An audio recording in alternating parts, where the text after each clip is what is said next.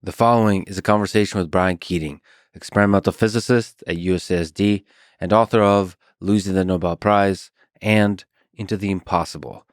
Plus, he's a host of the amazing podcast of the same name called Into the Impossible. This is the Lex Fridman podcast. To support it, please check out our sponsors in the description. And now, here's my conversation with Brian Keating.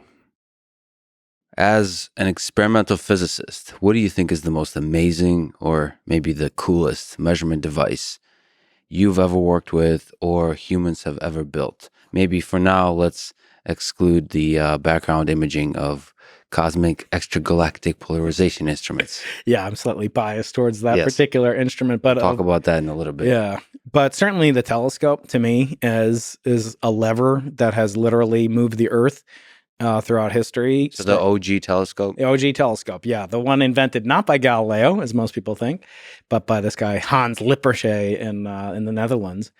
And, you know, it was kind of interesting because in the 1600s, 1500s, 1600s, it was the beginning of movable type. And so people, for the first time in history, had a standard by which they could appraise their eyesight. So looking at a printed word now, we just take it for granted, 12-point font, whatever. And that's what the eye charts are based on. They're just fixed height. But back then, there was no way to adjust your eyesight if you didn't have, perfect vision. And there was no way to even tell if you had perfect vision or not until the Gutenberg Bible and movable type. And at that time, people realized, hey, wait, I can't read this. You know, my priest or my friend over here, he can read it, she can read it. I can't read it. What's going on? And that's when, you know, these people in Venice and in the Netherlands saw that they could take this kind of, you know, glass material and hold it up and maybe put another piece of glass material and it would make it clearer. And what was so interesting is that nobody thought to take that exact same device, you know, two lenses and go like, let me go like this and look at that bright thing in the sky over there until Galileo. So Galileo didn't invent it, but he did something kind of amazing. He improved on it by a factor of 10. So he 10x'd it, which is almost as good as going from 0 to 1 as going from, 1 to 10. And when he did that, he really transformed both how we look at the universe and think about it, but also who we are as a species, because we're using tools not to get food faster or to preserve our legacy for future generations, but actually to increase the benefit to the human mind. Somebody mentioned this idea that if humans weren't able to see the stars, maybe there was some kind of makeup of the atmosphere which for the early humans made it impossible to see the stars, that we would never develop human civilization, or at least raising the question of how important is it to look up to the sky and wonder what's out there, as opposed to maybe this is an over-romanticized notion, but like looking at the ground, it feels like a little bit too much focused on survival, not being eaten by a bear/lion. If you look up to the stars, you start to wonder, what is my place in the universe? You think that's modern humans romanticizing? I think it's a little romantic, because they also took they took the same two lenses and they looked inward, right? They looked at bacteria, they looked at hairs, and in other words, they made the microscope, and we're still doing that. And so, to have a telescope it serves a dual purpose. It's not only a way of looking out, it's looking in, but it's also looking back in time. In other words, when you see a microscope, you don't think, oh, I'm seeing this thing as it was, 1 nanosecond ago. Light travels 1 foot per nanosecond. I'm seeing it, no, you don't think about it like that. But when you see something that's happening, on Jupiter, the moon, Andromeda Galaxy, you're seeing things, back when Lucy was walking around the Serengeti Plains. And for that, I think that took then the knowledge of, relativity and time travel and so forth. It took that before we could really say, oh, we really unlocked some cheat codes in the human brain. So I think that might be a little too much, but nevertheless, I mean, what's better than having a time machine? It's like we can look back in time. We see things as they were, not as they are. And that allows us to do many things, including speculate about that. But one of the coolest things, I don't know if you're familiar with, so I'm a radio astronomer. I don't actually look through telescopes very often, except, on rare occasions when I take one out to show the kids. But a radio telescope is even more sort of visceral. I mean, it's much less cool because you look at it and you're like, all right, it looks cool. It's kind of weird shaped thing. Looks like it belongs in sci-fi. It's going to blast, the Death Star or whatever. But when you realize that when you point a radio telescope at a distant object, If that object fills up what's called the beam, which is basically the field of view of a radio telescope, is called its beam.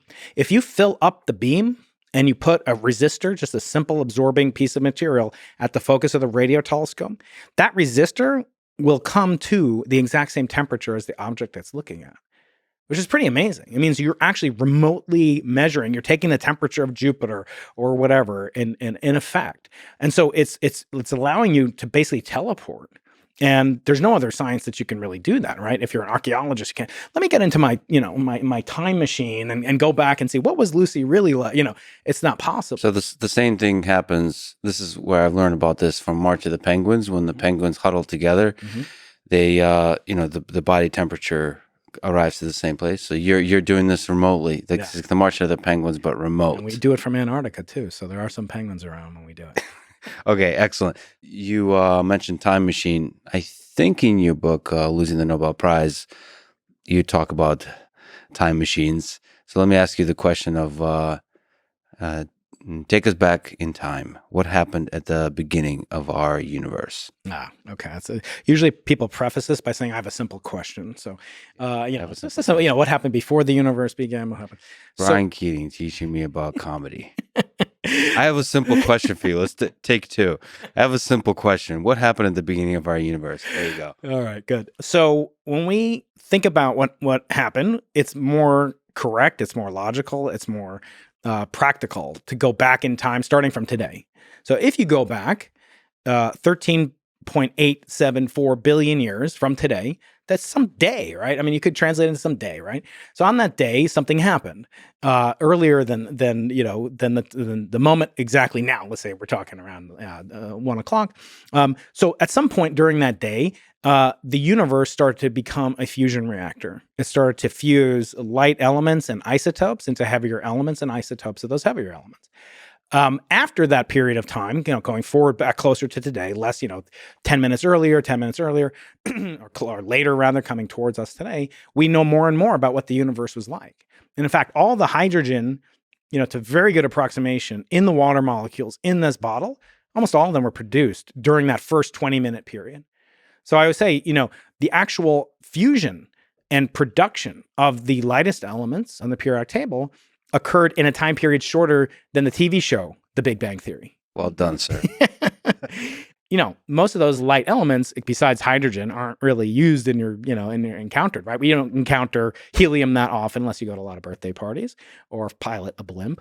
You don't need lithium, hopefully, but other than that, those are the kind of things that were produced during that moment. The question became, how did the heavier things like iron, carbon, nickel, we can get to that later. And I brought some samples for us to discuss and how those came from a very different type of process called a different type of fusion reactor, and a different type of process explosion as well called a supernova.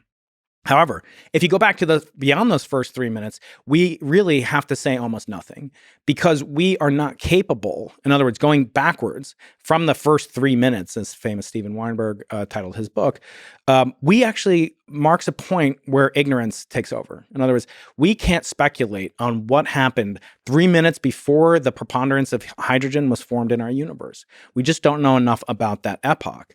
There are many people, most practicing card-carrying cosmologists, believe the universe began in what's called the singularity.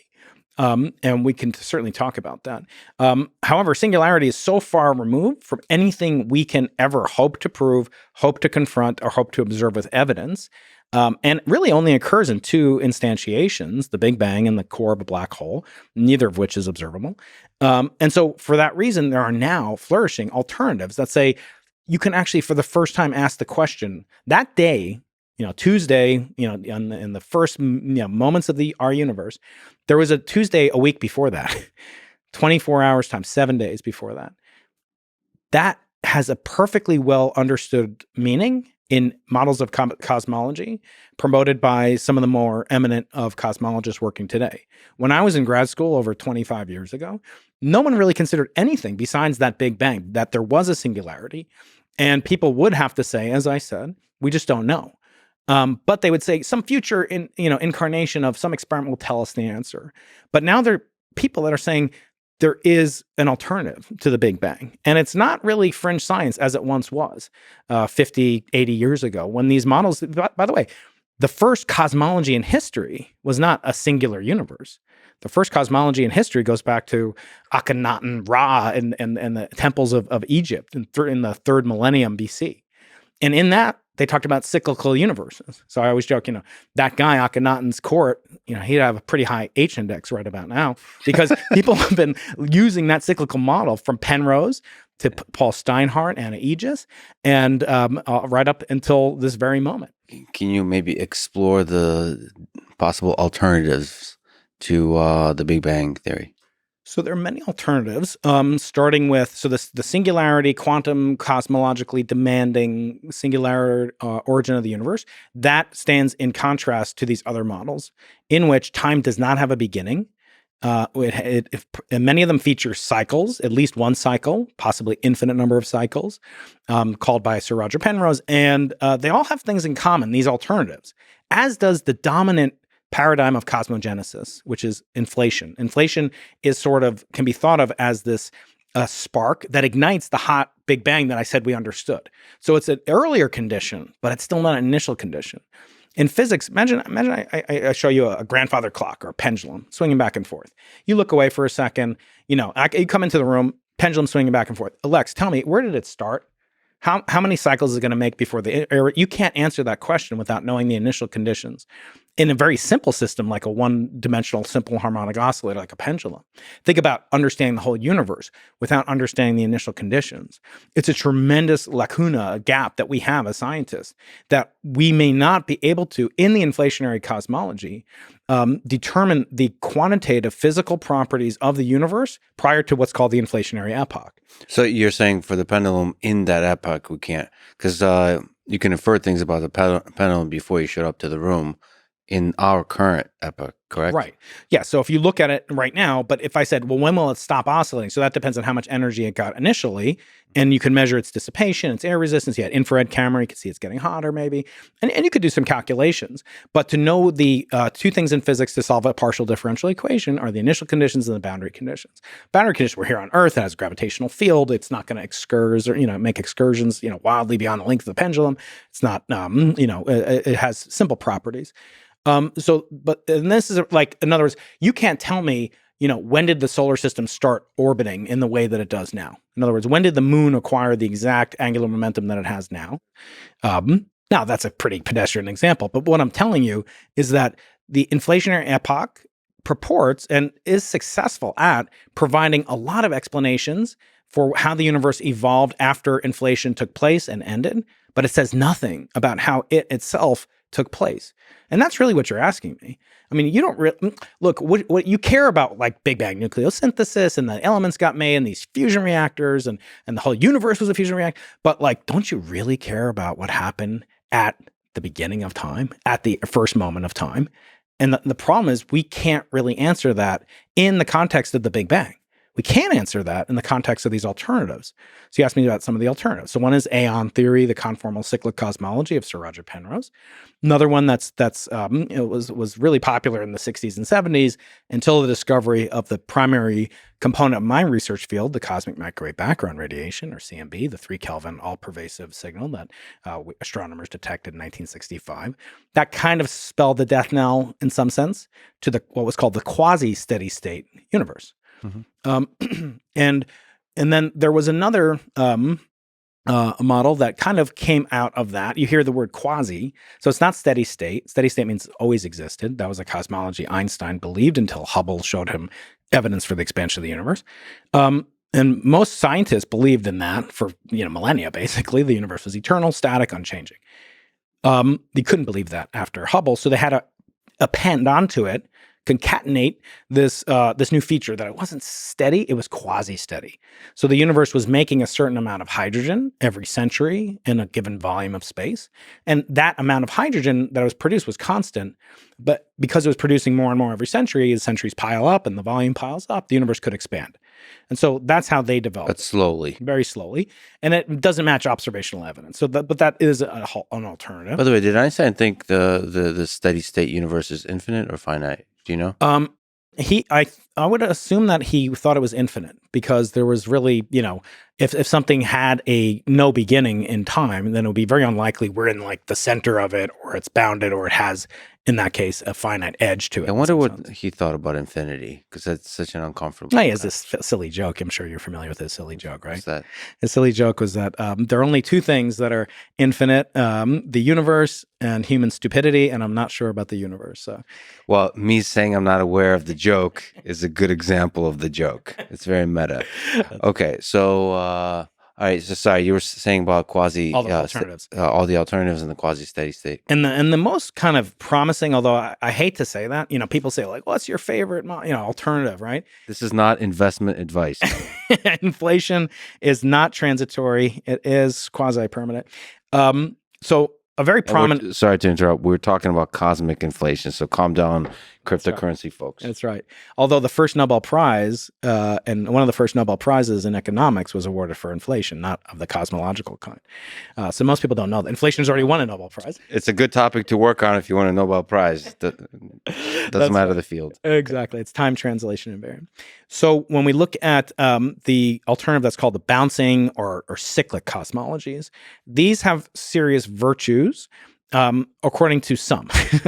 One of the virtues to me, just as a human, I'm just speaking, as a human, one of the founders of the new version of the cyclic cosmology called the bouncing cosmology is Paul Steinhardt. He's the Einstein Professor of Natural Sciences at Princeton University. You may have heard of it. And he was one of the originators of what was called new inflation. In other words, he was one of the founding fathers of inflation, who now not only has no belief or support for inflation, he actively claims that inflation is baroque, pernicious, dangerous, malevolent, not to science, not just to cosmology, but to society.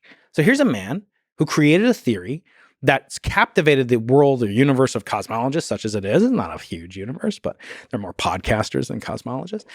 Some do both, but this man created this theory with collaborators, and now he's like, I joke, I'm like, Paul, you're denying paternity, like you're like a deadbeat dad. Now you're saying like inflation is bogus, but he doesn't just attack. See, this is what's very important about approaching things as an experimentalist. You got a lot of theorists on, and that's wonderful. And I think that's a huge service. An experimentalist has to say no. He or she has to be confident to say, like, I don't care if I prove you right or I prove your enemy wrong or whatever. We have to be like exterminators. And nobody likes the exterminator until they need one, right? Or the garbage collectors, right? But it's vital that we be completely kind of unpersuaded by the beauty and the magnificence and the symmetry and the simplicity of some idea. Like inflation is a beautiful idea, but it also has consequences. And what Paul claims, I don't agree with him fully on this point, is that those consequences are dangerous because they lead to things like the multiverse, which is outside the purview of science.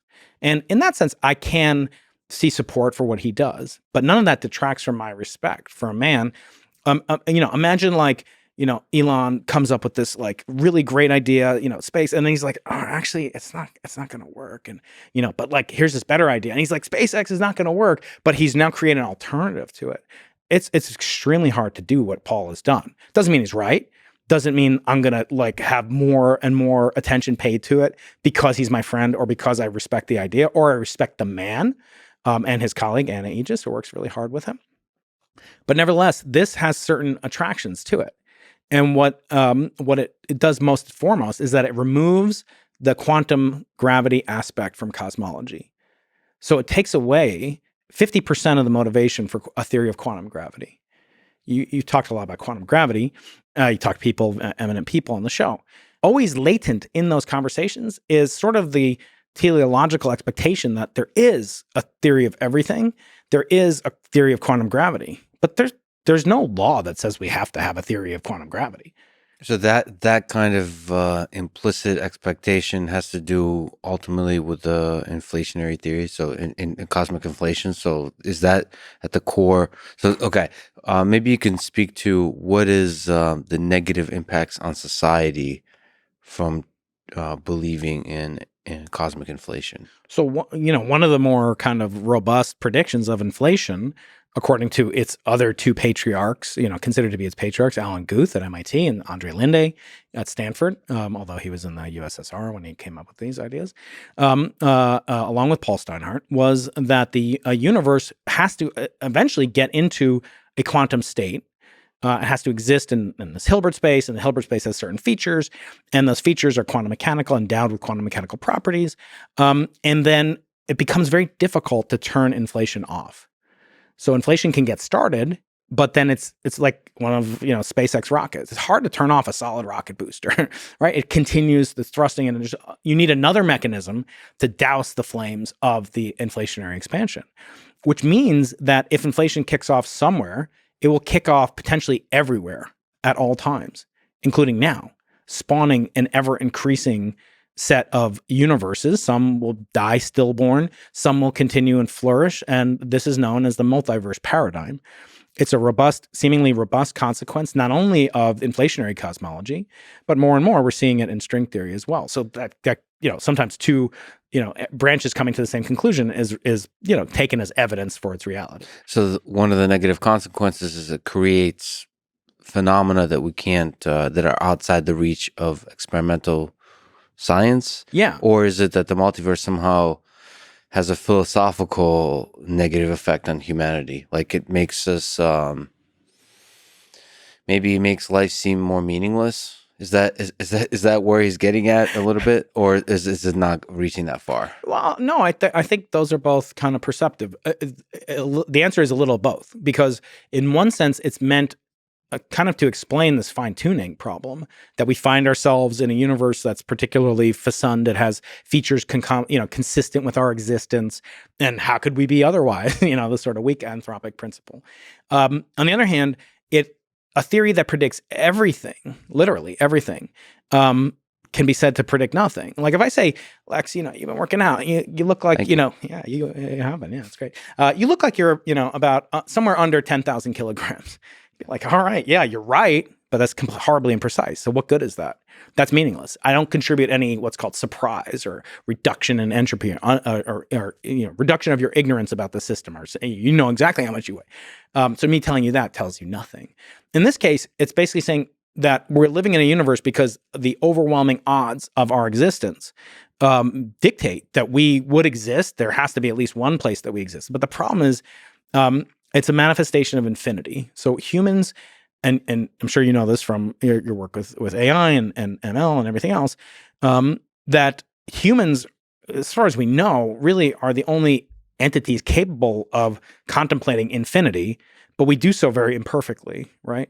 So if I say to you, like, what's bigger, the number of, water molecules in this thing, or the number of real numbers? Or if I say, what's bigger, the number of real numbers or rational numbers? They're all different classifications of the amount of infinities that there could be.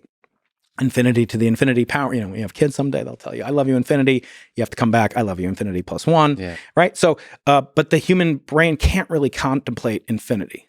Let me illustrate that.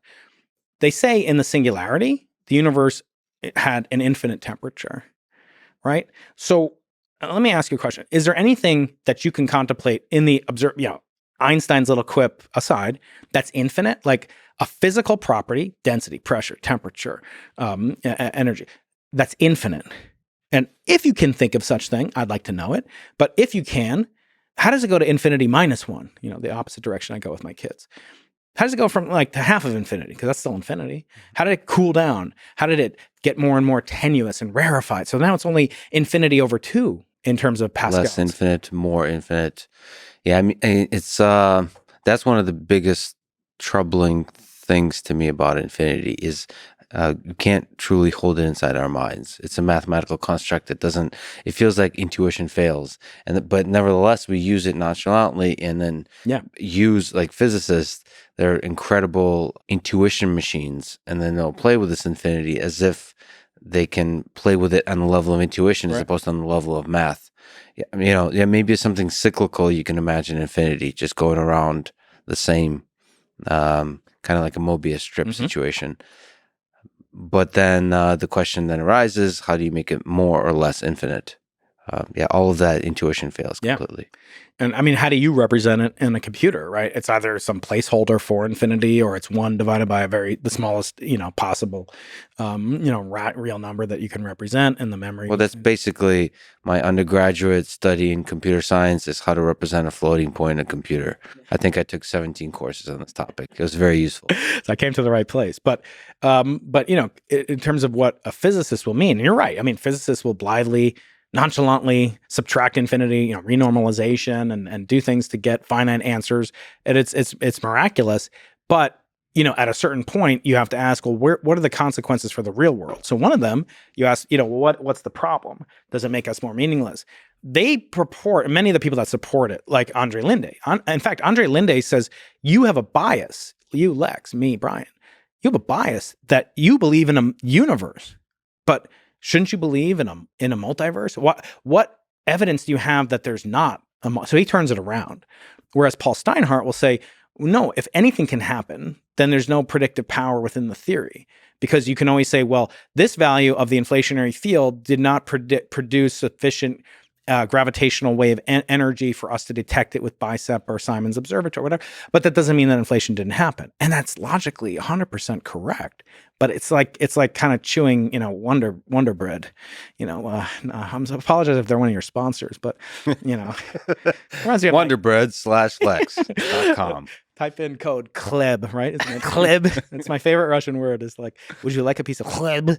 By the way, even that word "chleb," which means bread in Russian, as you say it, like you're jokingly saying it now, it made me hungry because it made me remember how much I loved bread when I was in the Soviet Union. When you were like hungry, that was the things you dreamed about. I don't know. What's amazing is how many of the Soviet scientists contributed to so much of what we understand today, and they were completely in hiding. Like, there was no Google. They couldn't look up on Scholar. Yeah. They had nothing. They had to wait for journals to get approved by the Communist Party to get approved, and then only then, if they weren't a member of some class. I'm sure like Jewish scientists, you had a passport that said Jew on your passport. Yeah. And Zeldovich, the famous Yakov Borisovich Zeldovich, he was the advisor, one of my advisors, Alexander Polnareff, and he had to, only because he was like at a Nobel level and, was one of the fathers of the Soviet atomic bomb program, could he even get his Jewish student, he was Jewish too, but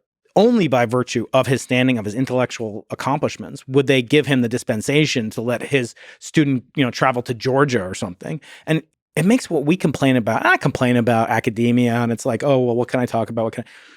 We have no idea of how good it is. And that they were able to create things like inflation, completely isolated from the West. I mean, some of these people didn't meet like people like Stephen Hawking until, he was almost dead. And they just learned this thing through smuggled in, it's a work of heroism, especially in cosmology. There's so many cosmologists that worked incredibly hard, probably because they were working they could pass off as, well, we're doing stuff for the atomic bomb program as well, which they were. At the same time, there is interesting incentives in the Soviet system that maybe we can take this tangent for a brief moment. That because there's a dictatorship, authoritarian regime throughout the history of the 20th century for the Soviet Union, science was prioritized. Mm-hmm. And because the state prioritized it through the propaganda machine, through the news and so on, it actually was really cool to be a scientist. Yeah. Like, you were highly valued in society. Maybe that's a better way to say it. And I would say, you're saying like we have it easy now. In that sense, it was kind of beneficial to be a scientist in that society because you were seen as a hero. As there's Zeldovich was hero of the Soviet Republic, and that there's positives to that. I mean, I'm not saying I would take the negatives or the positives, but it is interesting to see a world in which science was highly prized in a capitalist system, or maybe not capitalist. Let's just say the American system.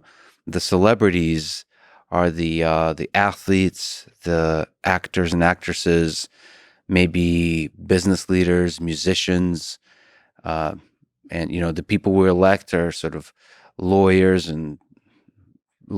Yeah. Right. So it's interesting to think of a world where science was highly prized, but they had to do that science within the constraints of always having Big Brother watching. It's Yeah. The same in Germany. Germany had, highly prized. I mean, one of the most famous, tragic to me cases is Fritz Haber, who invented the, Haber-Bosch process that allowed us to. I don't know. Have you eaten yet? You look.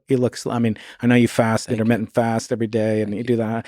I said chleb, and you got a little drool, but he says I'm lifting and I look slim.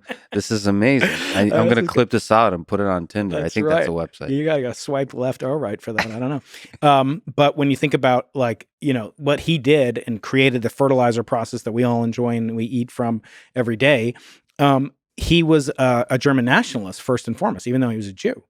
And he personally went to witness the application of ammonia chlorine gas applied during trench warfare in 1916 in battles in Brussels and whatever. And they had a whole cadre of Nobel laureates in chemistry and physics, that would go and witness these atrocities. But that was also, they were almost putting science above, I don't want to say human dignity, but of the fact that he would later be suppressed, and actually some of his relatives would die in Auschwitz because of the chemical that he invented, also called Zyklon B. And so it's just unbelievable. So I feel like that does have resonance today in this worship of science, and listen to science and follow the science, which is more like scientism. And there is still a danger. I always say, just because you're an atheist doesn't mean you don't have a religion. Just because you in my case, in my books, I talk a lot about the Nobel Prize. It's kind of like a kosher idol. It's something that you can worship. It doesn't do any harm, and we want those people that are so significant in their intellectual accomplishments, because there is a core of America and the Western world in general that does worship and really look at science, predominantly because it gives us technology. But there's something really cool about that, and so. For me, it's hard to find that balance point between looking to science for wisdom, which I don't think it has. They're two different words, but also recognizing how much good and transformative power maybe our only hope comes from science. You opened so many doors, because you also bring up our Ernest Becker in that book. So there's a lot of elements of religiosity to science and to the Nobel Prize that's fascinating to explore, and we will. And we still haven't finished the discussion of the beginning of the universe, which we'll return to. Yeah. But now, since you opened the book, wow, pun unintended, of losing the Nobel Prize, can you tell me the story of BICEP, the background imaging of cosmic extragalactic polarization experiment, BICEP 1 and BICEP 2, and then maybe you can talk about BICEP 3. But the thing that you cover in your book, the human story of it. Yeah. What happened? Yeah, that book is, in contradistinction to the second book, that's like a memoir. It's really a description of what it's like to feel, what it feels like to be a scientist, and to come up with the ignorance, uncertainty, imposter syndrome, which I cover in the later book in more detail, but to really feel like you're doing something and it's all you think about. It is all consuming, and it's something I couldn't have done now because I have too many other wonderful, delightful demands on my time. But to go back to that moment when I was first captivated by the night sky as a 12-year-old, 13-year-old, and really mixed together throughout my scientific story has always been wanting to approach the greatest mystery of all, which I think is the existence or non-existence of God. So I call myself a practicing agnostic. In other words, I do things that religious people do, and I don't do things that atheist people do. And I once had this conversation, with my first podcast guest, actually. I shouldn't say, I was just having a conversation with Freeman Dyson. Yeah. But he was actually my first guest. Yeah. And I miss him. Name drop, yes. I'm sure there's going to be plenty of comments about So in case people don't know, Brian Keating is the host of Into the Impossible podcast, where he's talked to some of the greatest scientists in history of science, physicists, especially in the history of science. So when I talked to Freeman, I said, Freeman, you call yourself an agnostic too. Can you tell me something like what do you do on Sundays? Do you go to church? He's like, no, I don't go to church. And I'm like, well, imagine there was like an intelligent alien, and he was looking down, or thing was looking down, and it saw Freeman. And on Sundays, like a group of people go to church, but Freeman doesn't go to church. And then there's another group of people that don't go to church, and those are called atheists. But Freeman calls himself an agnostic, but he does the things that like Richard Dawkins, he doesn't go to the same church that Richard Dawkins doesn't go to, right? So I said, how would you distinguish yourself if not practice? So I'm a behaviorist. I believe you can change your mentality. You can influence your mind via your bodily physical actions. So when I was a 12-year-old, I got my first telescope. I was actually an altar boy in a Catholic church, which is kind of strange for a Jewish kid who grew up in New York. Maybe we'll get into that, maybe not. But I was just fascinated by these. Can we get into it for a second? Okay, yeah. All right, let's go. All right, let's go there. All right, let's go to Baby Brian or young Brian, the new sitcom on CBS. Young Brian, born to two Jewish parents. My father was a professor at SUNY Stony Brook. He was a mathematician, eminent mathematician, and my mother was an eminent mom and brilliant English major, etc. And they raised us, but they were secular. They, we'd go to. I always joke, we'd go to synagogue, 2 times a year on Christmas and Easter. No, we would go, Yom Kippur, Rosh Hashanah, right? That's the typical 2-day-a-year Jews. And we'd have matzahs once a year on Passover, and that was about it. And for years I was like that until my parents got divorced. My mother remarried, and she married an Irish Catholic man by the name of Ray Keating. My father's name is James Axe. So when she remarried Ray Keating, I was immediately adopted.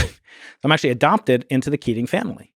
And he had 9 brothers and sisters, and just warm and gregarious. They, did Christmas and Easter. It was one of the most wonderful experiences I had. And I do things with great gusto.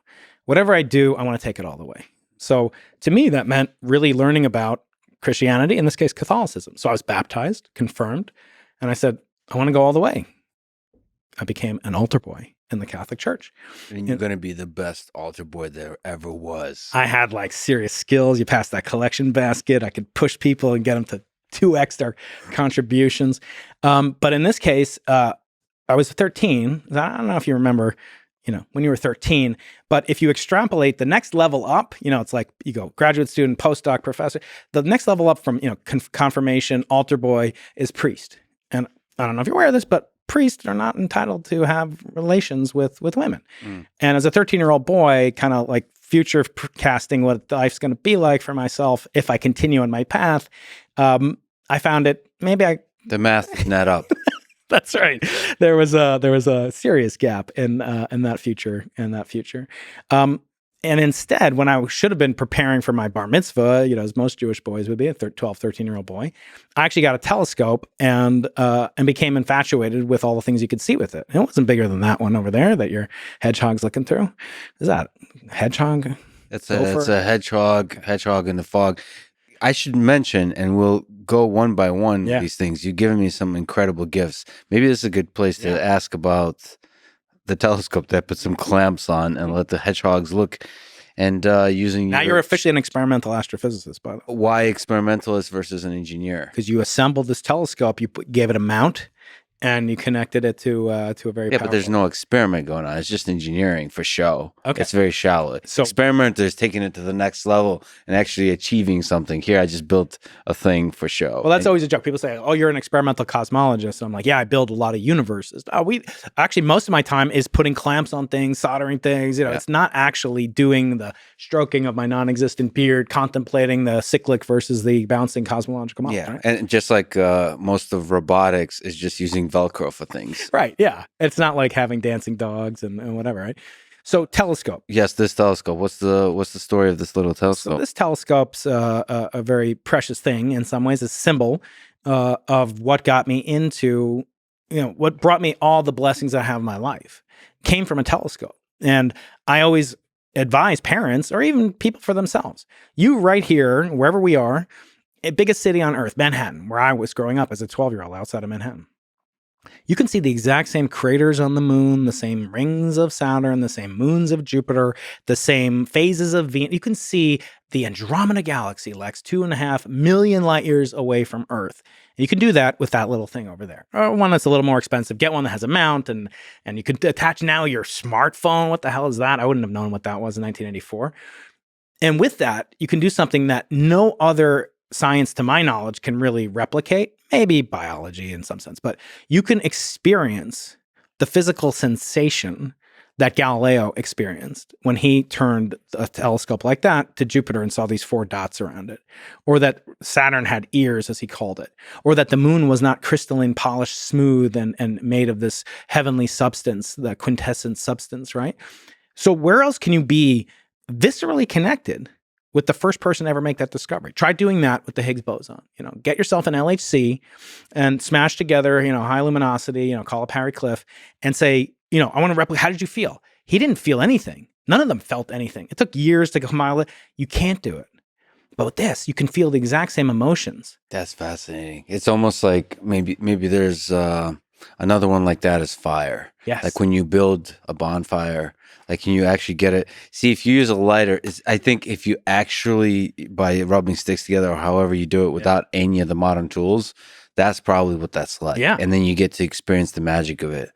Of what like early humans, Homo sapiens, you feel did. what Og felt when he did it that first time. By the way, is this a gift? This is a gift, of course. Is this, you need a little bit of a swag upgrade, so I got you some gifts. Yeah, this is I'm pulling a Putin. Like, asked if this is a gift, making it very uncomfortable for you to say. Not really. This is actually my childhood telescope here. But now I'm keeping it. That's right. So looking through this telescope was when your love for science was first born. Changed my life, because not only was I doing that, I was replicating what Galileo did, but I'm 100% not comparing myself to Galileo Galilei, okay, if there's any confusion out there. But I did replicate exactly what he did, and I was like, holy crap, this is weird. Let me write it down.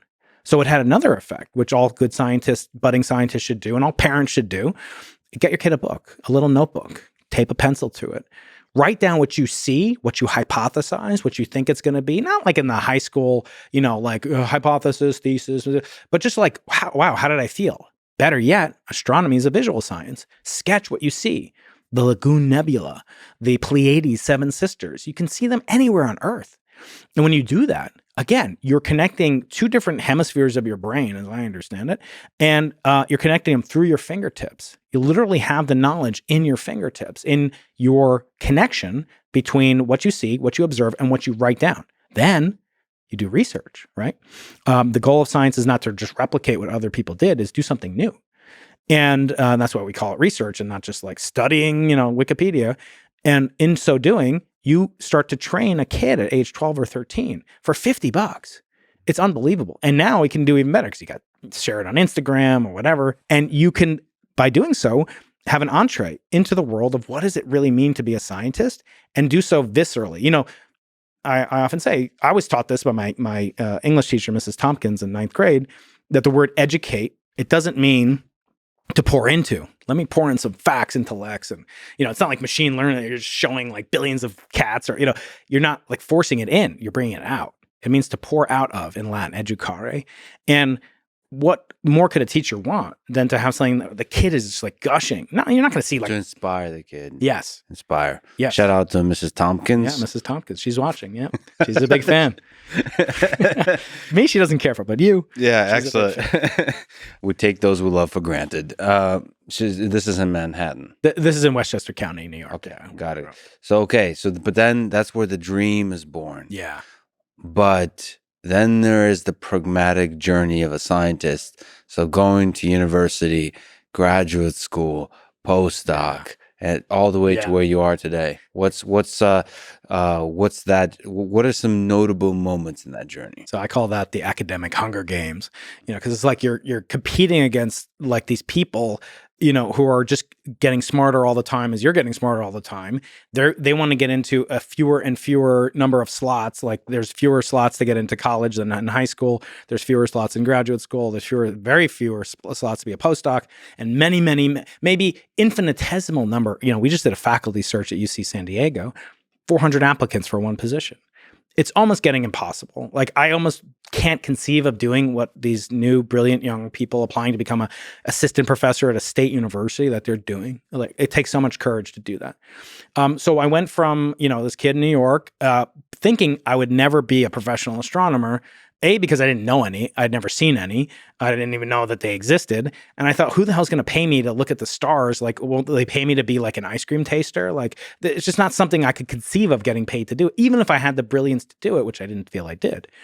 And then I went to graduate school, and during graduate school, I had this kind of on again, off again relationship with my father. And I knew that he was a mathematician. He had left and gotten remarried himself, then moved across the country. I didn't see him for 15 years. And in that time, I learned a lot about him. And I learned that he had gotten very interested, not in pure mathematics, which he had been a number theorist and contributed seminal work on Diophantine equations, which play a role in Turing's work, you may have seen. But anyway, he had become interested, turned completely away from that into the foundations of quantum mechanics and relativity, which is physics. And by that time, I was at Brown University, and I was, thinking, oh, maybe I'll be condensed matter physicist or experimentalist. I never thought I'd be a theorist, and I'm not a theorist, so it was pretty prescient. And but it always appealed to me, like, why not do what made me happy as a 12-year-old? Like, we often forget about like those, primitive things about us are probably the most sustainable, durable, and resilient attributes of our character. So with my own kids, I look like, what are they interested in now when they're young? And it doesn't mean that's what they're going to do. I mean, some of them want to play Fortnite, like professional Fortnite play, which there are, but the odds of that is less than the odds of being a professor. Can I ask you, is your father still with us? No. Just in a small tangent. Yeah. Do you miss him? Do you think about him? Does his mathematical journey reverberate through who you are? Oh, yeah, absolutely. I mean, it did in very many ways. And he's been gone for a long time now. Thinking back to that time with him, he must have instilled some capacity for me to only want to spend my time, which is a limited quantity. I don't think it's the most limited quantity. Maybe we'll talk about that later. But to go into only the most challenging, interesting things with the limited time that we have while we're alive. And for him, it was the foundations of quantum mechanics. For me, it was the foundations of the universe and how did it come to be. And I felt like, well, people have been trying since Einstein to outdo Einstein, really haven't made great progress in the foundations of quantum mechanics.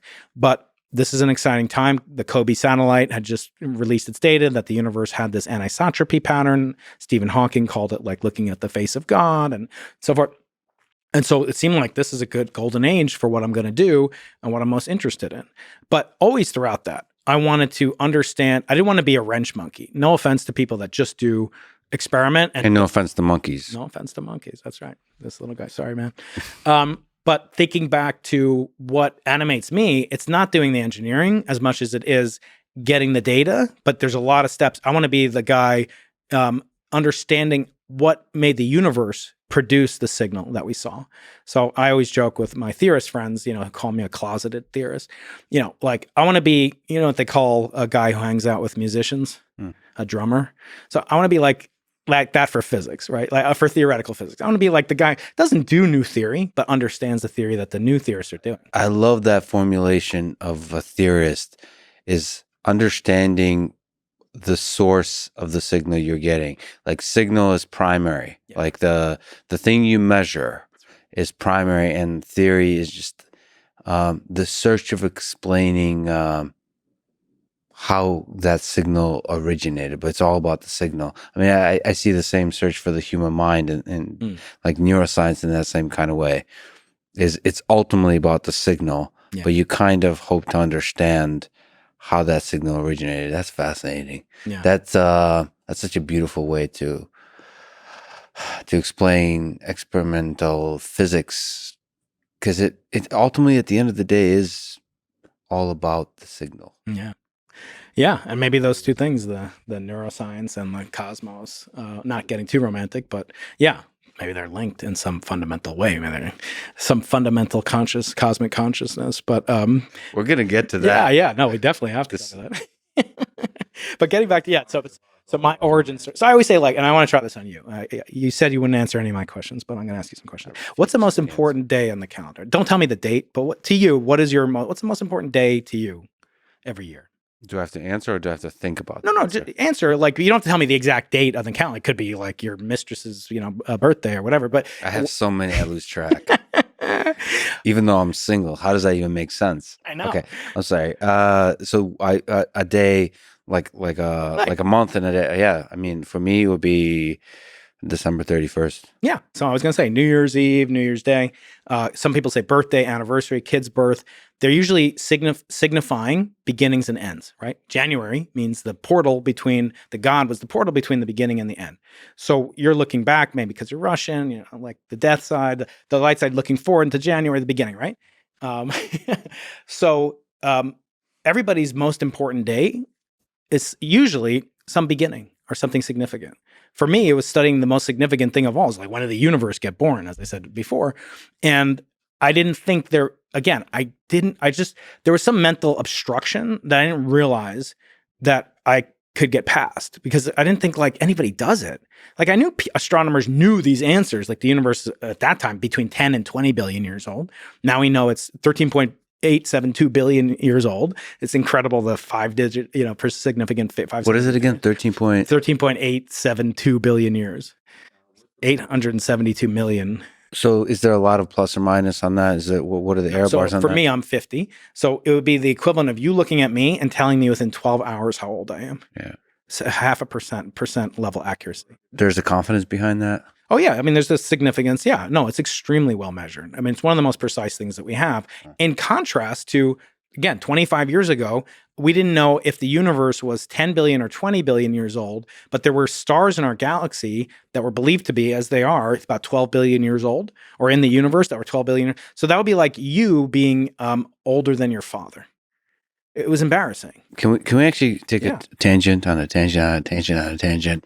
How old is the universe? Can you dig in onto this number? How do we know currently with those? I guess you said 4 or 5 significant figures, significant digits. So we can come about it from 2 different ways. One, basically, they rely on the most important number in cosmology, which is called the Hubble constant. The Hubble constant is this weird number that has the following units. It has the units of kilometers per second per megaparsec. So it's a speed per distance, which means you multiply it by distance and you get a speed. And what is the speed you're measuring?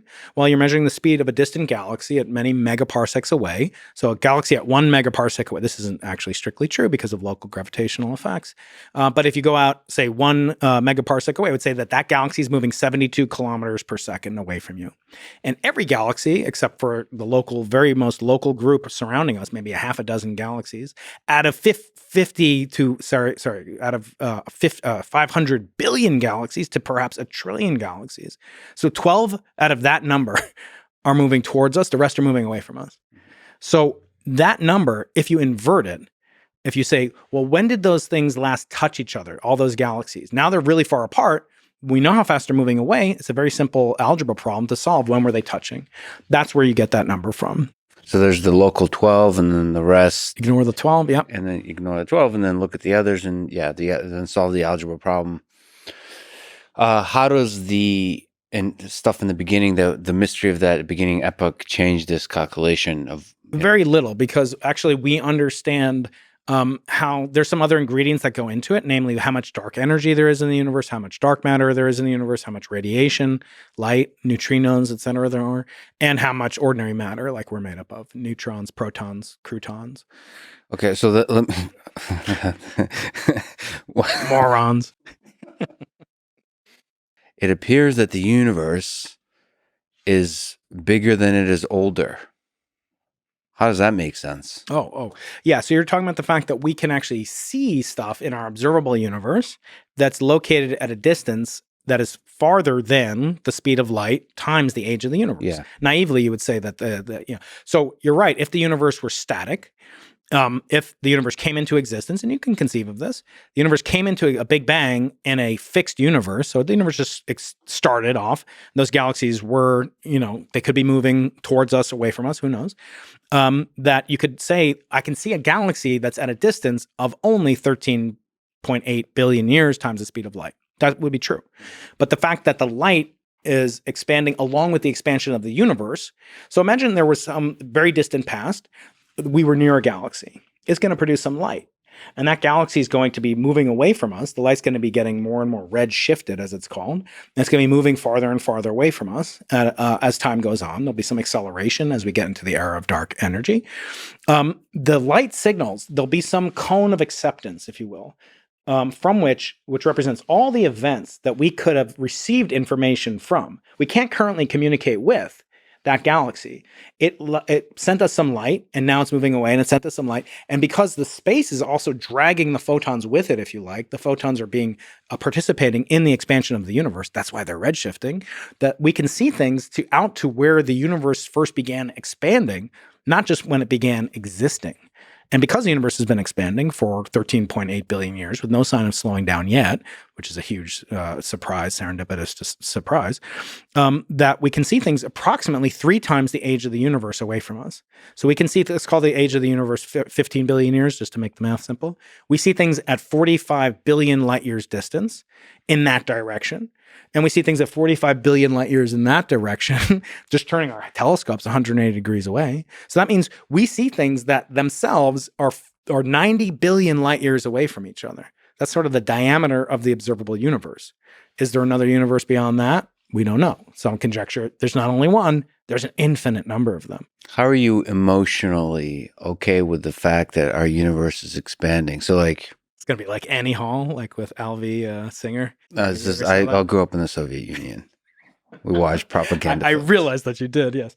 So there's a famous Annie Hall, is that some kind of, what is this? Party, propagandist movie with Woody Allen, certainly canceled, but nevertheless, back when he was not canceled yet, he made a movie called Annie Hall, in which it's a self-depiction. He's like a Larry David before Larry David was Larry David, typical neurotic young Jew. He's in Brooklyn. And he all of a sudden tells his mother he's not doing his homework anymore. He refuses to do his homework. His mother says, why? He goes, because the universe is expanding. And it keeps on expanding. Everything will rip apart and we'll never have anything in contact and everything is meaningless. And I assume these are some of the topics we're going to get to. And she goes, what are you talking about? We're in Brooklyn. Brooklyn is not expanding. And that's true. Brooklyn is not expanding. The solar system is not expanding. Oftentimes I get asked, what is the universe expanding into? That's one of my favorite questions. What is it expanding into? And I say, it's actually an easy question if you think about it. You've seen your friend Elon, he goes out into space, he's got a rocket, right? What's outside of the rocket? If you take this bottle, empty out this bottle, take the cap off it, go outside the rocket, sip in some Tang, screw on the cover of it. What's in there? Is it empty? That's just semantics, I guess. Yeah. No, it's definitely not empty. So you step outside the rocket? Yeah, you're in the vacuum of space, the quote-unquote vacuum of space. And there's no more liquid in it? There's no more liquid in it. No, it's just a container, 1 cubic centimeter. Let's just make it simple. 1 cubic centimeter of box, and you take it out into space, outside the Falcon, whatever, right? Yeah. What's inside that box? It's not empty. There's actually, I'm going to say... this is going to set your friends up. There's 420 photons from the fusion of the light elements that we call the cosmic microwave background inside that box at any second. Okay. All right. Hold on a second. What? 420. That's, I've heard of that number before. All right. It used to be 69. But then they changed it. Wow, physics works in mysterious ways. In a millimeter box, it's 69. What are we talking about here? What's in what's in the box? I'm gonna get that's right.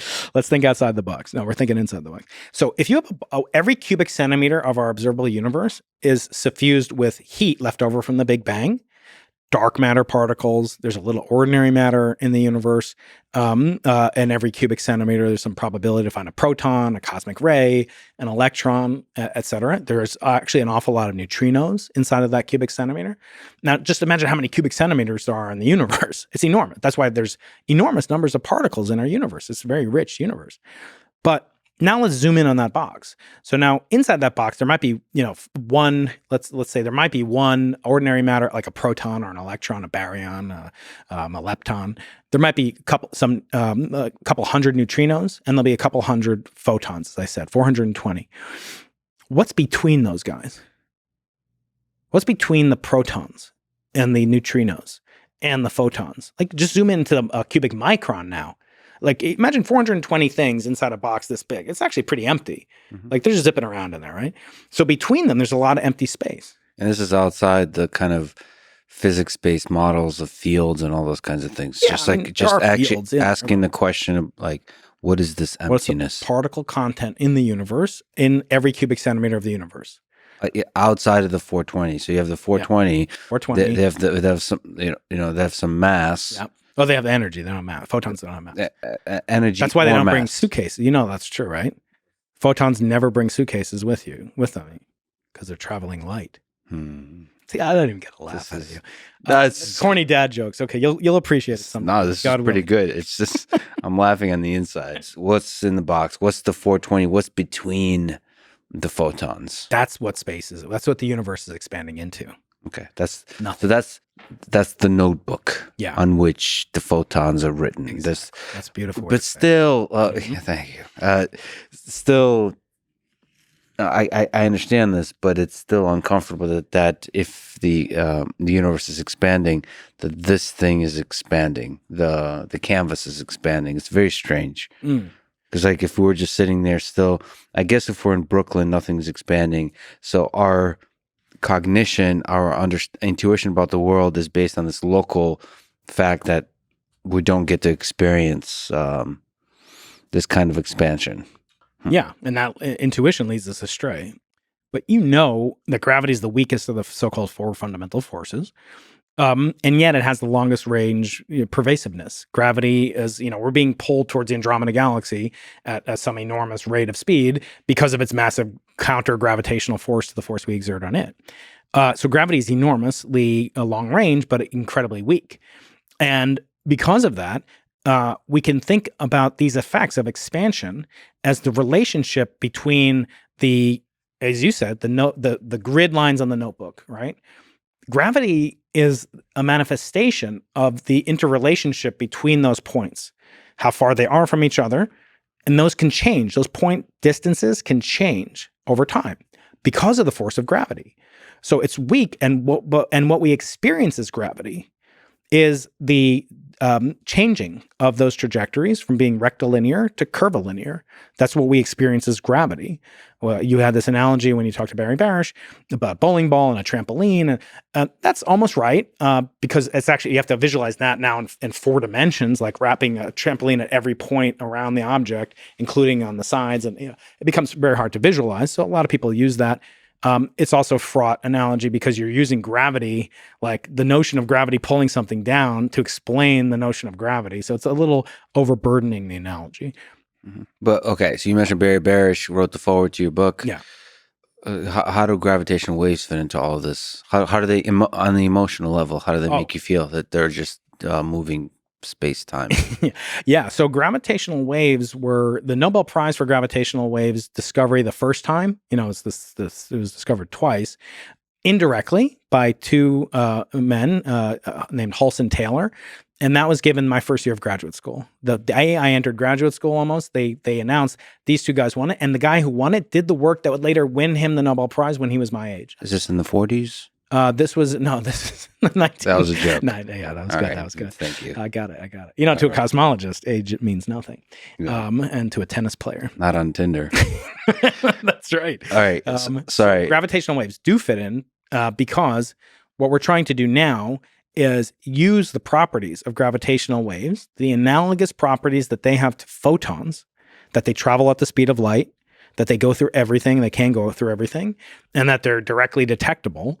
We're using them to try to confirm if or if not inflation occurred. Mm-hmm. So did inflation, the spark that ignited the fusion of the elements in the early part of the universe and the initial expansion of the universe, did that take place? There's only one way that cosmologists believe we could ever see that, through the imprint of these primordial gravitational waves, not these old, newcomers that Barry studies, the ones that occurred 1 billion light years away from us, 1 billion years ago. But we're seeing things that happened 13.82 billion years ago during the inflationary epoch. However, those we cannot build a LIGO and put it at the Big Bang. So if you want to measure, let's say you have the old-time firecracker. Let's say there's a firecracker, and you want to see if it went off in the building next door to you. You can't see it, so you can't see the imprint of it, but you can hear it. And what we're trying to do is hear the effect of gravitational waves from the Big Bang, not by using a camera or even an interferometer like Barry used and his colleagues, but instead using the CMB the light, the primordial ancient fossils of the universe, the oldest light in the universe, we're going to use that as a film, quote unquote, onto which gravitational waves get exposed. And hope you can. So, what are the challenges there to get enough accuracy for the exposure?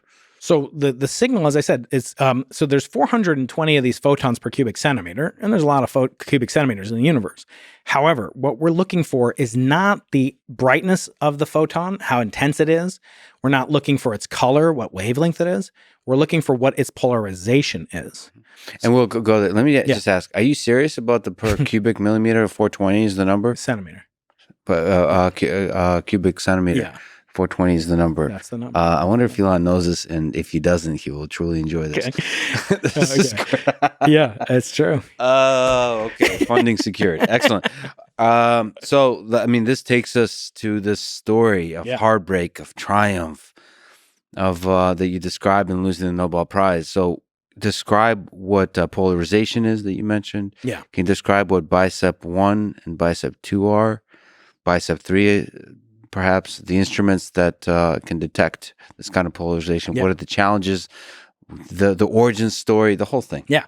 So, well, the origin story goes back again to like a father-son rivalry. It really does. So my father won all these prizes, awards, et cetera, but he never won a Nobel Prize. And, some parents in America, they compete with their kids. Oh, I was a football player in high school. I'll show you, and whatever, wrestling, whatever. And some of it could be healthy too. But with me and my dad, it wasn't super healthy. We would compete and he was much more of a pure mathematician and I was an experimental physicist. So we had both different ideas on what was worth prioritizing our time. But I knew for sure he didn't win the Nobel Prize. And I knew I could kind of outdo him. So I feel pretty venal and kind of, minuscule kind of character-wise saying that. The only reason you could outdo him is because the Fields Medal is given every 4 years. And only if you're under 40, which he was. So he's working under much more limited conditions. That's right. So even if I had, which, spoiler alert, the book's called Losing the Nobel Prize, so I didn't do it. But I wanted to do something big, and I wanted to do something that would really just unequivocally be realized as a discovery for the ages, as in fact it was when we made the premature announcement that we had been successful. So you were from the beginning reaching for the big questions. Yeah. That's all I cared about. So as an experimenter, you were swinging for the fences. That's all I wanted to do. I felt like if it's not, if it's worth spending perhaps the rest of my life on as a scientist, it better be interesting to me, to carry me through, to give me I always say passion is great when people say, oh, follow your passion, but it's not enough. Passion's like the spark that ignites the rocket, but that's not enough to get the rocket into space. So then you swung for the fences with BICEP 1. What is this? Yeah. So BICEP 1 was born out of kind of interesting circumstances. So I had gone to Stanford University for a postdoc. So an academic Hunger Games. Stanford University. Yeah, it's this small little school. It's not like that technical college in Massachusetts that you're affiliated with. Yeah. But as I went there, I was working for a new assistant professor. She had gotten there only a year before I got there, and she had her own priorities, the things that she wanted to do. But I kept thinking in my spare time that I wanted to do something completely different. She was studying galaxies at high redshift, and I wanted to study the origin of the universe using this type of technology. And I realized, courtesy of a good friend of mine who's now at Johns Hopkins, Mark Heminkowski, that we didn't need this enormous Hubble telescope. We didn't need a 30-meter diameter telescope. We needed a tiny refracting telescope, no bigger than my head, less than a foot across. And that telescope would have the same power as a Hubble telescope, size telescope could have, because the signals that we're looking for are enormous in wavelength on the sky. They're enormously long, large area signals on the sky. And if we could measure that, it would be proof, effectively, as close as you get to proof. There could be things that mimic it, but that we discovered the inflationary epoch. Inflation being the signal originally conceived of by Alan Guth to explain why the universe had the large-scale features that it does, namely that it has so-called flat geometry. So there's no way to make a triangle in space in our universe that has 3 interior angles that do not sum to 180 degrees. You can do that with spacecraft, you can do that with stars, you can do that with laser beams, you can do that with 3 different galaxies. All those galaxies, no matter how far you go, have this geometry. It's remarkable. but it's also unstable. It's very unlikely. It's very seemingly finely tuned. And that was one of the motivations that Guth had to kind of conceive of this new idea called inflation, 1979, when he was a postdoc also at Stanford, SLAC. And he was trying to get a permanent job. I was trying to like make my name for myself. And so I realized I could do this, but I was also being paid by this professor at Stanford to do a job for her. And I was kind of a crappy employee, to be honest with you. And then one day she couldn't take it anymore because I was like sketching notebooks and planning these experiments. And I wasn't, no. You had big ideas in your mind. You were planning big experiments. Yeah.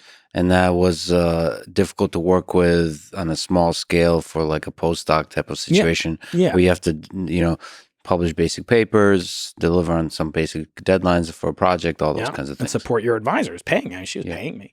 Yeah. And so one day I came in and it actually involved another friend of mine, an astronomer named Jill Tarter, one of the pioneers in the SETI science business of detecting extraterrestrials, which I assume you'd never like to talk about aliens, so I'm sure we won't get into aliens.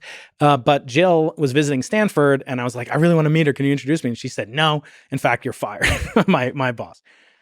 So I was like, this is possibly the best thing that could ever happen to me. I didn't know where it would lead or what would happen to it, but getting fired from this ultra prestigious university turned out to be the path. I mean, literally, it brings me here today. In that, because of that, I ended up working for another person in Caltech, which is in Pasadena, and she, my original boss, Sarah Church, she got me the job with her former advisor, a man by the name of Andrew Lang.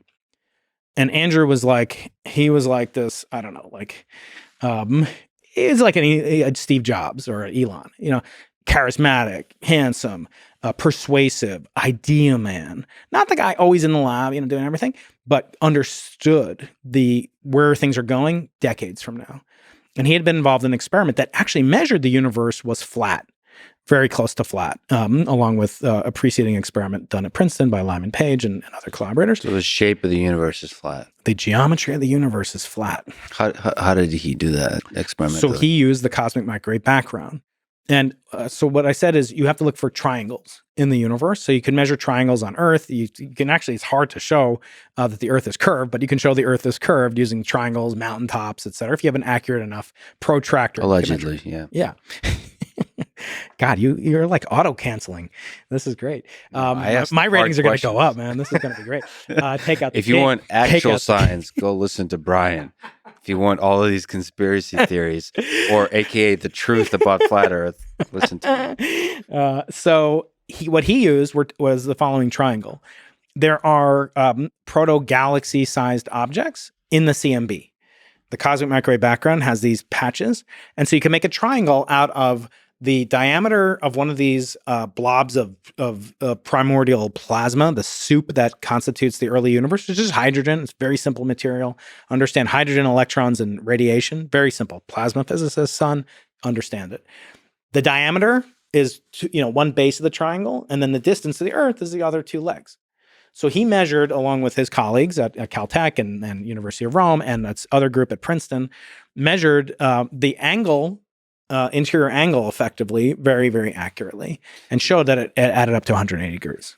Can you localize accurately the patches in the CMB? Can you know like where you could like trace them back location-wise? You can know where they are, but more than that, there's so many of these patches. They're about 1 square degree on the sky. The sky, you may know, a sphere has about 44,000 square degrees in a sphere. So there's literally 44,000 of these size patches over which he could do these kind of measurements to build up very good statistics. That's not exactly how they do it or how they did it in this experiment called Boomerang, but they did measure very accurately the what was called the first Doppler peak or acoustic peak in the plasma, the primordial plasma. That's fast. So the sphere has approximately 44,000 square degrees. So to cover a sphere, that's a very kind of important data collection thing when you're sitting on a sphere and you're looking out into the observable universe. So there's a lot of patches to work with. Yeah. And in fact, a lot of the fast kind of algorithmic decomposition of spheres and machine learning in the early 2000s, still used today, was created out of this field by data analysts using this thing called hierarchical equal area triangles called heel picks is what it's called. And so just stitch all of this stuff together, and that's and stitch it together very accurately. Yeah. Get high statistical significance in order to reduce the statistical errors. Very clean signal and measurement device to reduce the systematic errors. Those are the two predominant sources of error in any measurement. Those that can be improved by more and more measurement. You take more and more measurements of this table, you'll get slightly better each time, but you only win as the number of the 1 over the square root of the number of measurements. But the square root of 44,000 is pretty big. So they were able to get a very accurate measurement. Again, it's not exactly how they did it. They also have to do a Fourier analysis, decompose that, do a power spectrum, filtration, windows. There's a lot of work that goes into it, image analysis, and then comparing that with cosmological parameters. Very simple model, just 6 different numbers that go into a model that made a prediction. And one of those is the geometry of the universe pops out. And that is the universe has 0 spatial curvature. And that was called boomerang. So he had just come off of this. Now, let me remind you, who was the first person, to measure the curvature of the Earth? It's a guy named Aristophanes in the, whatever, lived around Aristotle's time.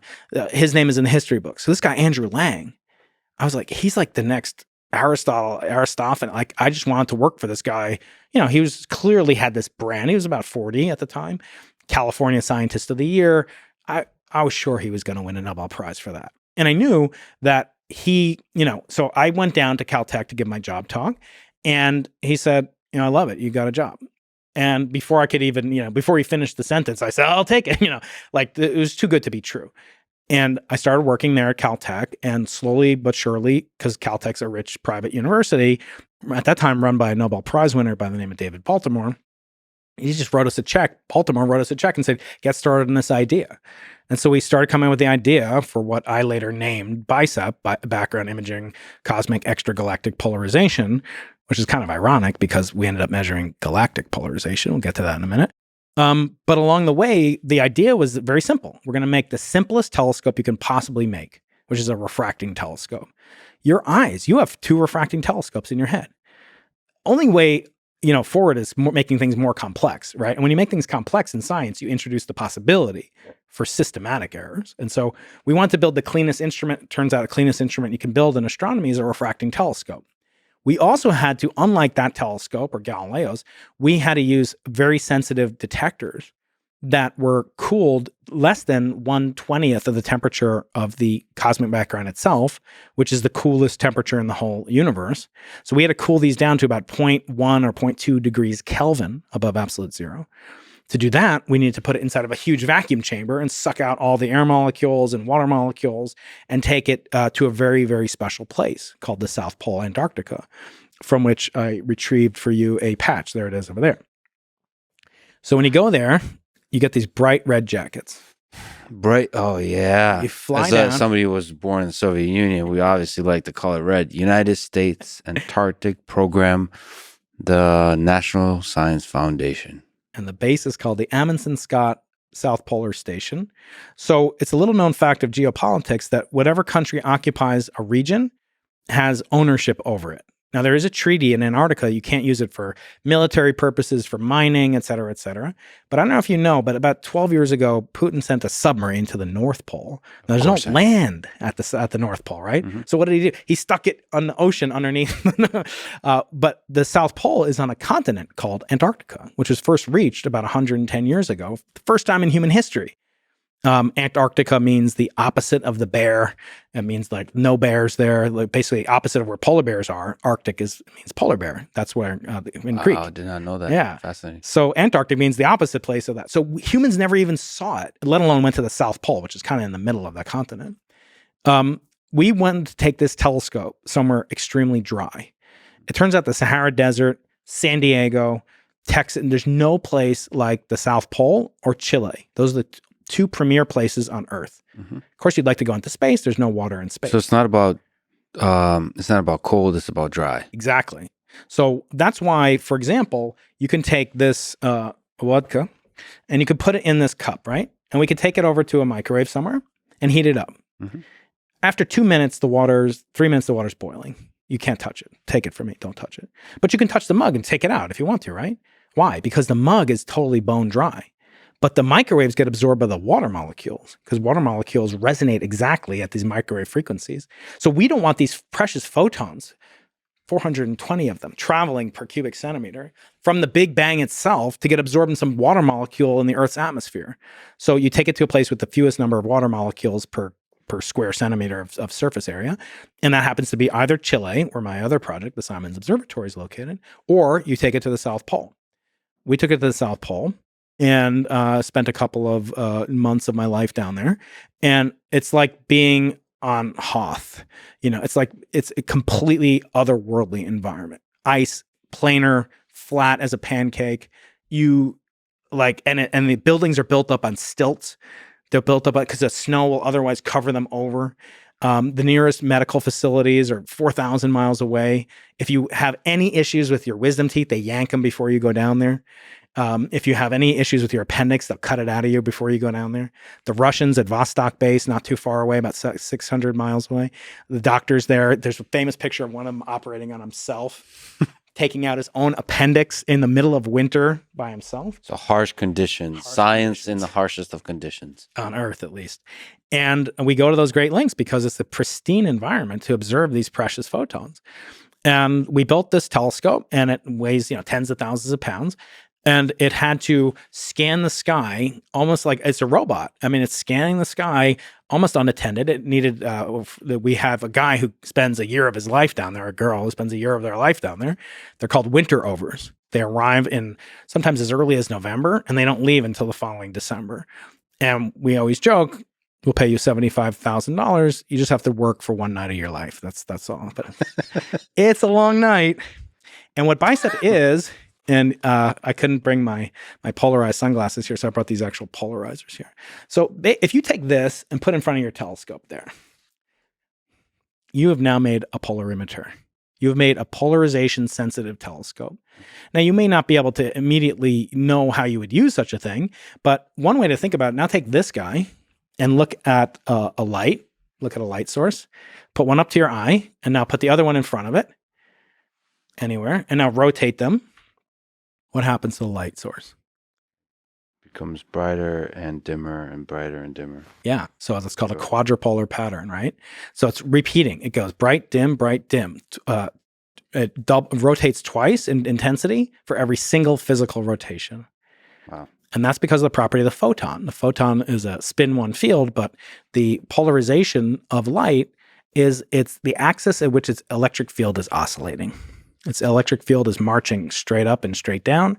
And so therefore vertical polarization is the same as negative vertical polarization. And so you get the same pattern as you rotate 2 times for every one physical rotation. It's just like a spin 2 object. So now if you put that in front of the telescope, you can do one of 2 things. Now you're polarizing all the light that's going in because you have one of the polarizers. And then you can analyze it as you rotate the other one. You can analyze it and change the amount of polarization. Or you can put this kind of very special crystal in here. There's a crystal. It's called calcite. This is from Lex Luthor, not Lex Fridman. This crystal, put it on top of your printed notes there and tell me, what does it look like? There's I could see everything twice. It's a double image. It's a double image. That is a special crystal that has 2 different indices of refraction. So light emerging, which is unpolarized from the black ink, comes out. And it splits into 2 different directions. And it could split even more if I made the crystal, give you my more expensive crystal, but that's all I have. What is the crystal with this kind of property called? It's called calcite. This is crystal. It's called birefringent crystal. Bi means 2, refringent means refracting. So this is a special type of material that separates light based on its polarization. Pretty clean bi signal. Yeah. It's cleanly 2. Yeah. I'm seeing 2 very cleanly. It's very crisp, right? So that's yours to keep with every time you host me. Now, take the polarizer underneath your left hand. Yep. Put it on top of the crystal and kind of move it back and forth. Wow. What's happening? This is incredible. You can switch as you rotate, you switch from one signal to the other. So one of the refractions to the other. Whoa. So that is now you are analyzing the polarization. You are confirming the light comes out of the crystal, 2 different types of polarization. And effectively what we do is we have those 2 things, if you like, but working in the microwave. So our detector, it's where the cosmic photons are brightest in the microwave regime of the electromagnetic spectrum. And we're coupling that to a refracting telescope. But your eyes are refracting telescopes. So you are a polarimeter right now. The human eye can actually slightly detect polarization, but otherwise it mainly detects its intensity of light and the color. That's what we call color and intensity, brightness. So you're devising an instrument that's very precisely measuring that polarization. Exactly. And doing so in the microwave region with detectors not made of biological human retina cells, but of superconductors and things called bolometers. And this has to be done at temperatures close to absolute zero under vacuum conditions, 1/1000th of the pressure we feel here at sea level. So why is it that this kind of device could win a Nobel Prize? So when the CMB was discovered, it was discovered serendipitously. There were two radio astronomers working at the time at Bell Laboratories. Now, why would Bell Laboratories be employing radio astronomers? Bell Laboratories is kind of like Apple, or, it was like a think tank, or, it was Google. Let's say it was like Google. Google has like Google X, it has this thing and that thing, right? So they were working there, but imagine if Google was employing radio astronomers, like they were actively recruiting. Why would they do that? Well, it turns out that was the beginning in the 1960s, was the first commercial satellite launch for communication. And so Bell Labs, which would later become the telephone, part of AT&T and the early telephone company, will later invent the first cell phone, the year I was born.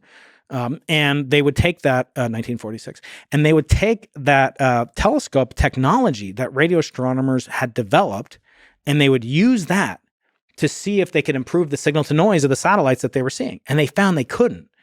They found that they could not improve the signal to noise ratio of the first telecommunications satellite. It was like the equivalent to 1 kilobit per second modem. And they were bouncing signals from the West Coast up to the satellite, bouncing it down, landing it in New Jersey, of all places, in northern New Jersey, Homedale, New Jersey. And these radio astronomers couldn't get rid of the signal. So they said, well, New Jersey's not far from New York. Let's see if the signal's coming from New York. Nope, not coming from New York.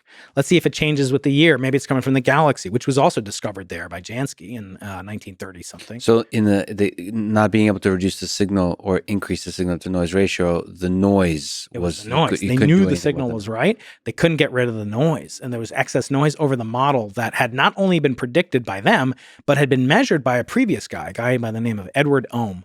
He measured the same signal, found that there was this hiss of static, of radio static that he could not get rid of, that had a value of about 3 Kelvin. So you can translate. Remember I said, if you take a radio telescope and you have pointed at an object that's hot, the radio telescope's detector will get to the same temperature as the object. Mm-hmm. It's a principle of radio thermodynamics. So it's a really interesting thing. It's a thermometer. You can stick it into Jupiter from here on Earth. It's amazing. And so we in radio astronomy characterize our signal not by its intensity, but by its temperature. So he found, this guy, Edward Ohm, there's this 3 Kelvin signal. I can't get rid of it. It must be I did my error analysis wrong. And I would give him an F if he was one of my first year students. But he just attributed to lack of understanding. These other guys, Penzias and Wilson, who are also radio astronomers, they said, no, let's build another experiment, put that inside of our telescope, and do what's called calibration. Inject a known source of signal every second that has a temperature of about 4 Kelvin, because the signal that they were trying to get rid of is about 3 Kelvin, and you want to have it as close as possible to the pernicious signal as possible. They did that once a second, so they got billions of measurements, millions of measurements over the course of several months, years, and even by the end, maybe millions of measurements for sure.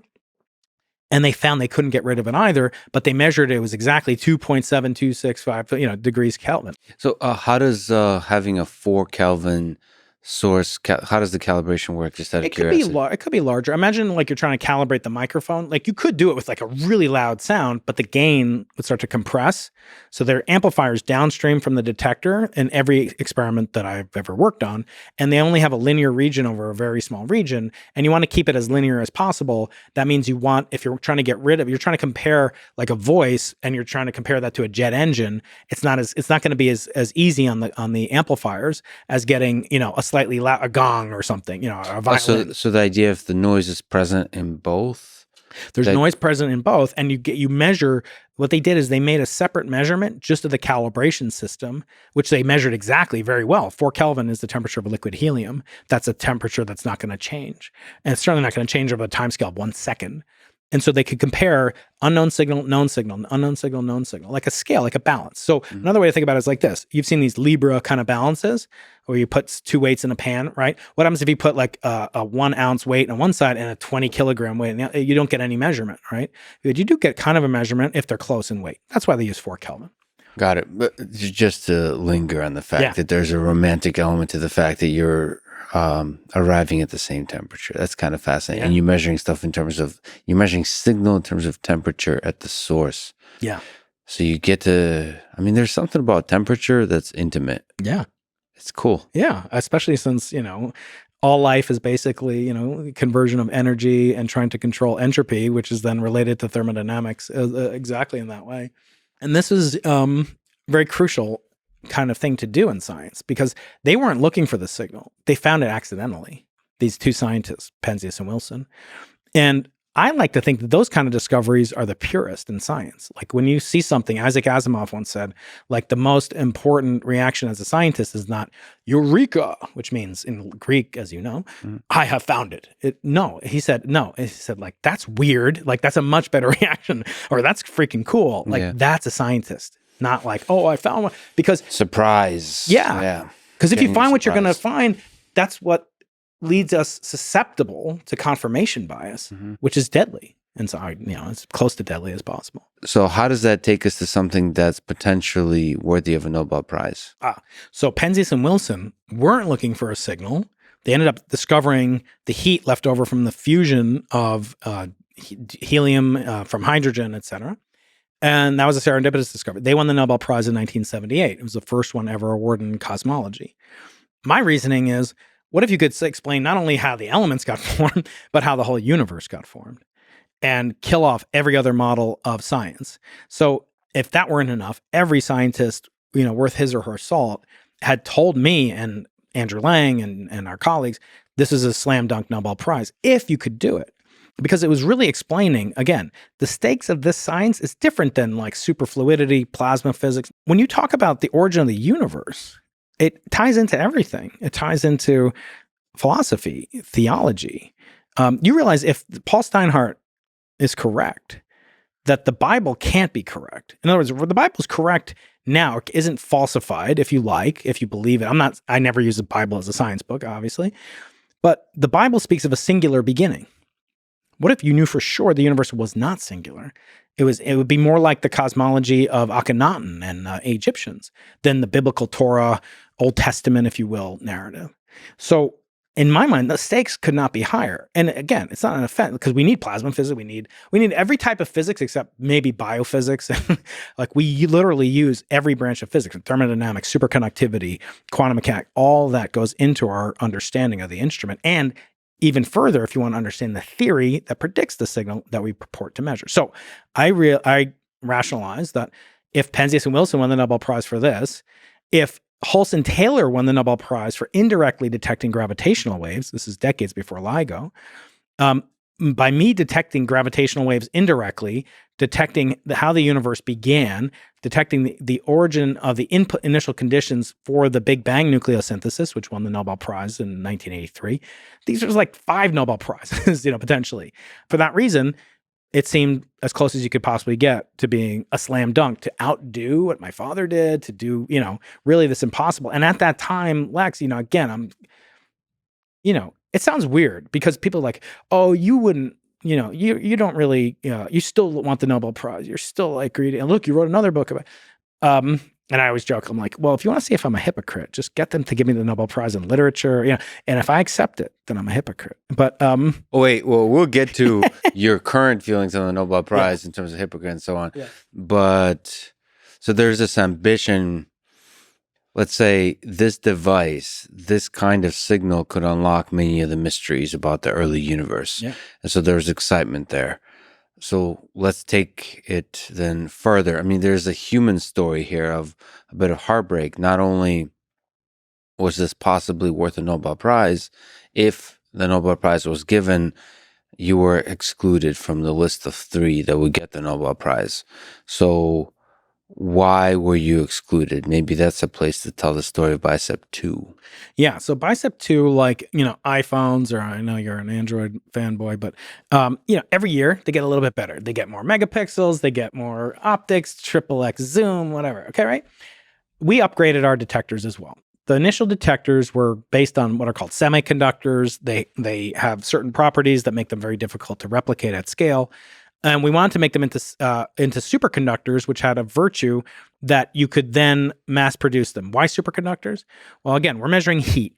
So one thing about a superconductor is that it transitions from some finite resistance to zero resistance over a very short span of temperature range. That means you can use that very short span dependency as an accurate and sensitive and precise thermometer. And so my brilliant colleagues around the world, in this case, Jamie Bach, and nowadays Suzanne Staggs at Princeton, they are just exquisitely making these sensors, tens of thousands of them. The initial BICEP 1 instrument, of course, we just called it BICEP, that only had 98 detectors. Simon's Observatory is going to have 100 times more just in one of our 4 telescopes. We're going to have 60,000 detectors operating full-time at 0.1 degree above absolute zero in the Atacama Desert. We'll get there. But in the case of getting back to what BICEP did, we upgraded, made BICEP 2. In January 2010, we had just installed in the exact same location at the South Pole, in the same building, which is ominously called the Dark Sector Laboratory, DSL, still operating to this very day. We installed a new receiver on the same platform as before. Had very similar, identical optics, cryogenics, vacuum, everything, except it went from 98 detectors to 512 detectors. So almost an order of magnitude, very substantial upgrade. And it had certain other features that made it even more powerful, but than just a naive factor of 5. And then we started observing with that, and we knew we'd have years to go, and maybe we'd never see anything. Again, we're looking for these tiny little reverberations in the fabric of space-time produced close to the origin of the universe as we could ever get to. So I was playing a role in that. Obviously, it had upgraded my a version of the original idea that I had for BICEP along with Andrew Lang. And in January of 2010, I was at a meeting at UC Berkeley, and I got a call from Andrew Lang's, or I was in a meeting with Andrew Lang's thesis advisor, Paul Richards at UC Berkeley. And he said that Andrew was dead. He had taken his life by suicide. And this is a man, and I had already lost my father at this point in 2010, but he was like a father figure to me, Andrew. He would give me advice on marriage, on like how I should be with my kids, and what was the most important way to move through the academic ladder. Again, he was preternaturally suited to win the Nobel Prize. Everyone always thought he would win it. He still, if he were alive, he still could win it. In fact, his wife or his ex-wife won it, Frances Arnold, in 2018. And, it was this power couple. And it destroyed me for a long time because, he was just this magical person. I mean, I couldn't conceive of my career, my life, even like, these aspects of raising kids and being married without him. And to do it in that way, it felt like, again, I'm not, he's got kids and I feel terrible for them, obviously, but it did feel like a betrayal. I mean, I'm just being honest with you. It felt like, why didn't the F did you not reach out? I thought we were close and I couldn't, I told him everything and I felt like he had told me everything. And now he was gone. And then inevitably we had to keep running the instrument. I mean, there's millions of dollars invested, careers at stake, young people working tremendously hard. And then here we were. And like, who's going to take over the lead? He was the lead of the project at Caltech. And then it turned out that the other collaborators with whom I had been working for years and shared a lot of ups and downs with as well, they had decided to form a collaboration in which I was no longer the principal investigator. I was no longer one of the co-principal investigators as I was on BICEP 1. So I continued on BICEP 1 as the co-leader of it, but not on BICEP 2. And, obviously that was pretty painful. This is all happening at the same time as you lose this father figure. Now there's this kind of this one betrayal in a way, and then there's another or something that feels like a betrayal. Yeah. And he had, kind of been the only one looking out for my interest in the new experiment. I had moved from Caltech to UC San Diego, and there were other postdocs in the mix, all of whom would come there to work with him to get the approbation that would then lead to their careers taking off, as it did for mine. And so there was a competition. I mean, science is not free from egos and competition and desires, rightfully or wrongfully, for credit and attribution. Was he the source of strength and confidence for you as a scientist, as a man? I mean, we're kind of alone in this world. As when you take on difficult things, we often kind of grasp at a few folks that give us strength. Yeah. Was he basically your only source of strength in this whole journey? Like primarily in terms of like this close knit. As a scientist, there were really two. There was one, this Russian cosmologist, Alexander Polnareff, who thankfully is very much alive. It was at Queen Mary University. Now he's retired. He was kind of a theoretical, cosmological father to me. And then Andrew was this counterpoint that was teaching me, you need to have a brand as a scientist. Every scientist has a brand, and some of them don't protect it. Some of them don't burnish it. But some of the skills about being a scientist we don't teach our students involve how do you cultivate a scientific persona. And he was the exemplar for that, in addition to being the avuncular, father figure type character that really, was the person I would talk to. I had issues with my own students, and he would tell me how those were. And he would tell me, his misgivings about, about people that he worked with or things in his personal life. And it was devastating. But again, like, who the hell am I? I'm not his kid. His kids lost father. So I feel guilty talking about it in that sense, but it's just a reality, Well, there is something that's not often talked about is people who collaborate on scientific efforts. I mean, I don't want to compare, but it's sometimes when the collaborations are truly great, it sounds similar as when veterans talk about their time serving together. There's a bond that's formed. So like comparing family and this kind of thing is, it is not productive, but the depth of the bond is nevertheless real, because you're taking on something, you're taking on the impossible. You're trying to achieve something, sort of like there's this darkness, this fog of mystery that we're all surrounded by, which is what the human condition is. And you are like grasping at hope through the tools of science. And you're doing that together with like a confidence you probably should not have.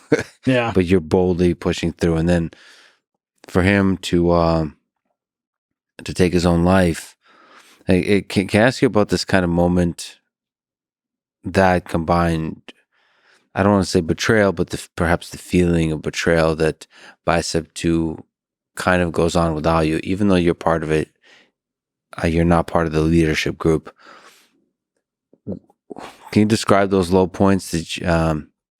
Was there depression? Or was there a crumbling of confidence? Yeah, I mean, it was so wrapped up with my identity as a person, like there's only a few different ways to have identity, and unless you're unhealthy psychologically. One of them for scientists is often that they're a scientist, and that sometimes is their primary identity. Now I've got other, I'm a husband and father, but at that time that was my identity. So to have that kind of taken away, it reminded me of being kind of adopted in a sense, like the one who created me, or that I had played a role in my life, that he abandoned me in the sense. It felt like these people are abandoning me. And the only thing I'd correct about the analogy that you use is like in the war, they're all working, for a common good. It's not like I want to get the most kills, or I compare it more to like a band. Like think about the Beatles, and what they did. And then they they ripped apart because of egos, credit. They had solo careers. They had, relations with their intimates and so forth. And there it's not only for the common good. There is more of a zero-sum aspect. Like I always say, science is an infinite game. You can't win science. You never get to we won science. And even the Nobel Prize, they don't feel like, we're done. They feel like a lot of times they're imposters, even to that day. However, science is made up of a lot of finite games where there is only one winner for tenure. There is only only three winners for the Nobel Prize. And because of that, I think it's heterodox and it's very confusing, especially there's no guide. I never got a guide how to be a professor, how to teach, how to lead a research group, how to deal with the death of an advisor, how to deal with an unruly graduate student or two. you know, so we're all like reinventing it, which is kind of ironic and insane if you think about it, because the academic system that I am a part of and you are a part of is 1,000 years old. Dates back to Bologna, Northern Italy, 1088 or so. First universities were established. And, very little has changed. There's some guy or gal scratching a rock on another piece of rock and, lecturing in front. And there's only one better aspect nowadays is that back then, the students could go on strike if they didn't like the professor, and then he or she wouldn't get paid. Probably mostly it was he's back then. Nowadays, that barbaric process has been replaced by tenure. So, okay. But no, it was a definite kind of feeling of the rug getting pulled out from underneath me because he was like my consigliere. He was a guy I, sought counsel and counseled me, and he's dead. And I felt like there is no one who's going to honor the agreements that we had. And he was a very soulful person. He was so much better at being a scientist than I could ever be. And just a loss for the cosmos. It just really hurt. And, I thought, it's so sad because he could have won the Nobel Prize. I don't think like that anymore. First, I think about his kids. Felt at first, now there goes my chance at winning a Nobel Prize. And hence the title of the book was like, I knew I would not win the Nobel Prize. It also means that there's parts of the Nobel Prize that have to be done away with. It's a double entendre. Like we need to lose aspects of the Nobel Prize to help science out. We can talk about that a different time. But in the context of like now thinking back on it, that was such a minuscule part of it because let's say he did win the Nobel Prize or I did win or any of us did. Would that have changed anything? Would that have brought anything back? It's so, we say it's like vanity, it's futility. And I just, for me, the Nobel Prize is like, I don't want to say it's like insignificant because obviously it has a lot of power and it has influence. And, I went back, I had Neil deGrasse Tyson on my show. I'm going to name drop. Okay. And he prepares like a surgeon before doing surgery when he goes on a talk show. So you see him going on Colbert Report. You think, they just have a banter. He's just naturally gifted. No, he said, no. You say that you're undermining what he does. What he does is he goes back, he watches the last month of Colbert Reports or whatever it's called, Late Show. And he says, how long does Stephen pause between questions? How long in the news cycle does he go back? What topics has he talked about with people similar to me? So I took Neil and I did that for you. And I look back, how many times has Lex mentioned the words Nobel and Prize? And I put it into Google Ngram and out came exactly the same number of times as show episodes as of this moment. So you've said the words Nobel Prize over 240 times. Yeah, I mean, it is so strange as a symbol that kind of unites this whole scientific journey, right? Like, it's both sad and beautiful that a little prize, like a little award, a medal, a little plaque, they'll be most likely forgotten by history completely. Some silly list. It's somehow a catalyst for greatness. It resulted in you doing your life's work. Yeah. The dream of it. Would I have done it without the Nobel Prize? I can't necessarily counterfactually state that would have happened. So no, it definitely has a place. And for me, it is valuable to think about it. But the level of obsession that academics have about it is really, I think it is almost unbalanced, becoming unhealthy. And again, I make no truck with the winners of the Nobel Prize. Obviously, now I've had 11 on the show. And to think about, like the one rule. So by the way, right after the denouement of the story, which I'll get to in a bit, how our dreams went down to dust and ashes. I was asked by the Royal Swedish Academy of Sciences to nominate the winners of the 2015 Nobel Prize in Physics. So like the one that I theoretically could have been eligible to win in 2016, actually, they asked me to nominate. Now imagine if I ask you, Lex, you say, Brian, instead of me inviting myself on the show, if you say, Brian, would you like to come on the Lex Fridman podcast? I say, you know what, Lex, you know that guy Rogan? I think you might have heard. Can you introduce him to me? You know, like you imagine how that would feel. Like you'd be like, after that, you know, I'm humiliated. So I was asked to nominate the winners, and the one rule that they say of all the rules that Alfred Nobel stipulated, there's only one rule that they maintained. In other words, he said one person can win it for something they discovered in the preceding year that had the greatest benefit to mankind, made the world better, right? None of that was mentioned in the letter.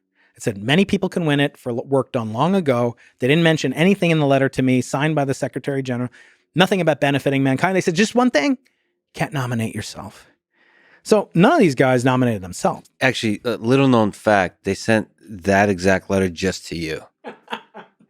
That rule was created just for you. That's called the Keating correlate. Yes, exactly. Just to like good for them. Rub it in. It's in this particular case, of course, there's like some weird technicality or whatever, but in this particular case, it's kind of a powerful reminder. Yeah. The Nobel Prize leaves a lot of people behind. Yeah. There's stories behind all of that. Yeah. I mean, here's a good example. Again, this is my friend, Barry Barish, who's become like a mentor and a friend. He wrote the foreword to this, my book, Into the Impossible. He won the Nobel Prize because a different guy died. And he admits it. And he said it. And actually, it's funny with him because I've heard you talk, you know, very rhapsodically and lovingly and romantically about with Harry Cliff and a wonderful podcast with him, by the way, about the LHC and how wonderful it is, and how in that, you know, we were about to build the superconducting super collider right here in Texas, and it didn't get built and it got canceled by Congress and blah, blah, blah. And I say to Barry, that was the best thing that ever happened to you. And he's like, what the hell are you talking about? I'm like, if that didn't get canceled, first of all, the even though it did get canceled, the Europeans went on to build it themselves, saved the American taxpayers billions of dollars, and we wouldn't have learned anything really substantially new, as proven by the fact that, as you and Harry talked about, nothing besides the Higgs particle of great note has come out. And actually, he's had a recent paper, but it's been an upper limit, along with his collaborators, an LHCb experiment that I'm going to be talking with him about. But the bottom line is, it was really built to detect the Higgs. So the SSC, for twice as much money, would have sucked up Barry's career, and he would have been working on that, maybe not. And then he would never have worked on LIGO, and then he wouldn't have won the Nobel Prize, right? So you look at counterfactual history. That's not actually a big stretch, right? If the SSC had still gone on, he would have worked on it because he was one of the primary leaders of that experiment. Second thing, if, imagine the following thing had happened. They won the Nobel Prize because in September 2015, they detected unequivocal evidence for the in-spiral collision of two massive black holes, each about 30 times the mass of the sun, leaving behind an object that had just less than 60 solar masses behind. So one solar mass worth of matter got converted to pure gravitational energy. No light was seen by them. This particular date, September 14th, 2015. Okay. That explosion, because of the miracle of time travel that telescopes afford us, that actually took place 1.2 billion years ago in a galaxy far, far away. They actually don't know which galaxy it took place in still, and they never will. Okay. If that collision between these two things, which have probably been orbiting each other for maybe 1 million years or more, if that had occurred 15 days earlier, Barry wouldn't have won the Nobel Prize. Because it's hilarious to think that there's one human that won the Nobel Prize because two giant things collided. 200 million years ago. And if it had happened 18 days, 20 days, 30 days, because that was the deadline for the Nobel Prize to be announced, they announced the findings in February, but you have to nominate the winners in January. So I could have nominated them up until January 30th, but they didn't announce anything, and there were just rumors. And so but the reason that he wouldn't have won it, because there was another guy who was still alive, considered to be the founder and father of the three fathers, Ray Weiss, who did win it, Kip Thorne, who did win it, and the third gentleman at Caltech named Ron Drever, who passed away. Again, he was alive in 2016. He died in the middle of 2017, and then he wasn't awarded the Nobel Prize. And here we are, several billion of hairless apes that strangely wear clothing, celebrated 3 other clothed hairless apes with a medal, with one particular element. And then they made speeches in a particular language that evolved. Bend down to get those medals in front of another guy who wears even fancier clothes, who is the king of Sweden. And then they got some free food they afterwards. get some reindeer meat. That's right. Okay, excellent. Since you mentioned Joe Rogan in that little example, what happened to you in terms of BICEP 2? I want to kind of speak at a high level about a particular thing I observed. So I was a fan of Joe Rogan since he started the podcast. I just listening to the podcast. I'm a huge fan of podcasts in general. Yeah. And it also coincided with my entry into grad school and this whole journey of academia. So grad school, getting my PhD, then going to MIT, and then Google, and then just looking at this whole world of research. What I really loved about how Joe Rogan approaches the world is that he celebrates others. Mm-hmm. Like he promotes them. He gets like genuinely, and I now know this from just being a friend privately, he genuinely gets excited by the success of others. And the contrast of that to how folks in academia often behave was always really disappointing to me. Yeah. Because the natural, just on a basic human level, there is an excitement, but the nature of that excitement is more like, I'm happy for my friend, but I'm really jealous and I want to even outdo them. I want to celebrate them, but I want to do even better. Right. So that's even for friends. Yeah. So there's not a genuine, pure excitement for others.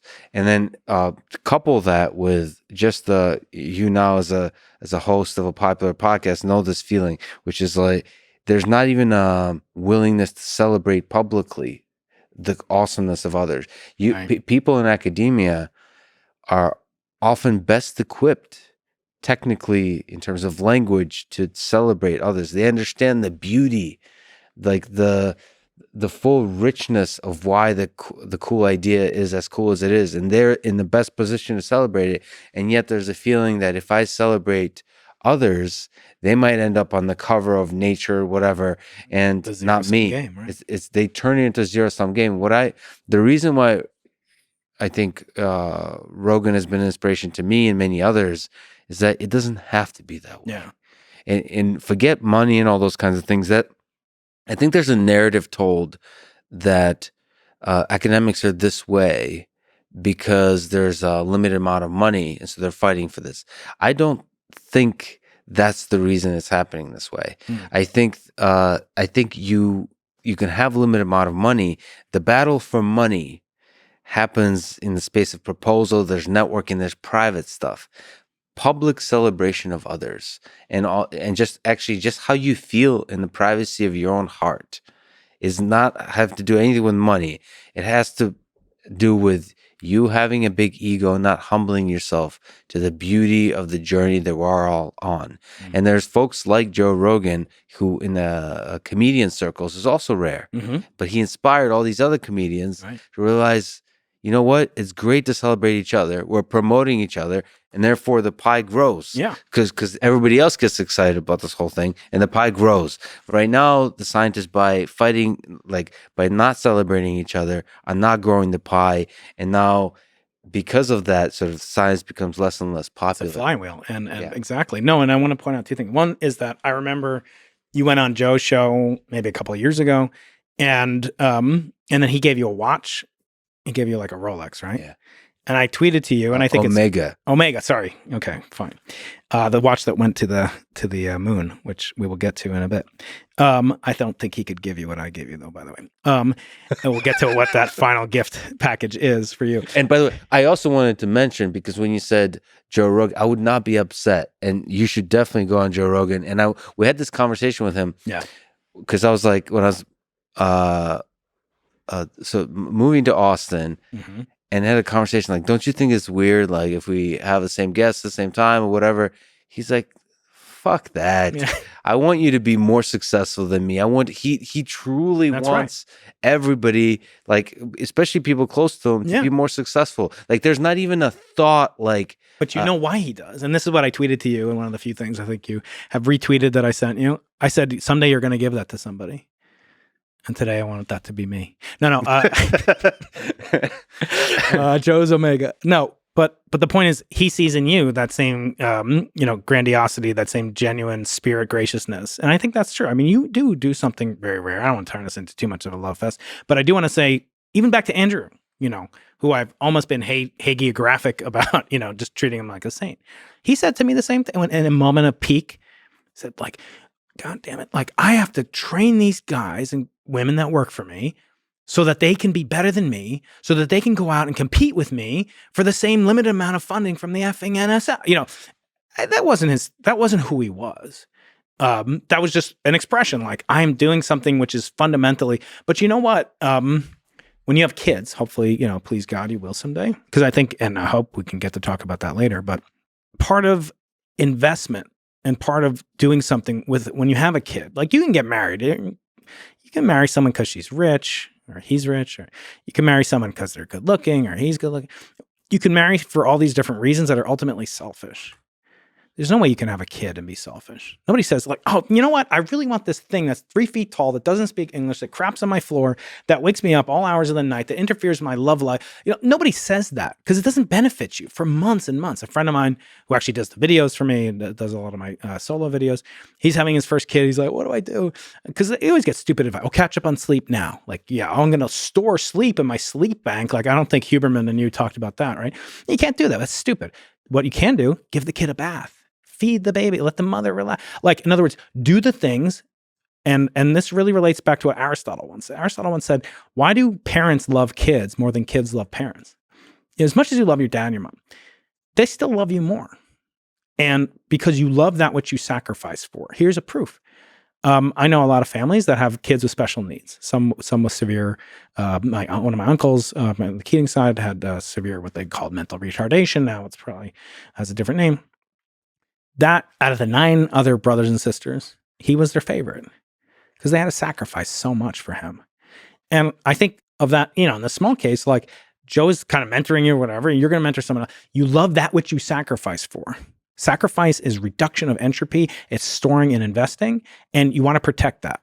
And, that to me really speaks to this. So, I don't hold it against, but it is true. Like scientists are, when they're described, again, they're often said to be like children, right? You've heard this description. They're inquisitive, they're curious, they're passionate, they love it. And I'm like, yeah, and they don't play well with others. They're jealous, they're petty, they're selfish, they won't share their ball and they go home.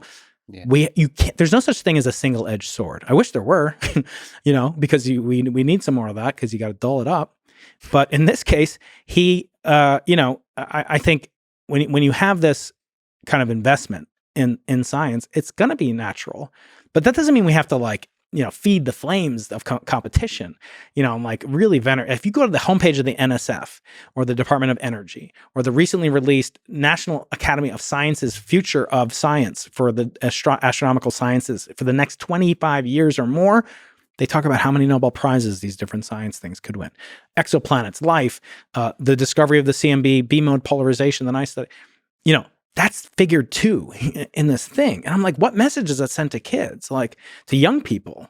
Like, that's what you should be doing so that you win this small, as you said, this prize given out by one hairless ape to another wearing a fancier costume, eating reindeer. In the case of Nobel Prize, it's only currently given to 3 people. At most, which was never one of his stipulations. He actually said 1. You could only give it to 1 person. So they change it. Why did they change it? I speculate in the book. By the way, the book's only 3 chapters out of 11 about the Nobel Prize and its effect. But, one of the things that's been so interesting, like I'm speaking, actually this coming up in December is the Nobel Prize is given out on the day of Alfred Nobel's death. There's a lot of, and they bring in flowers, not from his birthplace, but from his mausoleum, which is in San Marino in Italy.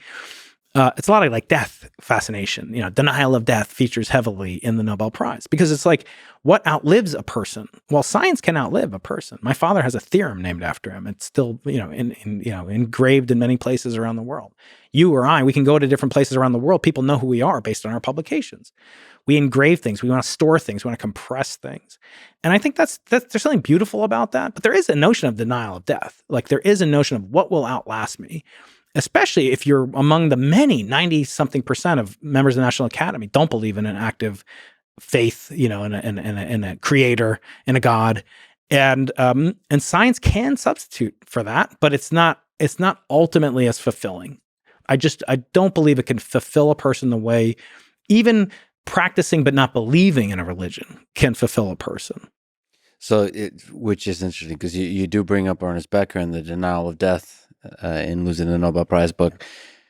And there is a sense in which that's probably in part at the core of this, especially later dream of the Nobel Prize or a prize or recognition. I've interacted with a few, or a large number of scientists that are getting up in age. And there is the feeling of real pride, of happiness in them from winning awards and getting certain recognitions. Yeah. And probably at the core of that is a kind of immortality or a kind of desire for immortality. And that was always off-putting to me, as opposed to, I mean, I know it sounds weird to say it's off-putting, but it just, rather than celebrating the pure joy of solving the puzzles of the mysteries all around us, just the actual exploration of the mysterious for its own sake. For its own sake. Yeah. Well, that's why I said, it's like a scientist should, okay, you have to be careful and not have any, physical, it has to be platonic, but you can think of scientists and mentor. I have a chart in the book and in a plaque made by one of my graduate students, former graduate students. She's now a professor in New Mexico, Darcy Barron. And she made this plaque and it has 17 generations. So here I am, 17, levels down. There's a guy, Leibniz, not the famous Leibniz, different Leibniz. 1596, he was born. And I'm in this chain. And I don't know if you know this, but in the Russian language, the word scientist means someone who was taught. I'll say it very slowly. One who was taught, right? Uchone. So it probably means like a guy who was taught, right? No. It could just mean a person. No, it's literally someone who's someone taught. who was taught, right? Yeah. So what does that mean? To me, it has a dual kind of meaning, at least dual meaning. One is that you have to be a good student to be a scientist because you have to learn from somebody else. Two, you have to be a teacher. You have to pay it forward. If you don't, I claim you're really not a scientist in the truest sense. And I feel like with the work that I do in outreach and stuff like that, I'm doing it at scale. I'm influencing more than the 24 kids I might have in my graduate class or undergraduate class. And they're, potentially could reach thousands of people around the world and make them into scientists themselves, because that's the flywheel that is only beneficial. There is no competition. There is no zero-sum fixed mindset versus growth mindset, because it is an infinite game. Imagine a culture that had none of the trappings of the negativity of the Soviet Union or pre-World War I Germany or Imperial Japan. Science celebrated. And we're just making like a nation of scientists, and like we're not doing it to become multi-billionaires or necessarily, for any military purpose whatsoever. But if we had that, sometimes I'm flying, home at night. Like when you fly into LA, you literally, it's very rare you can see like the number 10 million. Like it's very hard to like visualize things that you see a brick wall. You ask how many bricks are there? It might be 1,000, 2,000.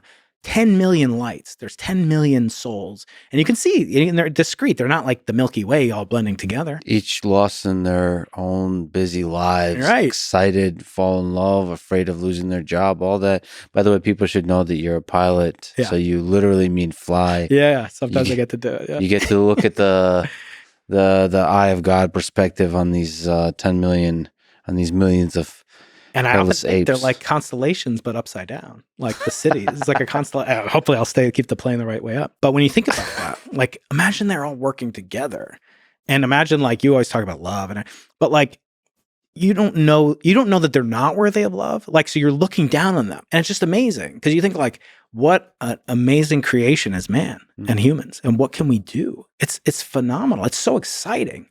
And then I get to do it, it's a job. I say, don't tell Gavin Newsom, but I do it for free. I love what I do. But to think about like, oh, if my student succeeds, then I'm not, no, it is unfortunate that you have experienced it. I've certainly experienced it. And I think there are ways around it. I think it is a vexing problem because people want to, it's very tempting to keep your own kind of, garden fertilized.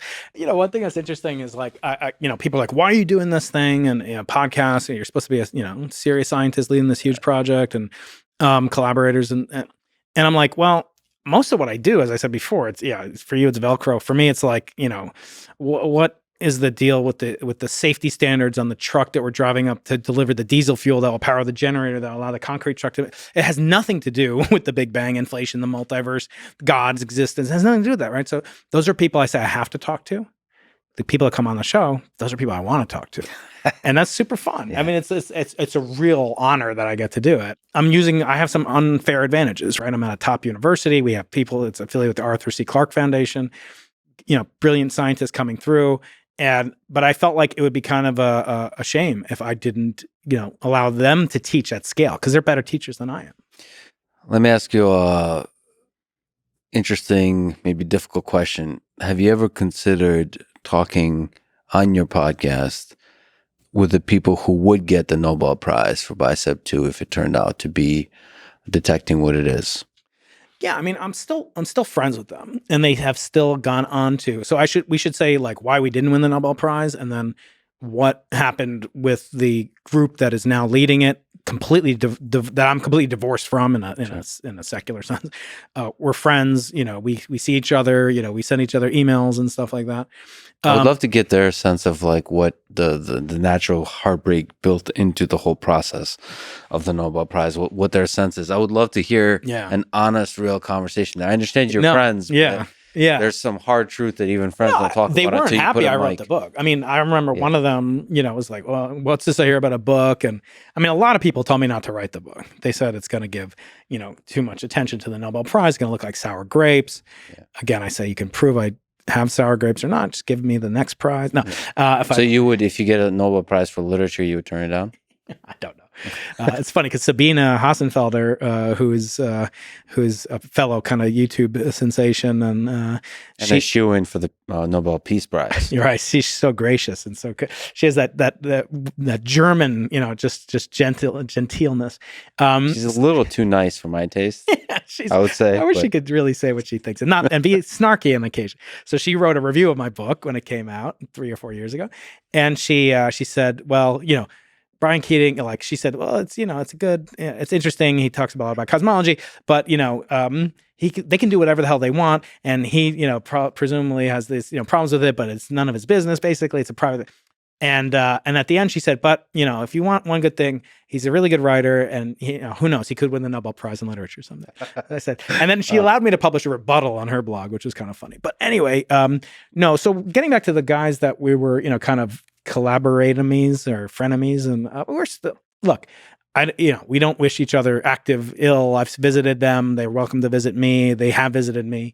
The thing I have to say is that I just wonder about introspection. Like for me, literally, I don't care about the Nobel Prize other than what it can do to, benefit science. But but by the way, I did seriously care about how it benefit Brian Keating early on in my career. I'm just totally honest. Yeah, I'm not proud of it. It's kind of embarrassing. But now I would hope that people would say like, okay, the guy is like, it's not, he's obsessed with it. My next book is not about this. It's about something completely different.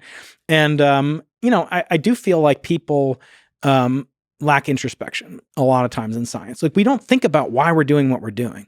And I think it comes down to curiosity.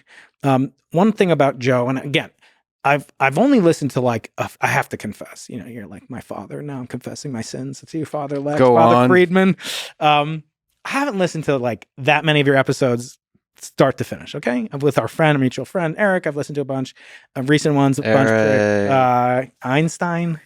Weinstein. Weinstein. That's what it is. I get them confused with the brother. The brothers Karamazov, the brothers Weinstein, and a few others. I haven't ever listened to a full Joe Rogan episode, but from what I've seen with him, he has a preternatural curiosity. Mm-hmm. He doesn't have passion. There are a lot of podcasts that have passion. Like I've been on their show. He has curiosity. Like he's not going to stop talking about something until he hops it, until he understands it, until he gets it viscerally. And I respect that because as I say in this more recent book, passion's like kind of like the dopamine hit that gets you started. Like, oh, I'm going to be great. Maybe I could win a Nobel Prize. Like that's not going to sustain you. Mm-hmm. The sustenance comes from the passion converting to curiosity. And what I want to do is convert, as many things as possible to things that I can then, because actually I've had on, people that discuss addiction. And there is an addictive quality to, doing podcasts or whatever. But there's an addictive quality of being a scientist. And you get to do things that are very specialized in specialized locations with special people, paid for by other people who have no freaking idea what you do. I mean, imagine you worked in some job, and Feynman said all these contradictory things. Like when he once said, like, he said, if you can't explain it to your grandmother, you don't understand it yourself. Mm-hmm. Then the day he won the Nobel Prize, a reporter asked him, "What'd you win it for?" He said, "If I could explain it to you, bud, it wouldn't be worth a Nobel Prize." Yeah. So let's leave aside his inherent contradictions. But in reality, there is that kind of like dopamine rush that you get from it. But what is ultimately going to be the sustenance of it? So yeah, I do feel like we have to find a way to nucleate that. I don't know. Actually, I don't know if it's like, can you turn someone into I used to ask this question all the time. Like, can you make someone creative? Like, can you teach someone to be creative? I don't know. Can you teach someone to be curious?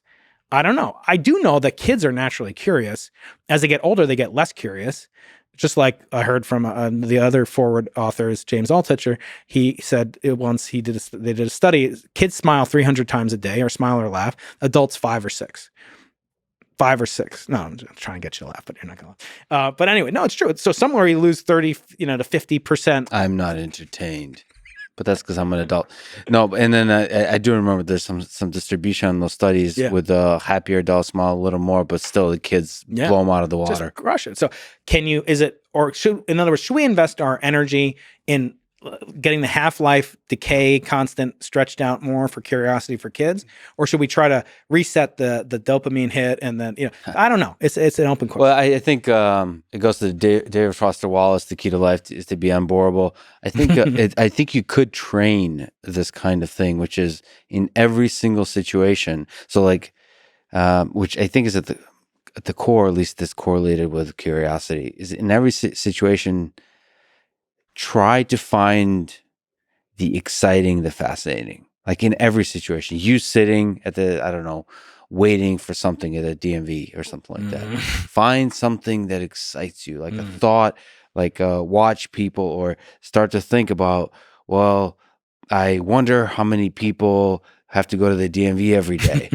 And then try to go into the pothead mode of thinking like, wow, isn't this weird that there's a bunch of people that are having to get a stamp of approval from the government to drive their cars, and then there's millions of cars driving every day. How can I do this better? Maybe there's some blockchain, and they could like VIN transfer. Yeah, exactly. Yeah. No, that is a good. And then every situation, I think if you rigorously like just practice that at a young age, I think you can learn to do that. Because like sometimes people like ask me for advice and like what to do this thing or that thing is. I think you at the core really have to have this muscle of finding the awesomeness in everything. Because if you're able to find the awesomeness in everything, like whatever journey you take, whatever weird meandering path that you take through life is going to be productive. It's going to end up in a great place. So like that muscle is at the core of it, and I guess curiosity is central to that. But you didn't win the Nobel Prize. The team of BICEP that led the BICEP 2 didn't win the Nobel Prize because of some space dust. That's right. Cosmic schmutz. Which one is the moon? Which one is... That one's the dust. The space dust, yeah.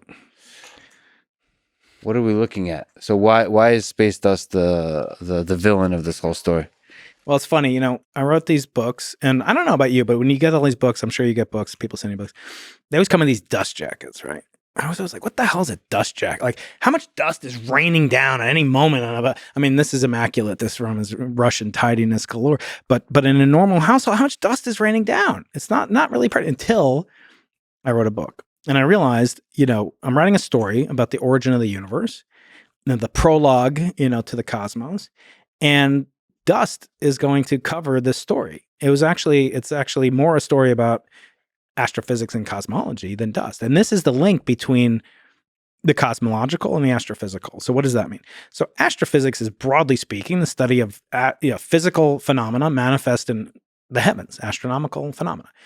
Cosmology is concerned with the origin, evolution, composition of the universe as a whole, but it's not really concerned with stars, galaxies, and planets per se, other than how they might help us measure the Hubble constant, the density of the universe, the neutrino content, et cetera, et cetera. So we have a tendency to kind of look a little bit, they're like, not all astronomers and astrophysicists are equal. They're all equal, but some are more equal than others. So we have kind of a prejudice, a little swagger, right? And cosmologists are studying, we're using Einstein, we're not using Boltzmann, or we're thinking of the biggest possible pictures. In so doing, you can actually become blinded to otherwise obvious effects that people, would have not overlooked. In our case, when we sought out the signal, we were using the photons that make up this primordial heat bath that surrounds the universe, luckily only at 3 degrees Kelvin approximately. We're using those as a type of film onto which gravitational waves will reverberate it, make them oscillate preferentially in a polarized way, and then we can use our polarized sunglasses, but in a microwave format, to detect the characteristic twofold symmetry pattern of under rotation. That's the technical way that we undergo it. I mean, there's a lot more to it. But there are more than one thing that can mimic exactly that signal. First of all, when you look at the signal, if inflation took place, big if, but if it took place, the signal would be about 1 or 2 parts per billion of the CMB temperature itself. So a few nanokelvin. The CMB is a few Kelvin. The signal from these B modes would be a few nanokelvin. It's astonishing to think Penzias and Wilson, 1965, measured something that's a billion times brighter. And that was 60 years ago? Let's call it 60 years ago since they discovered it. Moore's law, you're more expert than that. Let's call it every 2 years. So you're talking about like 2 to the 30th power, doubling or something like that at that. So let's call it 2 to the 20th, something like that. So that's like only 2 to the 10th is a 1,000, right? Correct my math, I'm wrong. Yeah, 2 to the 20th is a million, right? 2 to the 30th is a billion. So we're outpacing Moore's law in terms of the sensitivity of our instruments to detect these feeble signals from the cosmos. And they don't have to deal with, in the semiconductor factory in Santa Clara, California, they don't have to deal with meteorites and and things like coming into the laboratory. It's a clean room. It's pristine. They can control everything about it, right? We can't control the cosmos. And the cosmos is literally littered with particles of schmutz, of failed planets, asteroids, meteoroids, things that didn't coalesce to make either the Earth, the moon, the planet Jupiter or its moons, or get sucked into them and make craters on them, et cetera, et cetera. The rest of it is falling, and it comes in a power spectrum. There's very few, thank God, Chicxulub-sized, impact or progenitors that will take out all life on Earth. But there's extremely large number of tiny dust particles and microscopic grains, and then there's a fair number of intermediate-sized particles. It turns out this little guy here is the end product of a collapsing star that explodes in what's called a supernova, type 2 supernova. So stars spend most of their life fusing helium nuclei, protons, into and neutrons into helium nuclei. And then from there, it can make other things like beryllium and briefly make beryllium and carbon, nitrogen, oxygen, all the way up until it tries to make iron and nickel. Iron and nickel are endothermic. It takes more energy than gets liberated to make an atom of iron. When that happens, there's no longer enough heat supplying pressure to resist the gravitational collapse of the material that was produced earlier. So the star forms, goes inside out. That's how scientists discovered helium was discovered on the sun. I don't know. Did you know? That's why it's called helium. Yeah, they went there at night. And well done. They went there at night. No, helium means Helios is the god of the sun. It was discovered in its spectrum from observations of the telescope like 150 years ago. It wasn't discovered like when oxygen and iron was discovered. So it's only a relatively recent comer to the periodic table. So helium came after oxygen. Oh no! First hydrogen forms into helium. So that's the first thing that formed. No, in terms of discoveries. Oh yeah, after oxygen. Yeah, I think Priestley and others. Dalton discovered it in the 1700s.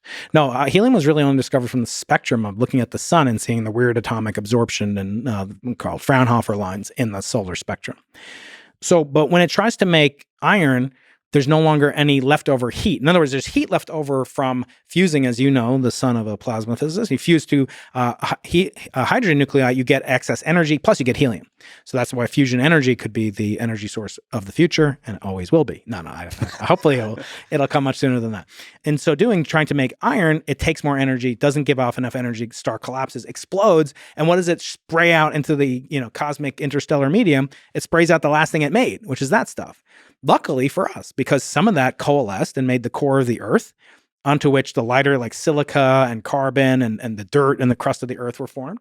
And some of that made its way to the crust. The iron made its way to the crust. Some of that your mother ate and synthesized hemoglobin molecules. And hemoglobin has iron particles in it. It's a quite amazing substance. Without it, we wouldn't have our red blood. We wouldn't exist as we are. Is this a very long, complicated mom joke? I've done enough dad jokes. My quota's up. So taking this object, seriously, there's not all of it gets bound up in a planet. In fact, forming planets is very inefficient. And so there's a lot of schmutz left over, some of which gets in the way of our telescopes looking back to the beginning of time. And some of those molecules, like iron, is used in compass needles, right? They're magnetized. And magnetic fields in our galaxy can align them and make the exact polarization pattern that we're looking for. As if the compass needles get all aligned, that's like the polarization of the dust grain. It's like that polarizing filter. That means light polarized like this will get absorbed, and light polarized like this will go through. Mm-hmm. So it's absorbing, it's making 100% polarized light out of an initially unpolarized light source. Mm-hmm.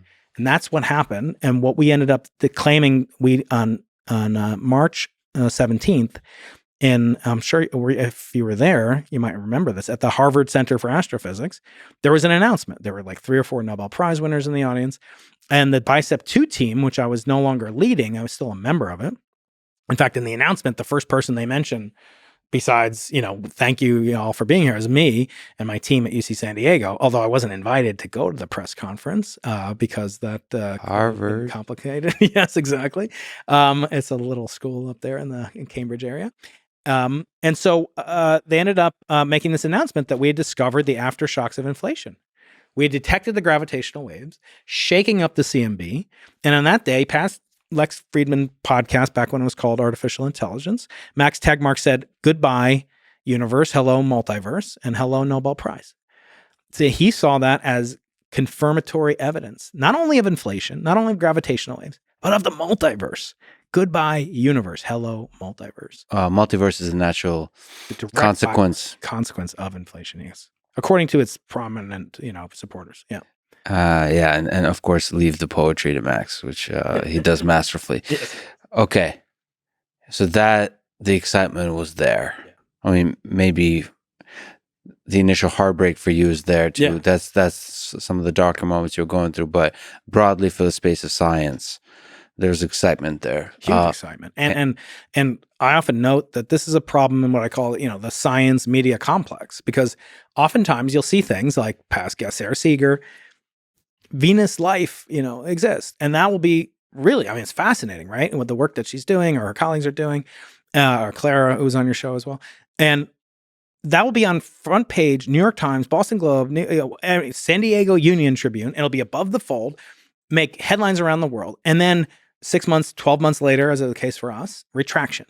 Page C17 of the Saturday edition that nobody reads, and underneath the personal.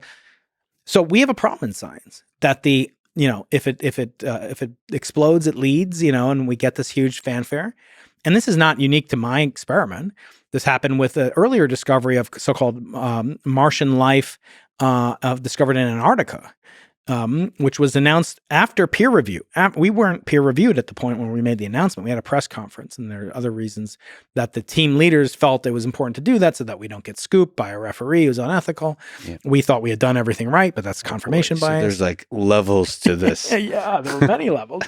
And there were people, me warning about how it would be interpreted and wanting to also make sure that we put all the data out, including the maps, which we still haven't released. And so there were a lot of reasons to be skeptical, but the public never knows this.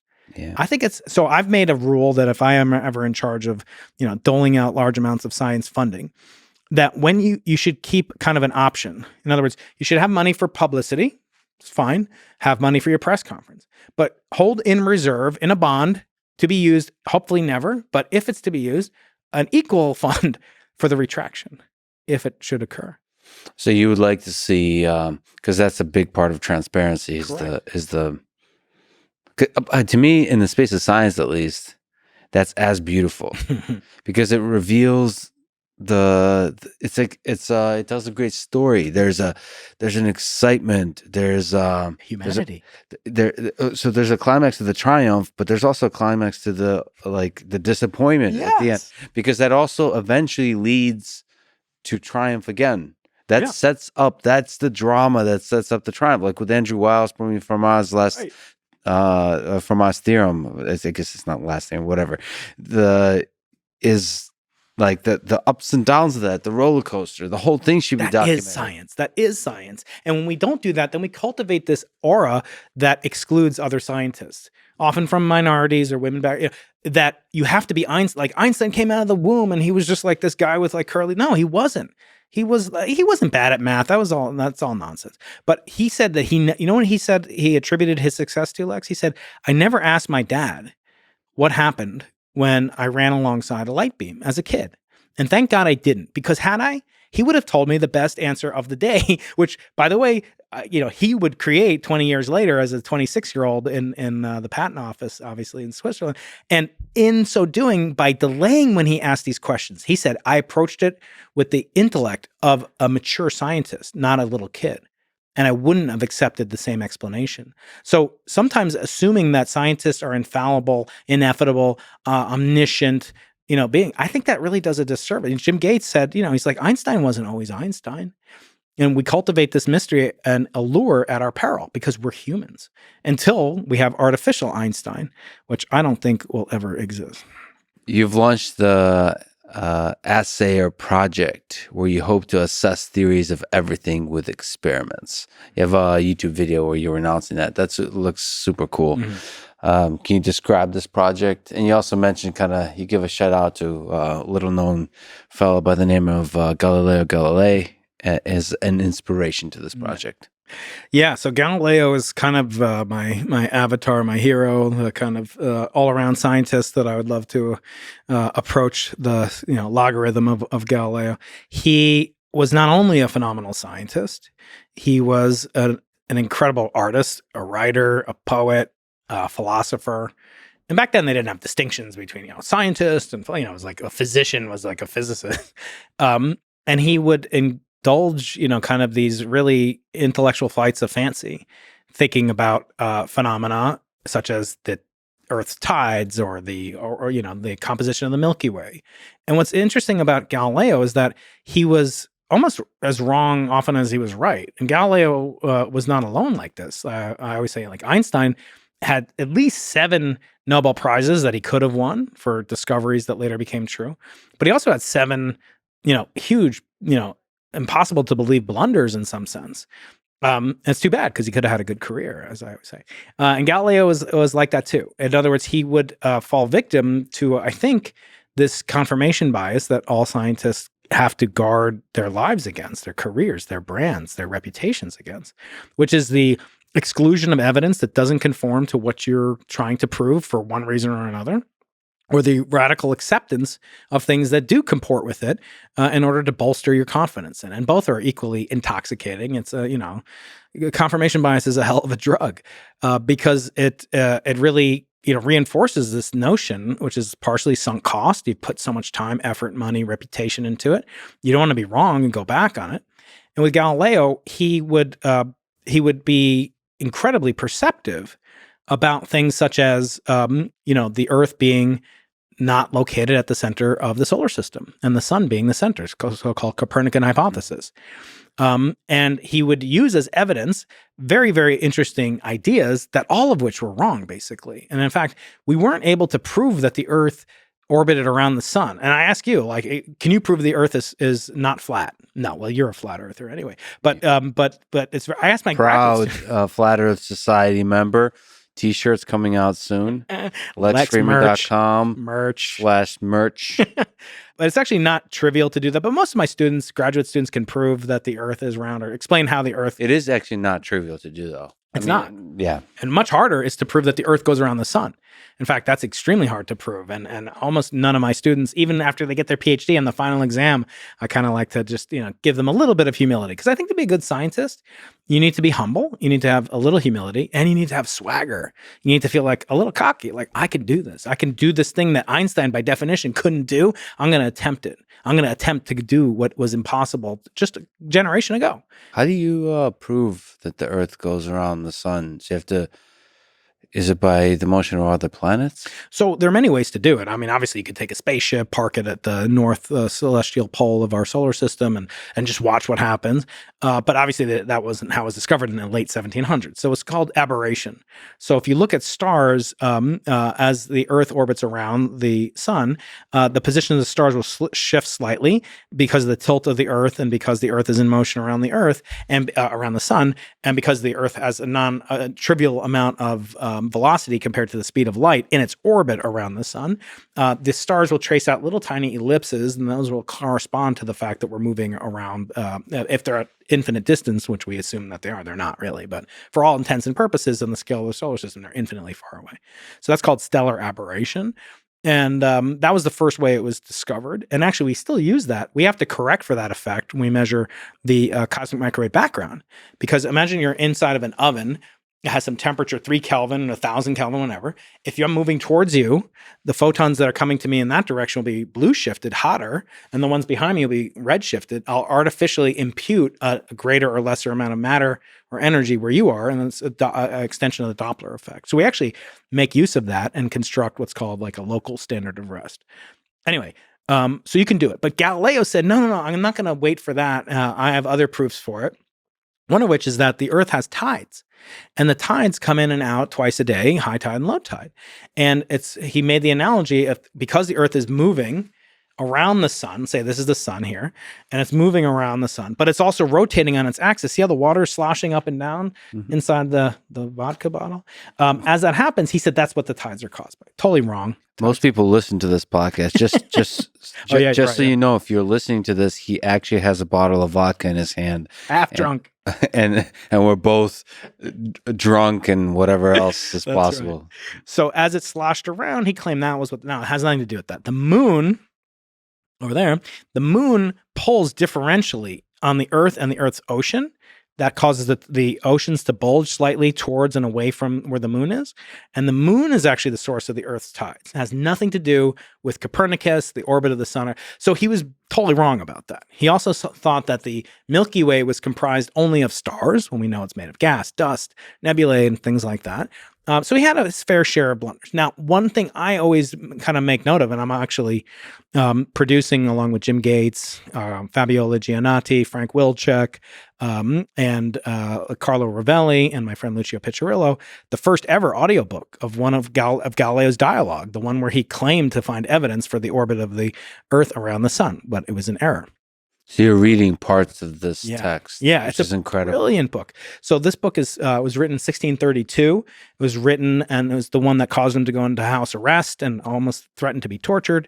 And that book laid out his arguments for what was called the Copernican or the non-peripatetic, Aristotelian, etc., notion of the planetary dynamic.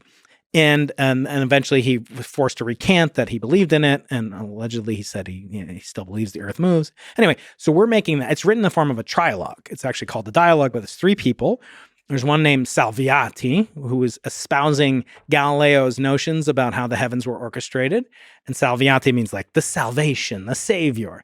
Then there's a middleman, Sagredo. So Carlo Rovelli is playing Salviati, brilliant one. I am playing Sagredo, who's like an intelligent interlocutor. I'm kind of just, I can appreciate Aristotle, I can appreciate Copernicus. Then there's this guy, Simplicio, the simpleton, and he espouses the words of the Pope. So you can imagine, like, you're working in the Putin's government, or you're working in whatever, and all of a sudden you're kind of putting the words of like the fool, literally calling the fool, but you're using the words of the all supreme powerful being on Earth at that time, was the Vatican Church, especially for an Italian like Galileo. So he wasn't as brilliant, politically as he was astrophysically and otherwise. Who's doing Simplicio? So Pliccio is a friend of mine in University of Manchester named Lucio Piccirillo. He's an Irish guy, but he has an Italian. No, he's a full-blooded Italian. But they all speak English and Italian. I only speak. And the forewords are written by. So one foreword in this book has 3 forewords, which is like a 12-word. Okay. The forewords are written that by. Joke for me. Yeah, that was a good one.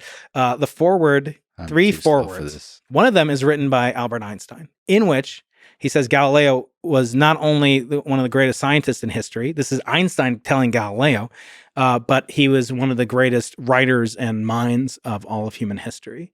That foreword is read by Frank Wilczek, who you've had.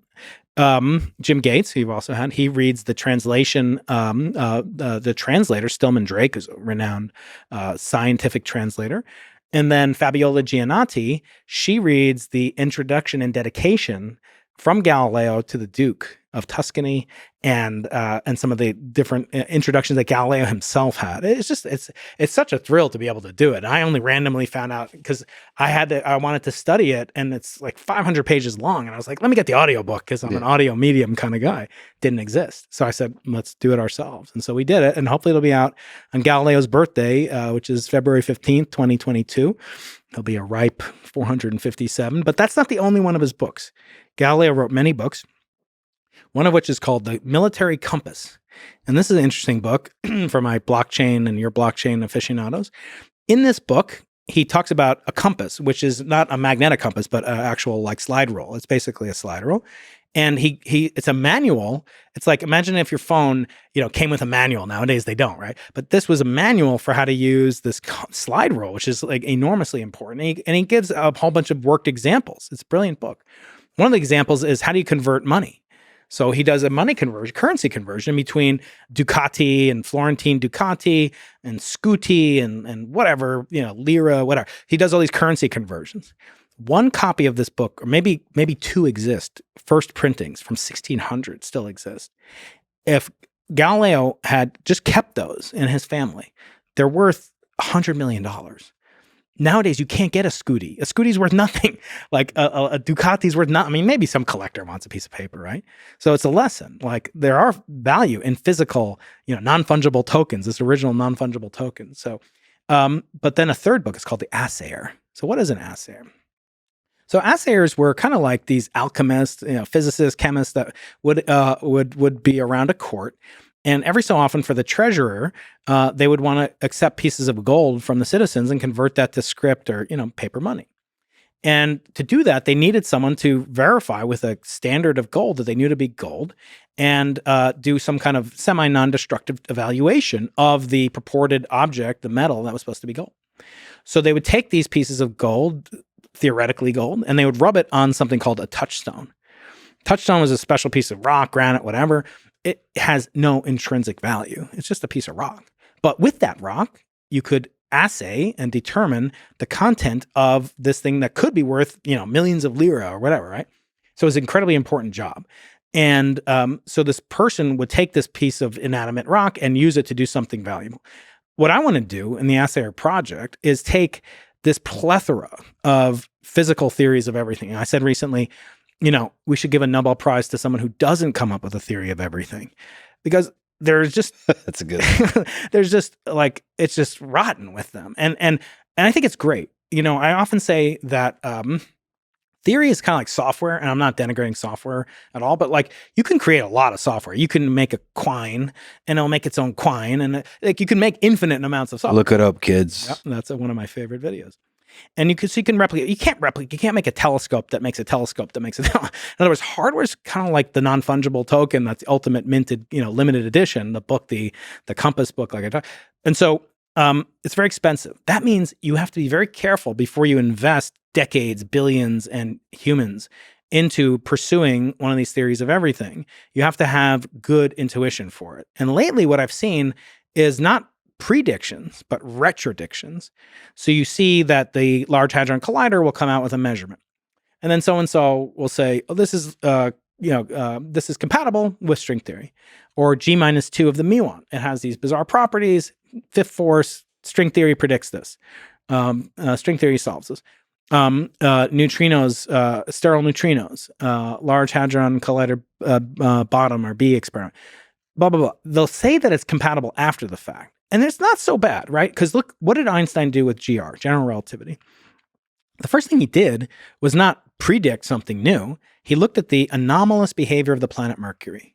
And he saw it was behaving strangely. And people had said, oh, that's because there's another planet hiding behind the sun that we can't see that perturbs the orbit of the planet Mercury. And it's called Vulcan. That was one approach. That's kind of like the dark matter approach, where it's like there's a clump of matter that we can't see that's influencing the planet that we can't see, and we use that to divine and intuit the existence of the other planet. That's actually how Neptune was discovered. Neptune was discovered because of the anomalous behavior of the planet Uranus. So Neptune was dark, we couldn't see it. It was tugging on Uranus in a certain way, and that led to Leverrier discovering the planet, predicting where this planet should be found. So it had a good heritage in physics, right? To predict this planet that you couldn't see, that worked. But Einstein said, no, it's caused by the warping and bending of space-time due to the presence of matter, would later become known as the Einstein equations. So he explained why Mercury did that. He didn't, and it was known since the time of Newton that Mercury was behaving in this really freaky way. So he didn't predict it. He retrodicted it. That's fine. But at some point, you should come up with something new that's uniquely predictive of your theory. As I just said, the theory of dark matter in the context of Neptune is actually a valid theory. It just happens not to make sense in the context of Vulcan. And so if he had kept doing that, maybe perhaps he wouldn't have come up with these other predictions that he would later reject. Like, he rejected the existence of gravitational waves. You and Barry talked about that. He didn't actually believe it. It was the one peer-reviewed paper that he had. He used to send, back in those days, he sent a letter to Nature, Physical Review, publish this, I'll let me know how much it costs. And he got it rejected because he said you can't detect gravitational waves. And actually, or they're not real. And the guy showed that they're real because he corrected a math error in Einstein and Rosen's paper. So it's fascinating. What should the assayer do? He or she should look at these theories, look what things they explain that already exist, and look at what new predictions they can claim to explain if we can build experiments to test them. So you have to kind of challenge yourself to think about what kind of predictions can they make such that we can construct experiments. So that's like ultimately back going to this, to the signal, to the experimenter as theorist, essentially. That's right. So like very experiment-centric exploration of the fundamental theory of everything. That's right. And the best scientists, the best physicists, were both experimentalists and theorists. Or at least that if they were experimentalists, they understood the theory well enough to make predictions or to explore the predictions and the consequences of those predictions. Or if they were theorists, they were like Galileo. Like Einstein has patents for things that he invented. And then, some of his work led to the laser and the maser. So he had practical, it wasn't just pure airy-fairy, quantum reality and expanding universe. So in this case, what I want to do is look at, there's 10 different theories of everything or cosmological models. They make predictions. They have advantages and disadvantages. And I'm just asking the question, why aren't we applying Bayesian reasoning with confidence intervals? Why don't we have updates every time an experiment comes out? We can update our credulity in that experiment, or that theory rather, based on the results of the experiment. And we shouldn't do it after the fact, or as Michio Kaku has said, well, you have to tell me what the initial conditions are. And that's not my job. You're supposed to tell me if string theory is correct. What should it predict if it's true? There's one big problem, which I should say, that to be a good assayer, I think you have to be worldly in the sense of worldly and curious, like we were talking about before with you and Joe. And you can't only talk your own book. You can't only understand your own pet theory of everything. You can't only say, well, I only understand string theory and I don't have time for these other theories, or as if it's beneath me to even go into Garrett Lisi or Eric Weinstein or Stephen Wolfram or aspects of, M theory, et cetera, et cetera. And there are some that say, like, why do we give, string theory so much so much of an advanced past when there are actually predictions it's made that are completely anathema to what we observe in physics.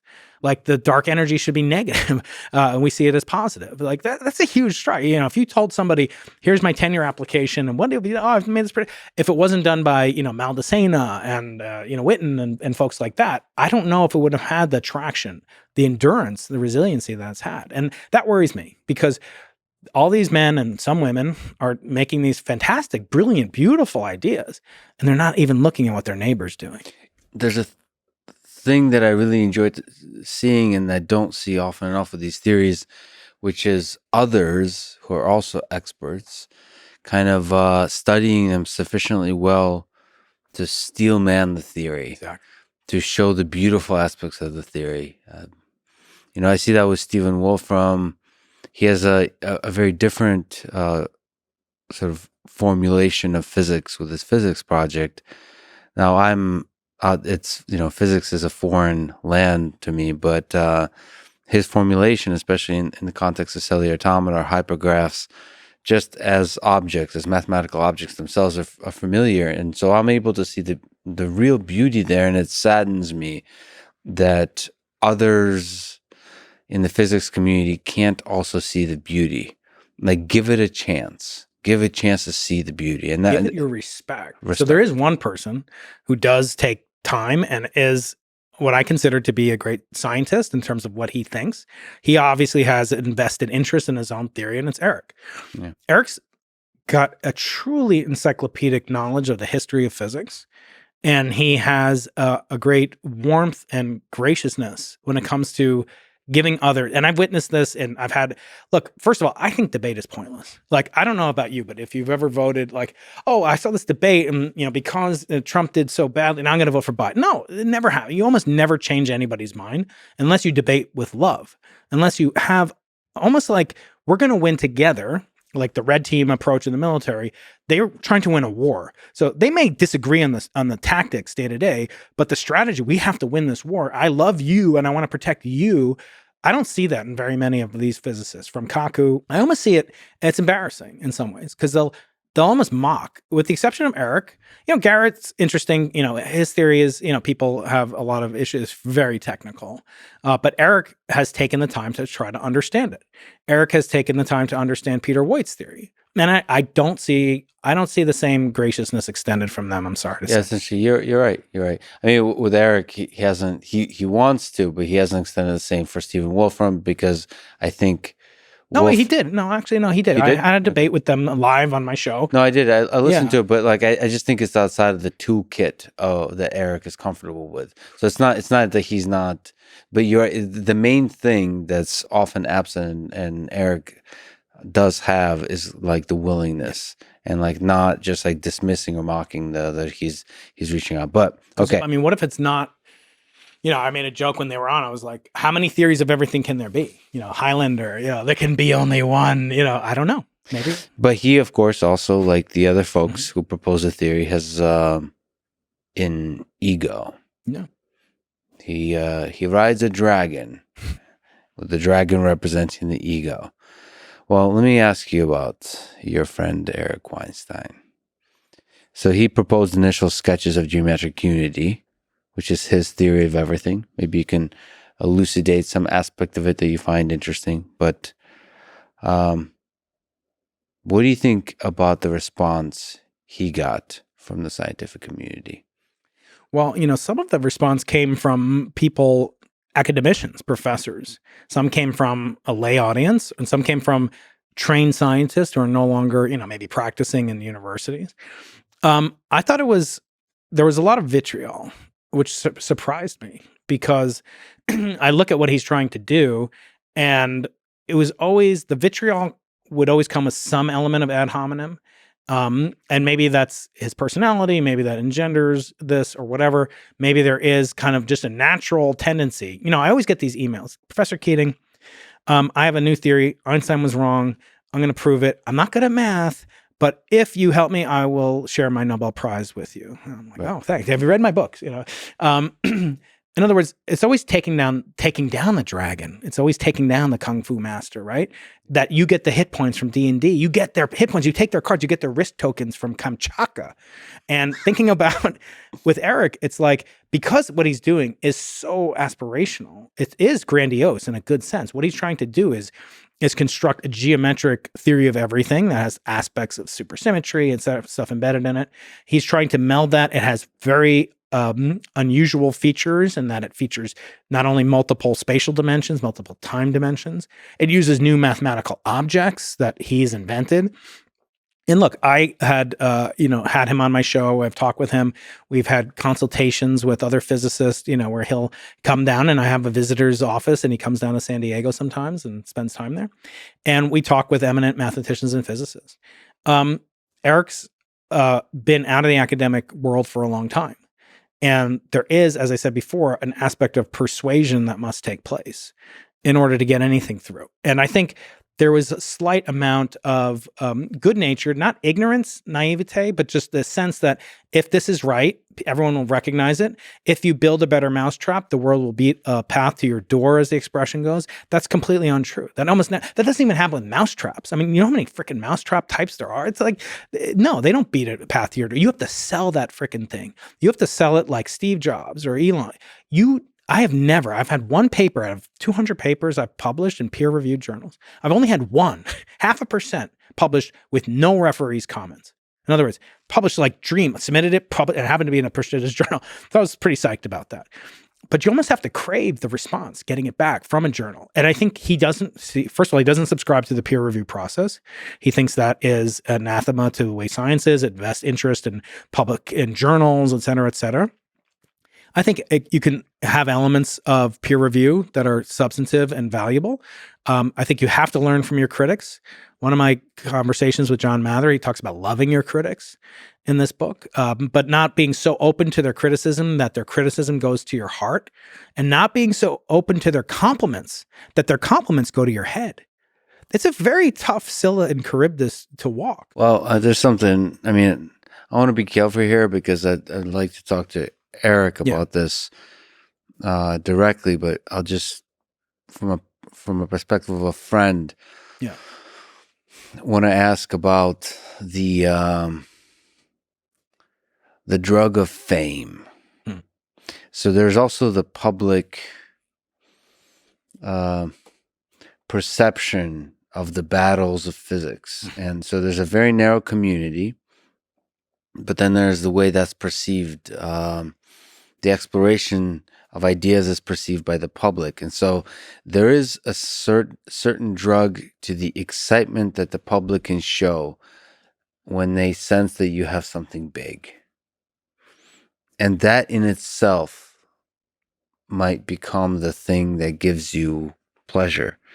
And I think that with theories of everything, or with any kind of super, super ambitious projects, and this is taking us back to when you were ambitious about trying to understand the origins of the universe, if you convince yourself that you have an intuition about the origins of the universe, and you have a platform like you do now, where you start to communicate your intuition.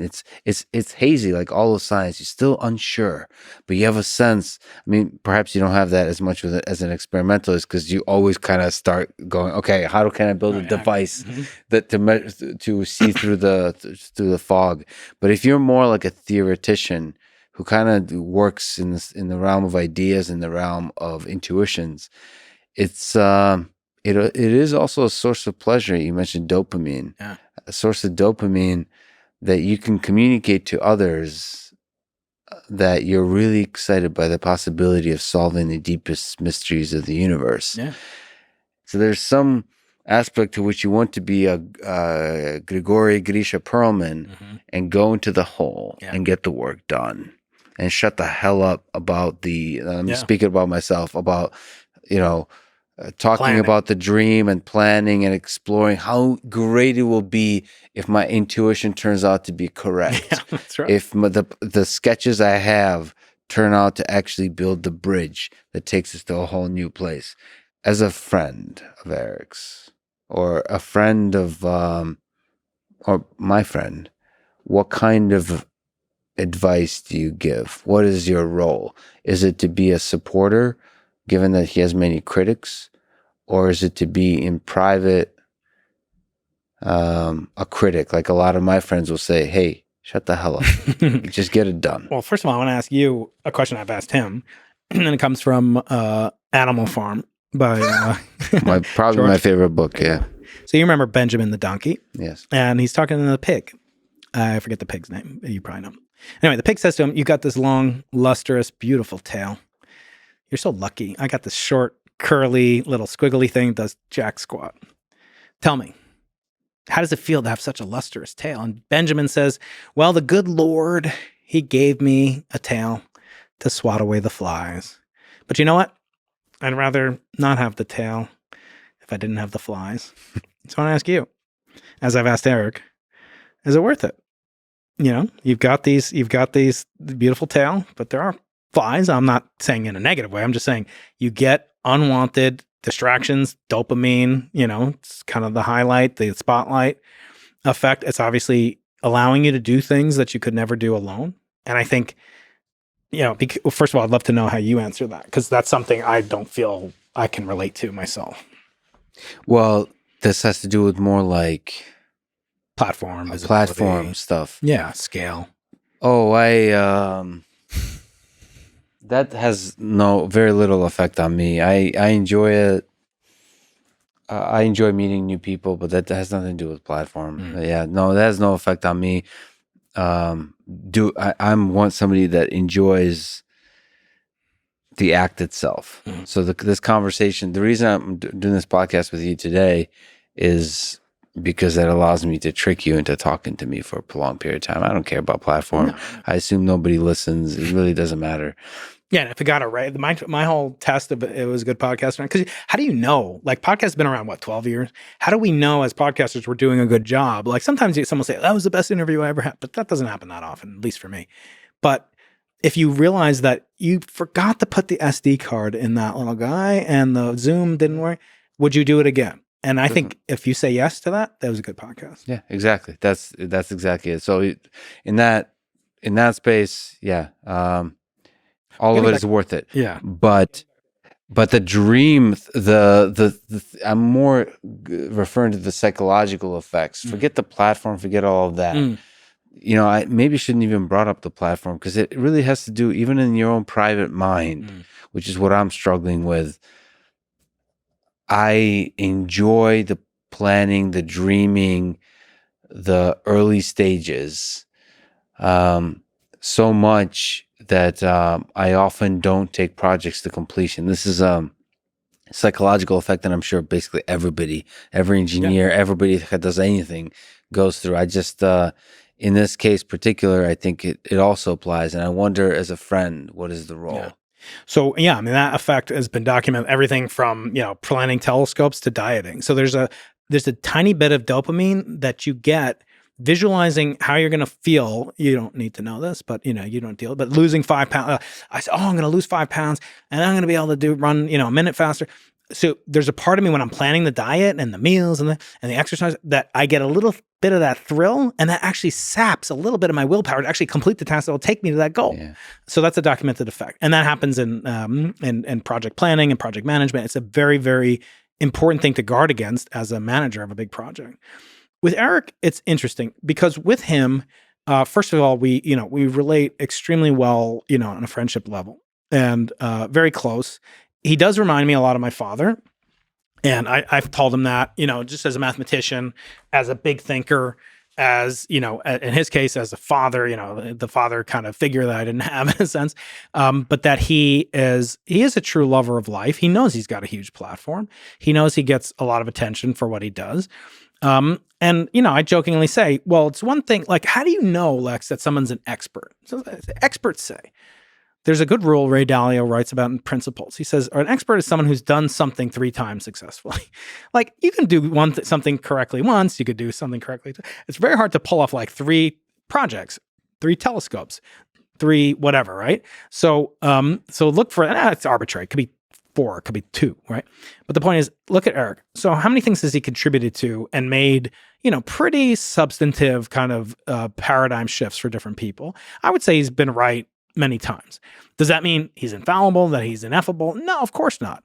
For me, so what I'm saying is I get a little bit of the joy of kind of learning something purely as a scientist, something completely outside of what I do, mathematics, gauge theory, the kind of very advanced geometry topology that he's interested in.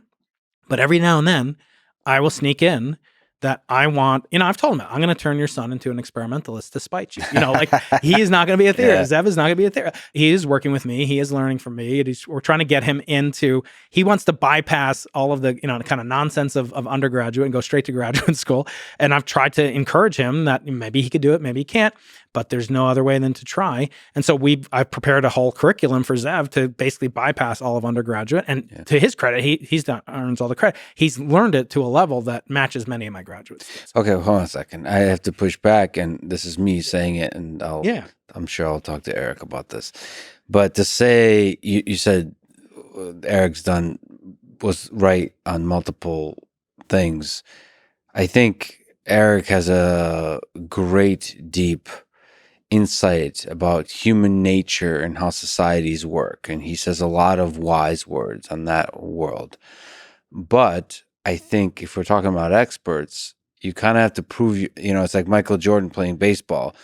Like he's proved it many times that he can play basketball, but he's also got to prove that he can play baseball. Right. And I would say the whole point of radical ideas is it's very hard to be sitting on a track record of, when you're swinging for the fences always, there's not a track record to sit on. And like Max Tegmark is an example of somebody who has a huge track record of more like acceptable stuff, but he also keeps swinging for the fences in every other world. Right. So he has that track record. Yeah. With Eric, if you look at just the number of publications, all this stuff, he chose not to travel the academic route. So there's no proof of expertise except sort of an obvious linguistic demonstration of brilliance, but that's not how physics works. So right? there's a polite way to damn somebody as a scientist and say he or she they really know the history of physics very well. like physicists always love it. Like Sean Carroll always jokes about like physicists should never talk about history of physics. But it's more than that. So Eric has certainly contributed in finance specifically, and gauge theory and economics, and in inflation dynamics, and the non-cosmological. Hold on a second. That's yet to be proven. He has a lot of powerful gauge theory is calculus. Is calculus proven? I mean, he has a gauge model for currency exchanges between different nations that is explanatory. It's not. Is it something? In other words, it's a model and it's used for pedagogical purposes. And it might be okay. It's unique to him. To him and Pia. Yes. Right. It might be a powerful model. It might be one that's actually deserves huge amount of applause and celebration, but does not yet receive that. And that's one of the things that Eric talks about. It has not received the attention it deserves. Yeah.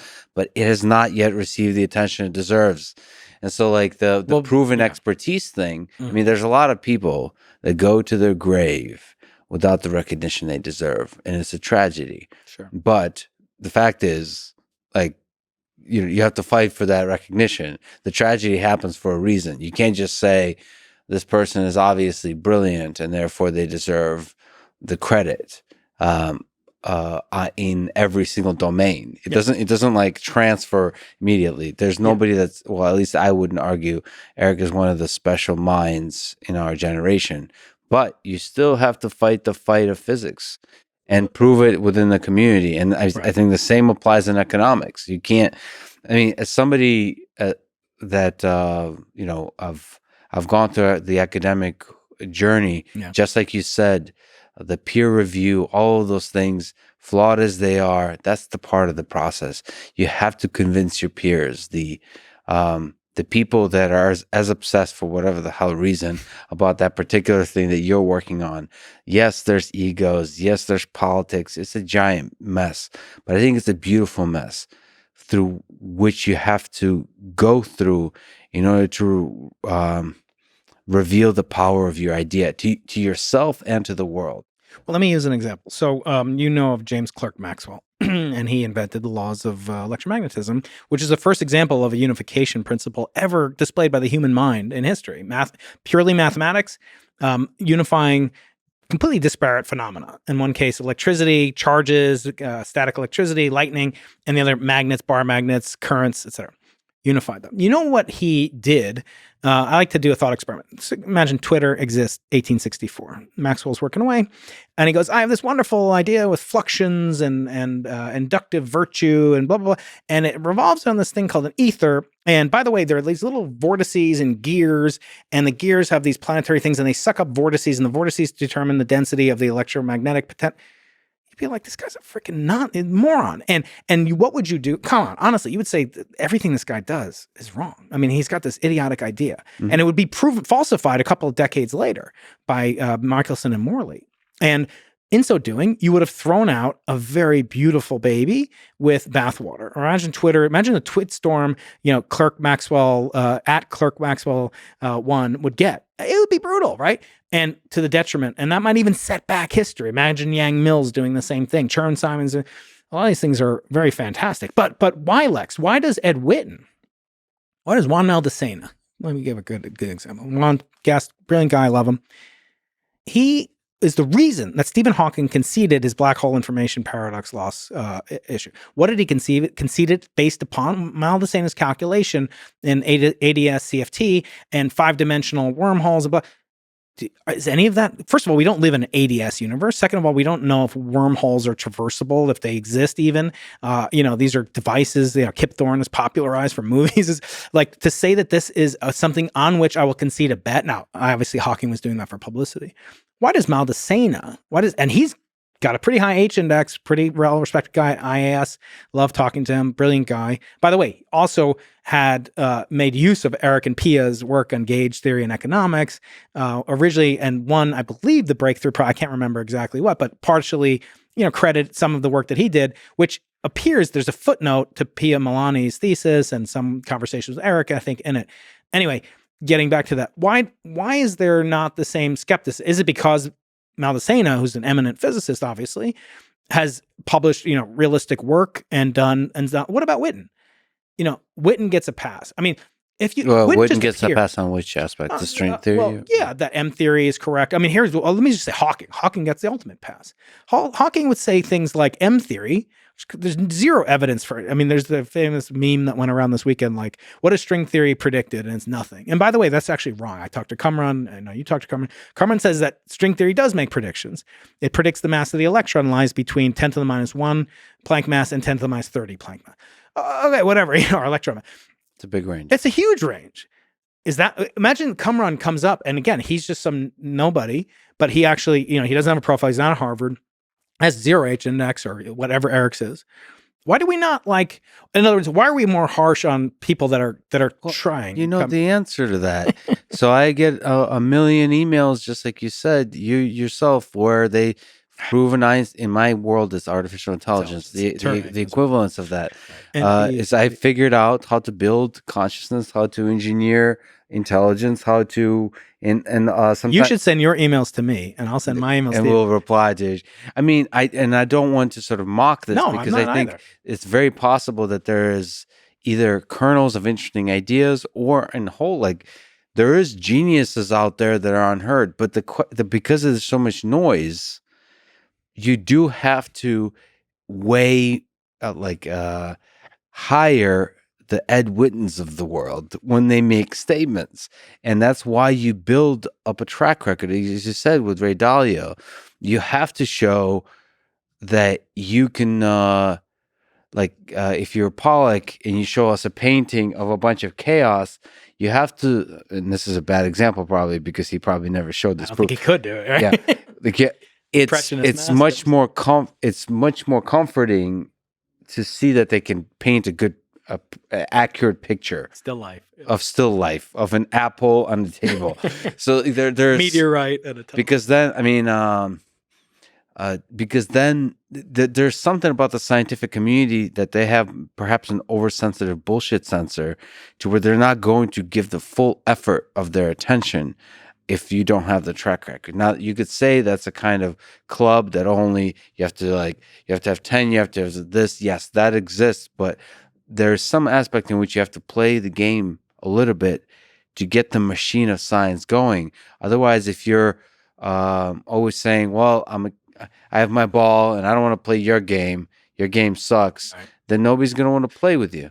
That's true. And there, look, inherent in all of this is an underlying grandiosity. Look, how could you talk about doing what Kaku said on here and elsewhere?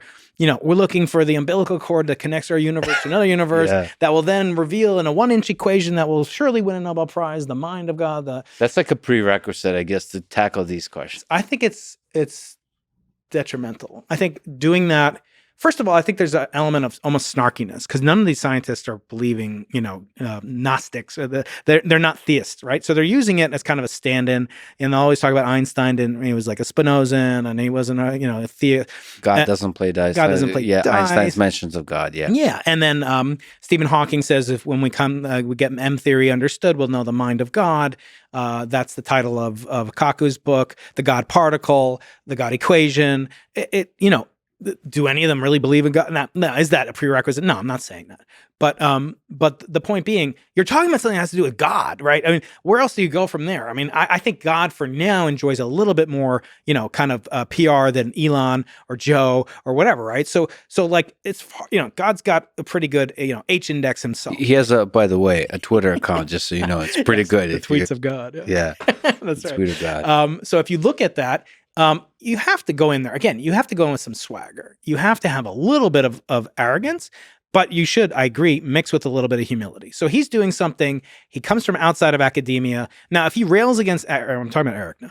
If he's just railing, the system, and I'm not going to publish because F that, and that's only created by greedy journals, I don't think he's doing himself any favors. On the other hand, if he's shopping it, if he's talking it, if he's willing to expose it to criticism and to even embrace people who may not have the purest intentions, perhaps, but in the sense of like they're not arguing solely to get to the truth with a capital T. What they're trying to do is take down Eric. Hopefully those people aren't out there. But on the other hand, looking at what Eric does for other people, looking at the fact that he has courtesy. He will look at Wolfram. He will look at Lisi, who's one of his closest friends. I mean, he calls him not his nemesis. The nemesis, right. Yeah. And I think that's interesting that they're loving friends. I really enjoyed that portal conversation between Gary Lisi. Eric is torn about that conversation because, I guess, because of the nemesis of the beautiful dance of minds playing with these ideas and theories of everything. And some of these things, look, so fundamentally, now I may disagree with him, Eric, on a different aspect, which is the only one I'm capable of. But let me say one thing, which is experimental. But let me say one thing. I understand probably a third of what Eric's talking about with GU. I understand, GR. I understand mathematics. I understand some group theory, fiber bond. I can get a little of it, the age theory. But I also understand what I don't understand. And I understand that there are people like Witten, Maldacena, Nima, other people that can understand it. And they're not trying to understand it. Sabina, she can understand it. She makes all these, I don't understand it. I don't want to understand it. I don't have time.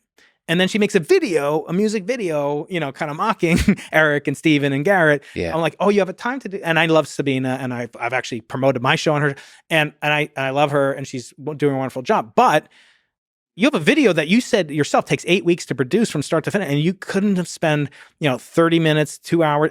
Brian Keating, have done it as an experimental cosmologist, and I have enough to say, like, this is interesting. It's part of the Assayer project. And it actually, I shouldn't say that there are no people. They're very serious. Louis Alvarez Gomez at SUNY Stony Brook, Simon Center for Geometrical Physics. So he and I are running this seminar. Hopefully this summer, we're going to reenact the famous Shelter Island conferences in the 1900s, where Feynman got together and they calculated the Lamb shift and all. But what did that feature? The harmony, the resonant minds behind the best experimentalists in cosmology, particle physics. Condensed matter physics is now teaching us tremendous things about lower dimensional systems that can be applied. Theorists and experimentalists, observers, cosmologists, astronomers, we all will get together, and we're just going to do it out of a spirit of love. But if it's just like, this guy's like a loudmouth, I don't have time for that. I really don't. I don't think it's interesting way to spend my time. There's a aspect that I hope to see, and it goes back to our sort of discussion about Joe Rogan. I do hope to see sort of love and humility in the presentation. Like, let go of this kind of fear of your ideas being stolen and the ego that's inherent to the scientific pursuit. And Right. now that everybody is established and known entities, let go of that a little bit so we can explore and celebrate ideas. I would love to see more of that, just because you're saying, especially with these big ideas of theories of everything. And I've talked, I mean, this isn't talking tales out of school, but I mean, he has made claims that I fundamentally disagree with, in terms of like, he's had this Twitter baiting, loving trolling of Elon. Why are you spending all this money to get to Mars? We should be spending money on interdimensional travel and we can unlock it if we. And I said to him, like, and he makes the point, that, the atomic theory, that unleashed the nuclear age and that, could lead to planetary destruction. But I make the point pushing back with love on him. And I say, look, nobody looked into the equations, like Fermi didn't look into all these equations of the unification, which still doesn't exist, by the way. We spend all this time, Lex, and I don't know why it is. It's a phenomenon purely in theoretical physics. People are looking for the toe and they're overlooking the gut. In other words, they're spending all this time on the theory of everything, the God equation. And there's this gut that unifies the three stronger forces. We don't have a single theory for that. And people like Glashow, they've tried and failed at it. Yeah, for people who don't know, there's 4 forces, gut, grant, unification theories that unifies the 3 forces. Still haven't done trying to get a shortcut to the theory of everything, which unifies the 4. And then there's this whole thing that maybe quantum gravity is not even a thing. Right. So, so we're trying to solve. We're trying to solve the puzzle of everything at the physics level. And then already before solving it, already saying, once we solve it, here's going to be all the beautiful. Or just like level jumping it. Yeah. Going to level 256. 10xing thing.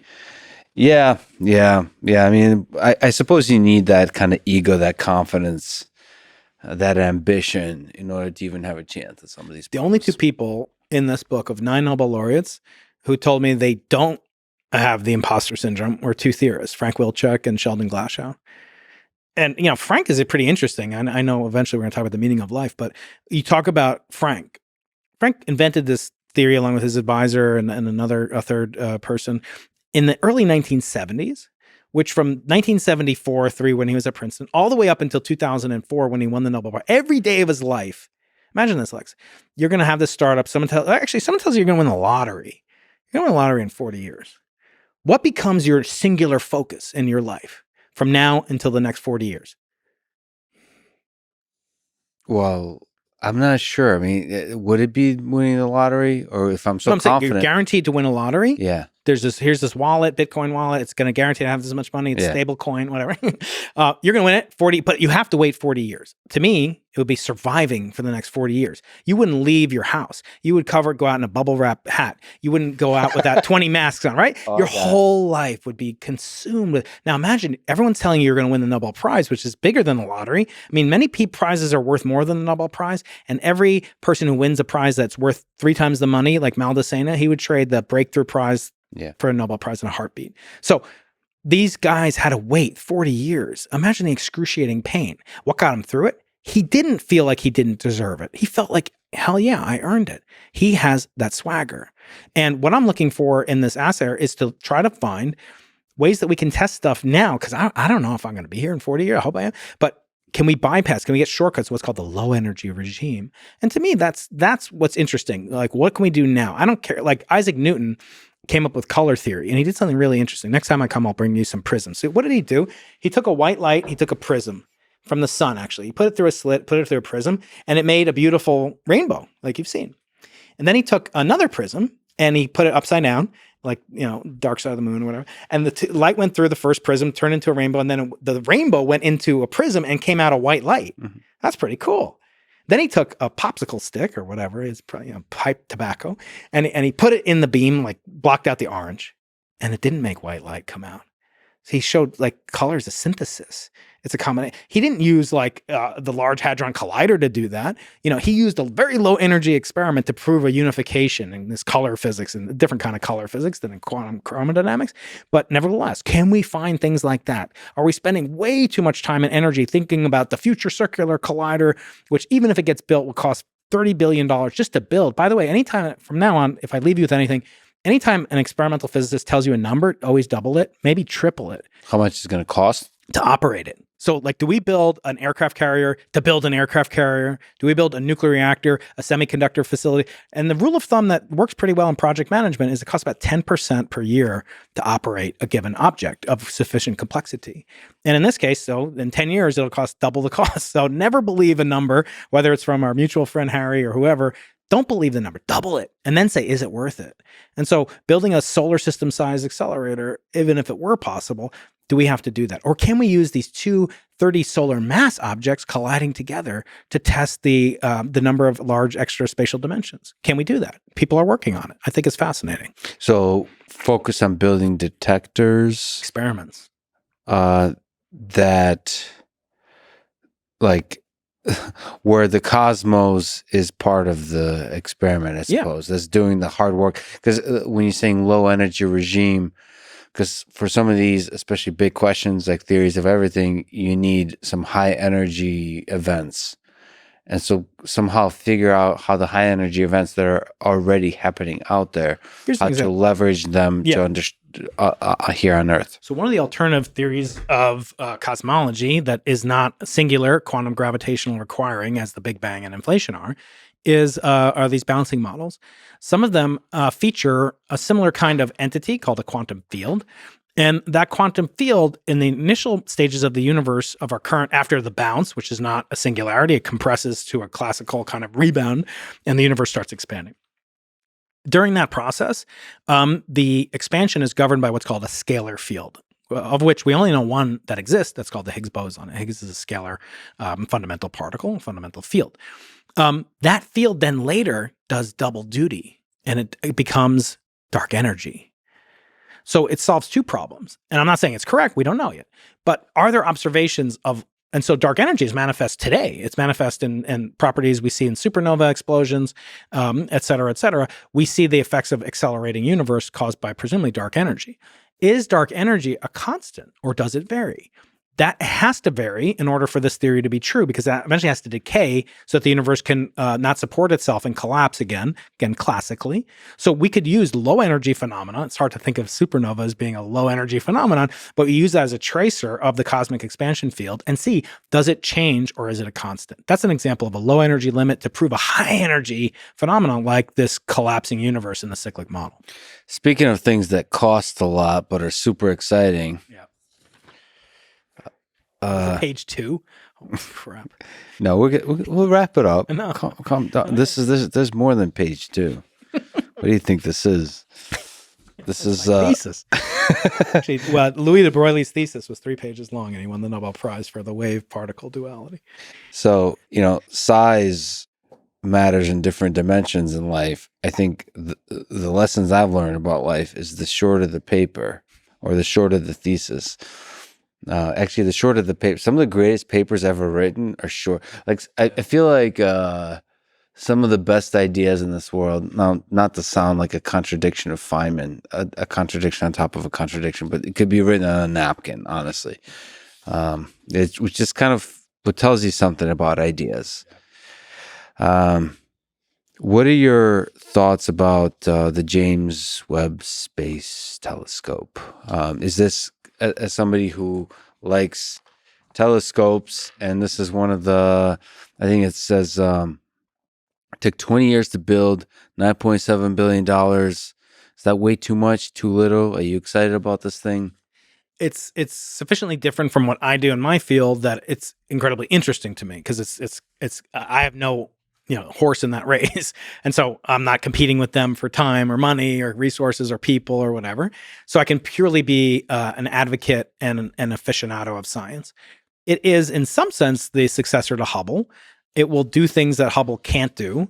It will also may or may not have the impact on a visceral kind of artistic level that Hubble had. What are some of the most iconic things that Hubble did?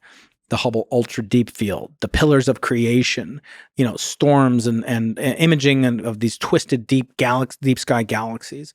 Those resonated with the public. Just visually, they were beautiful. Visually, yeah. When you look at these images, the Hubble Ultra Deep Field, you'll maybe put that in. You'll show every speck of light except for 4,000 blobs of light. There's one star in our galaxy. The rest are galaxies. Now, that image is less than 1/10 of your fingernail held out at arm's length. It contains 4,000 galaxies. So now you can figure out how many galaxies there are in the whole sky just by seeing how long does it take you to move your fingernail over the whole sky. So we have another couple of hours. No, so it comes out to be, that's how we get 500 billion or more galaxies. Now, it's not exact to the galaxy, but it's a good order of magnitude estimate, maybe even better. Hubble produced that, and it was basically serendipitous. They pointed to some dark, blank piece of sky, what they thought was blank, and they saw it. Same thing that happened with the CMB. They were looking for something they didn't find. Same thing they found when they were looking for the deceleration of the universe and found it was accelerating. So what I sometimes hear is that we don't know what we're going to discover. I never think that's a good idea to spend billions of dollars on something. Like, you should have some guaranteed low-hanging fruit, and then there should be swinging for the fences.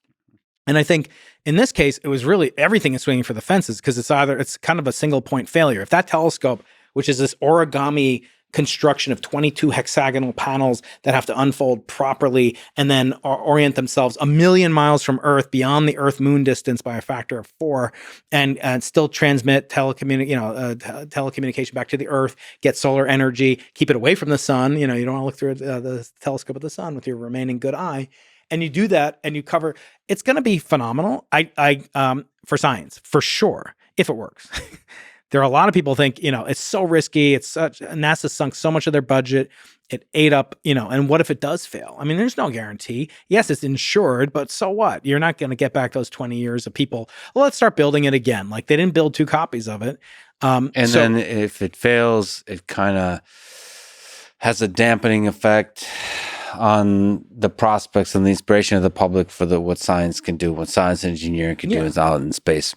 It will make a huge impact scientifically. Let's hope for the best. Let's assume it does succeed. It's launched in a couple of weeks.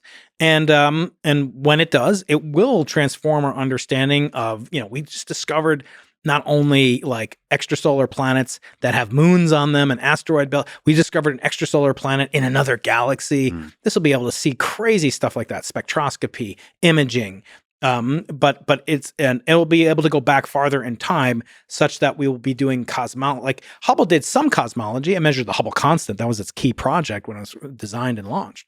But because it is an optical telescope, it's sensitive to more, close-in redshift, so shorter distances. Now, James Webb is much, much higher redshift. It can probe the darker, deeper, distant universe. Okay, let's talk about not the distant universe, but our neighboring planets. First, I got to ask you about the moon. So there's a piece of the moon on this table that you've given me. Yes. That we didn't have to pick up, that arrived here. That's right. So how did a piece of the moon arrive here on Earth? So this chunk of the moon, if it were delivered by the Apollo and NASA missions, you and I would be guilty of a felony right now, because it's illegal to own pieces of the moon collected by the Apollo astronauts. So don't even joke about that when you go over to Houston. This piece of moon rock was delivered via the old-fashioned way, by gravity. So this was a chunk of the moon, which is blasted off because the moon gets bombarded by asteroids and meteoroids. Some of them eject material from the surface of the moon into space. And it will then orbit the common moon-Earth system, and it will then eventually enter our atmosphere. And if the piece is large enough and the trajectory is proper, it can land intact. And this one landed with a few 100 grams worth, and they sliced it up. And then it was delivered via U.S. Postal Service to my house. So you can buy these pieces. And actually, you can buy a piece of Mars. You can buy a piece of Mars delivered by the same route.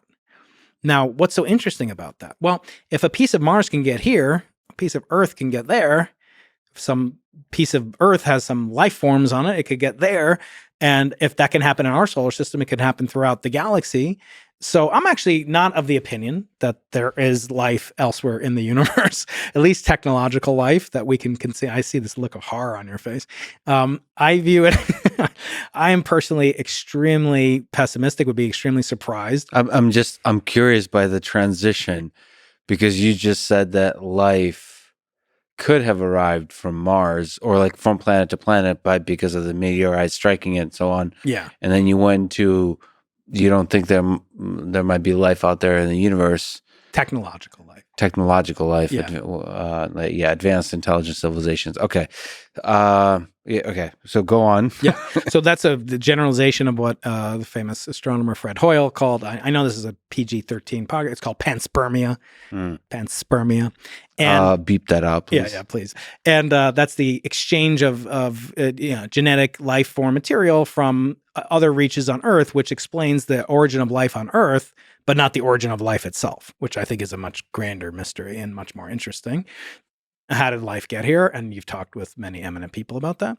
I'm not going to add that much, but just thinking about the reverse process. Let's say life started on the Earth somehow, and then made its way out into the universe. Is there enough time for the whatever material went from Earth via panspermic direction, spraying the love gun out into the universe? Did that then have enough time to incubate and go onto a planet that could support it? Certainly not within our solar system, which traveling at the meteorite speeds would require, hundreds of millions of years. Then looking at the evolutionary history from bacteria to Bach, from, rocks to Rachmaninoff. I don't know. I can do this all day. Oh, wow. That's pretty good. How do you get from those very simple inanimate objects to life? I just simply think there's not enough time for Earth to seed life, technological life throughout the galaxy. I don't think there's any evidence for that. But so you really think that the origin of life on Earth is a really special event? Yeah. If it did originate on Earth, my question for those that search for life outside the Earth is, what if you had a letter from God and the letter said, life didn't originate on Earth? Like, would you choose a different profession? Like, it would seem hopeless. Like, in other words, we only have a sample of one. In fact, we only know of one conscious life form, let alone one planet that has life on it, right? What if you knew for sure it didn't start here? That means that, like, there's almost nothing about Earth that is originated. It didn't originate the life process. So to study purely the origin of life, not life itself, I think that's still fascinating. But how could we learn about, the origin of remember, you have to go from inanimate object to a living object, whatever that definition of life is. And I'm not an expert in many definitions, Max, Sarah, many different definitions.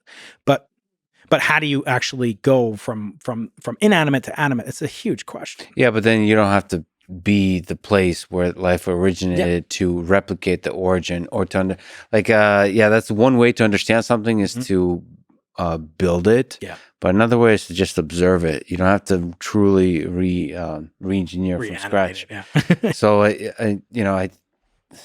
but then yes, if it didn't originate on Earth, then your intuitions about the basic prerequisites of life are off. What's the governing principle? Right. Like, what is, and then you can have just almost an arbitrary number of possible, like, if life didn't start on Earth,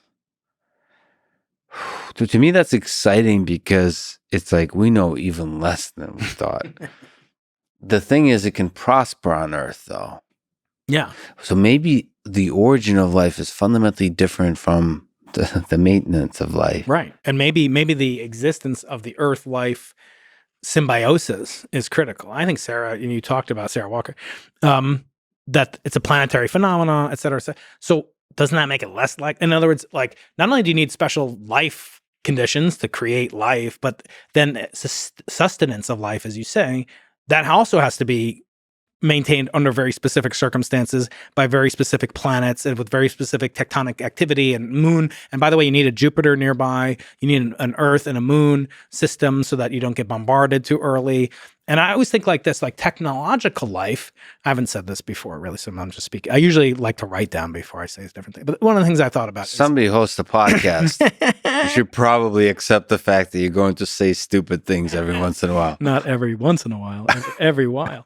I claim that, to get to sending, people to the moon, our planet needed whales and dinosaurs, right? Like you don't make a solar panel from another solar panel. Like you made a solar panel from a factory that melted down glass, silica, aluminum, extruded that using fossil fuels. Where do those fossil fuels come from? Like, so any civilization that's going to be a Dyson, Kardashev, did they have dinosaurs? Like, did they have like prebiotic life? Did they have a great oxygenation event? Did they have a dimorphism between prokaryotic, eukaryotic? All those hurdles, let's say you give each one, let's say there's 8 hurdles. And each one of those has a probability of 1 in 1,000 to go from, eukaryotic, prokaryotic, whatever. Let's say that's a 1 in 1,000 chance. I think it's like 1 in 10 to the 40th or whatever, if you really do it. But let's say it's for generous nature, 1 in 10 to the 3. Let's say there's 8 of those hurdles. That means you have 10 to the 24th power, different possibility, and that's just with 8. Like the moon has to be there, Jupiter has to be there, dinosaurs had to be there, all the different things that we have to get to technological life. There's only 10 to the 22nd, we think, planets in the observable universe, not the galaxy. So that's 100 times fewer than the probability to get, 100% clearing these 8 very low hurdles of 1 in 1,000. That's fascinating, because now I really need to listen to your conversation with Lee Cronin, who I believe you had, because he believes the opposite. Yes, I know. Yeah, I want to have a debate with him. He believes that the way biology evolved on Earth could have evolved almost an infinite number of other ways. So, like, if you ran Earth over and over and over, you would keep getting life, and it would be very different. So, it's the fact that our particular life seems unique is just like, well, because every freaking life is going to seem unique, but it'll be very different. It's not like we shouldn't be asking the question of what's the likelihood of getting a human-like thing, because that seems to be super special. It's more like, how easy is it to make slime mold anything that has the skills of a human? And I don't mean like something with thumbs, but achieving basically a technological civilization. And according to Lee, at least, it's like it's trivial. I know I fought a little bit. I'd love to debate him. I think it'd be a lot of fun because we debate with love. When I talk with Lee, I love him and he loves me, I hope. But let me ask you a question. I asked this of him and Sarah on a Clubhouse once. So what do you think would happen the next day? Let's say we discovered life. It's Proxima Centauri B. It's it looks just like slime mold, like you got on your, brie cheese or whatever. We discover it. What would happen the next day? And they were like, "Oh, this would be transformative." And I'm not trying to be like, total Cassandra about this, but I said, I don't think anything would happen. And they're like, what are you talking about? It would be transformational. I'm like, I stipulate that life exists. Go down to like the river, I'm in San Diego. Go down to the Pacific Ocean, scoop up a glass, you're going to find life in there. And what are we doing? What are we doing to our Earth? We're destroying it callously. We're like pumping crap into there. Like we have this toxic waste spill a couple of months ago in San Diego. I couldn't go to the beach. Let me take it a step further. Do you know how many people, I'm sorry that you do know, but how many people died in the 20th century? Killed. These are advanced civilizations. This isn't slime mold. We kill, we maim, we harm, we hurt, we hate. I don't think anything would happen the next day. We go back to what we had. And I said, if that weren't proof enough, life has been discovered at least 2 or 3 times just in my professional career. Once in 1996, these Allen Land Hills meteorites in Antarctica, like microbial respiration processes. Still, we don't know. It was a press conference held by Bill Clinton on the White House lawn that's featured in the movie Contact, repurposed for that movie. And then there's this this phosphorus life, this toxic life in the pools of Mono Lake. Many extremophile. We don't give a crap. We continue to treat. So why are we thinking that like our salvation? From whence will our salvation come, as the Bible says? Like it's not going to change how we are. It's not going to magnify how I treat you or you treat me.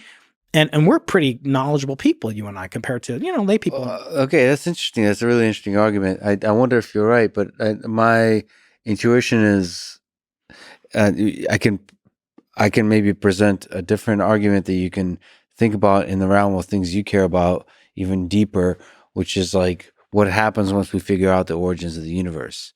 Like, how would that change your life? I would say there are certain discoveries that even in their very idea will change the fabric of society.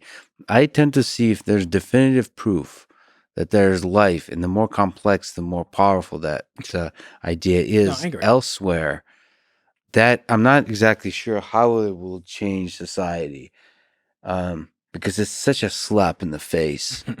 It's like such a humbling force, or maybe not, or maybe it's a motivator to say, yeah, I don't know which force would take over. Maybe it would be governments with military start to think like, well, how do we kill it?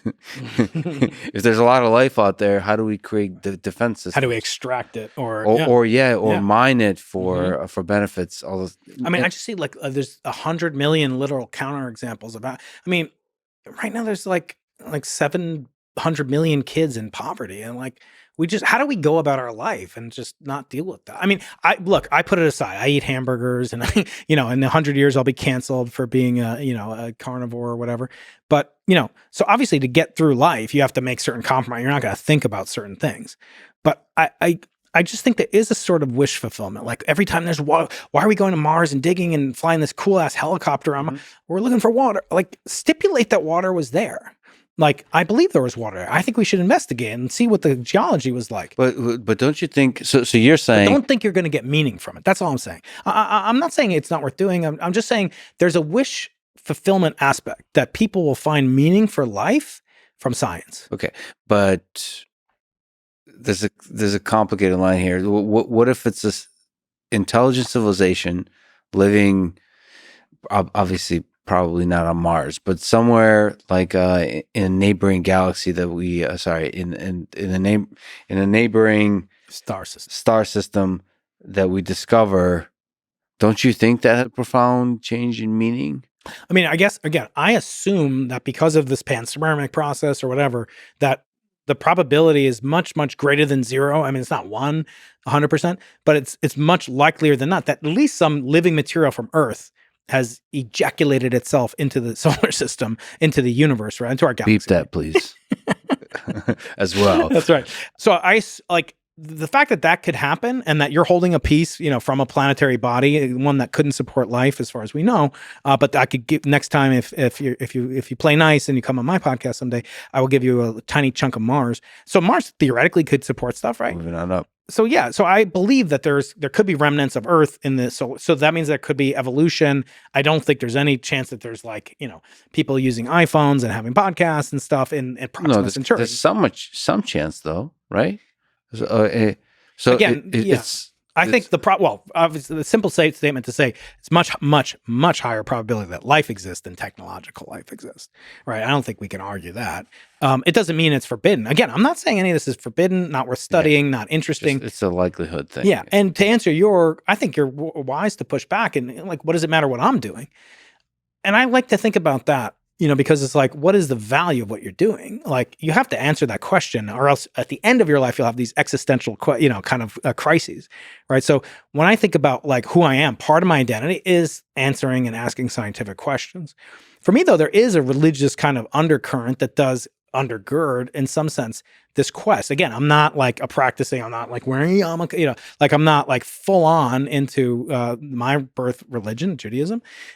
But at the same token, I think one of the things Einstein did say is that, religion without science is blind or is lame, and science without religion is lame, is blind and lame. Anyway, the point is that like you can't get meaning, from just knowing facts. Like Wikipedia knows more than all of us will ever know, right? It has no wisdom. Wisdom, it means sapien. The word wisdom in Latin is sapien. We are wise. And by the way, do you know what our real name is? Homo sapiens sapien. So it's man who knows that he knows. Do you know what he knows? Do you know what the knowing is? It's that he's going to die. We're the only creatures that know that we are going to die. We don't know when we're going to die. But I have a cat, a fierce attack cat. It's beautiful. She doesn't know when she's going to die. Doesn't mean I'm more valuable. So the survival instinct it's fundamentally different from like the knowledge of death. And that's where the Ernest Becker comes in with the terror of death. Correct. And that's a creative force that seems to be more feature than bug about the human condition, is that, it's a gift of knowing our own mortality. To me, that's why, I agree with you in some sense in terms of the aliens not being a thing that solves all mysteries. Mhm. That's why, my love has always been the human mind. So understanding who we are, what Yeah. the hell are we? And I think your love has been an echo of that, which is, where did we come from? Yeah. Or basically, as cheesy as it sounds, Michio Kaku has a way with words. If you can just like enjoy the He speaks in complete. He's like Sam Harris of cosmology. Yeah, I mean, he speaks in complete paragraphs. But like also unapologetically, he says, we will know God, or we will know the mind of God, or whatever the quotes, those kinds of things. That's exciting. That physics might be able to find equations that unlock our origins at the very core, and like the fabric of it all too, not just our origins. What's at the beginning. Something tells me we're too dumb to truly understand what's at the beginning. But I think we should be humble in that way. I mean, again, another thing is, you ever hear the saying, like, we share 99% of our DNA with chimps or bonobos or whatever? I share like probably more than that. Sometimes I wish we shared like 100%. Like, that would be so much more interesting. Like, there's 50% of a fruit fly or banana. Like, no. There's something, but that should make us feel more precious. And I almost feel like discovering life on another planet, whatever solar system, would cause a diminution of humanity. Like, the one thing I do hold fast to from religion, I don't know where I am with God. Like, do I believe in God? I think that's an unanswerable question. But I have some thoughts about it.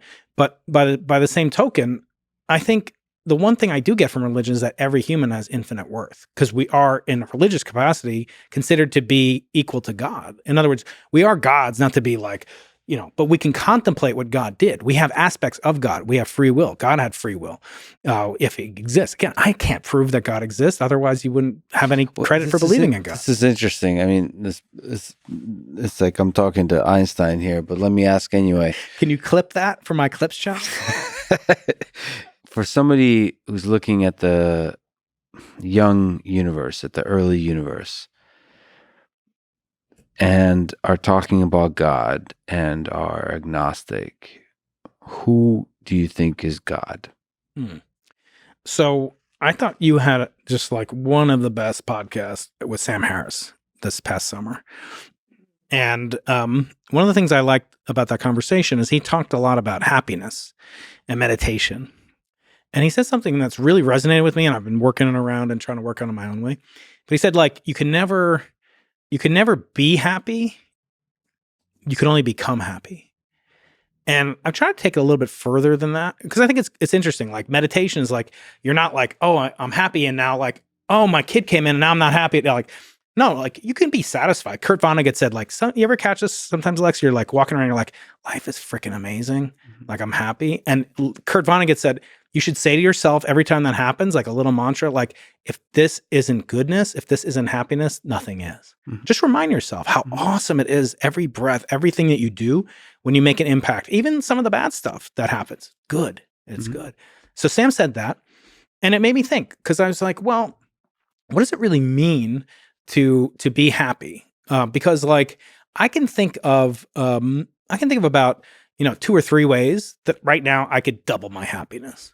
Like win the lottery or whatever. Like, I could double my happiness. There's only a few ways though, right? Like, I had this kind of thought, like, how many boats can you water ski behind?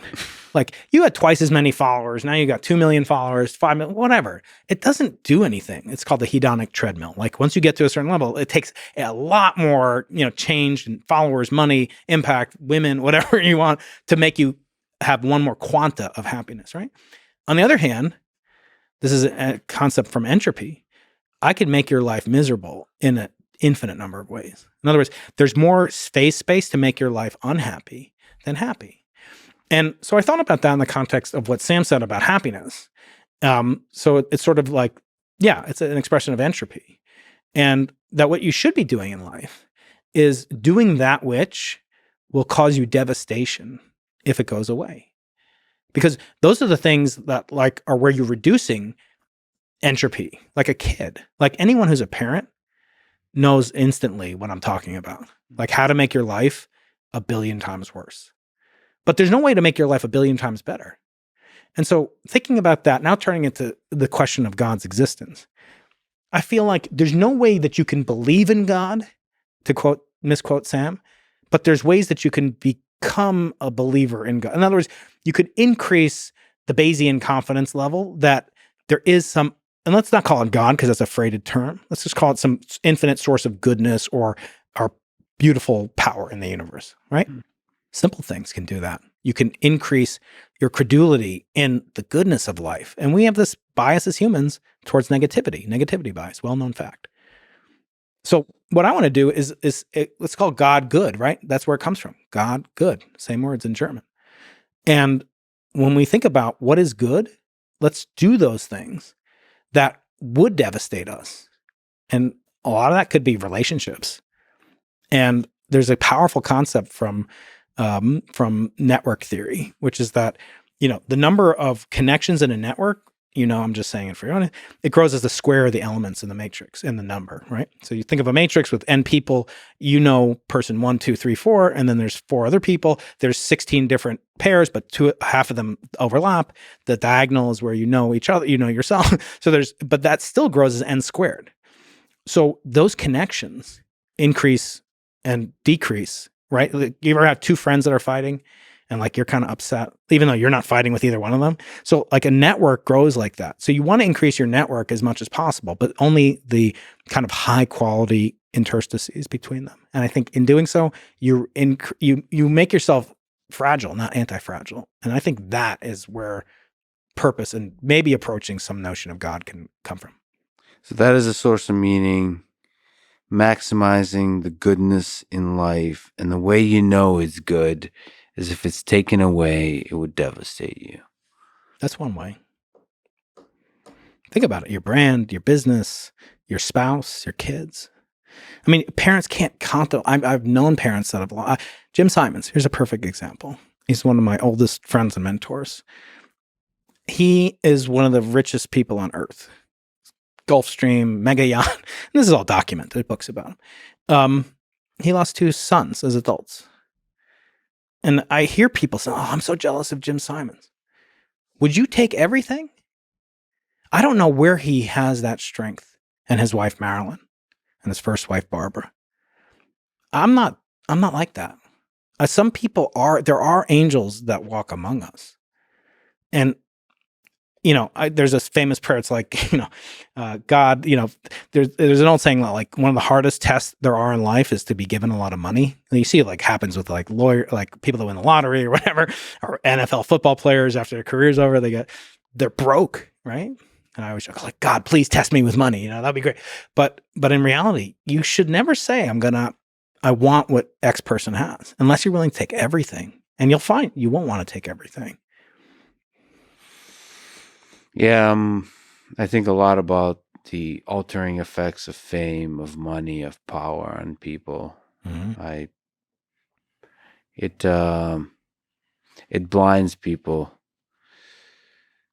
and I wonder about that for myself, because it seems like in themselves these are definitely not the goals. I'm pretty much afraid. I'm not desirous. And I'm definitely afraid of each of those things: money, fame, and power. Mm. But it seems the dreams I have as consequences can often have these things. And I'm really afraid of becoming something that would disappoint me when I was younger, that I wouldn't recognize. Because change happens gradually. But are you using yourself as the touchstone, to use the assay amount? Like, what is your rubric to apprise if you have lived up to that 12-year-old, whatever year old Lex? Like, how will you know or not know if you've let yourself down? Or like, I always think, live to impress yourself. Like, I don't care if I have followers. Like, it's nice or whatever, but it's hedonic and it's just never ending because you'll always see the next level. But I think it's pretty damn cool that like I've gotten to go to these places, the South Pole, and I've done these things, and I've made a family, and I'm able to teleport my values into the future through my children, and I've had ideological children that So by what metric, have you not already A, impressed yourself, and B, could you let yourself down? I don't want to turn this into therapy I session, think some of it is psychology. For me, I'm very much just never. I'm highly self-critical. That I'm never happy with what I've done. But I'm always happy in the way that you describe, which is that the Vonnegut thing, where you just often during the day, I will feel. I don't know. I just remember just eating beef jerky and being truly happy. That was just last night, and I have that all the time. And that, to me, is why I mean, that feels to me like a healthy way to live life. And at least for me, it's the one I really enjoy. A lot of people tell me that maybe being so self-critical, so hard on yourself is not a good way to go. But more and more as I get older, I realize it's just who I am. You have to, at a certain point, accept this is how I'm always going to be this self-critical. Yeah. It's like the Oracle of Delphi, right? You know thyself. But I want to leave you with one last thing, which is to say, just on this topic, it could be different, right? We could go down to the ocean and get some krill instead of the 7-Eleven. It could be that we have no other taste buds. And Eric's talked to the 4 dimensions of, the vibration of your tongue, right? It could be like there's one, and it's just like not, Memphis barbecue or whatever you like in your Slim Jim. It could be something, it could be very boring. Similarly, what if that's a clue? What if that's giving us evidence? Here's another clue. There are many animals, most animals have single monocolor vision. They only see in black and white intensity. They only have rods and no cones. We could be like that, but we're not. Why is that not a clue? If God's not going to hit you over the head and say here I am, because then everybody would believe in him. And there's very simplistic. I've had debates even with famous atheists like Lawrence Krauss, who's self-declared militant atheist. And I was like, well, I don't believe in the same God you don't believe in. Some guy in a white beard in a chair. That's infantile. I gave that away a long time ago. But what if there are clues? What if Yang Mills theory and Maxwell's equation, those are beautiful. If you've ever seen expressed in tensor notation, Einstein's equations or Maxwell's equations, and then Maxwell's equations riding on Einstein's, it's unbelievably beautiful. It doesn't have to be that way. That we can comprehend it, that's a crack. Maybe that's where the light gets in, and the light is what reveals what's beautiful. So I don't believe in God. I think that's a stupid notion. Do I believe in God? Sometimes I joke, I wonder if God believes in me, more than if I believe in, he needs Brian Keating. It's one of my friends is a rabbi. He's what would I be doing if I were God? Exactly what God's doing right now. You think I know more than God? Give me a break. Leaving clues of beauty for these hairless apes. Yeah. And to see what they do with this, and then marvel at both the tragedy of what those apes do to each other, and the rare moments of when they understand deeply about how the world works. Brian, you're an incredible human being. I'm a big fan, and I'm really honored that you was, first of all, shower me with rocks from the moon. From space. Space dust. Space the dust. And crystals, magical crystals, healing crystals. Yeah. That you can use for good. And tell me your story and spend your really valuable time with me today. This was amazing. That was a great pleasure for me, Lex. Thank you so much. Thanks for listening to this conversation with Brian Keating. To support this podcast, please check out our sponsors in the description. And now, let me leave you with some words from Galileo Galilei. In questions of science, the authority of 1,000 is not worth the humble reasoning of a single individual. Thank you for listening, and hope to see you next time.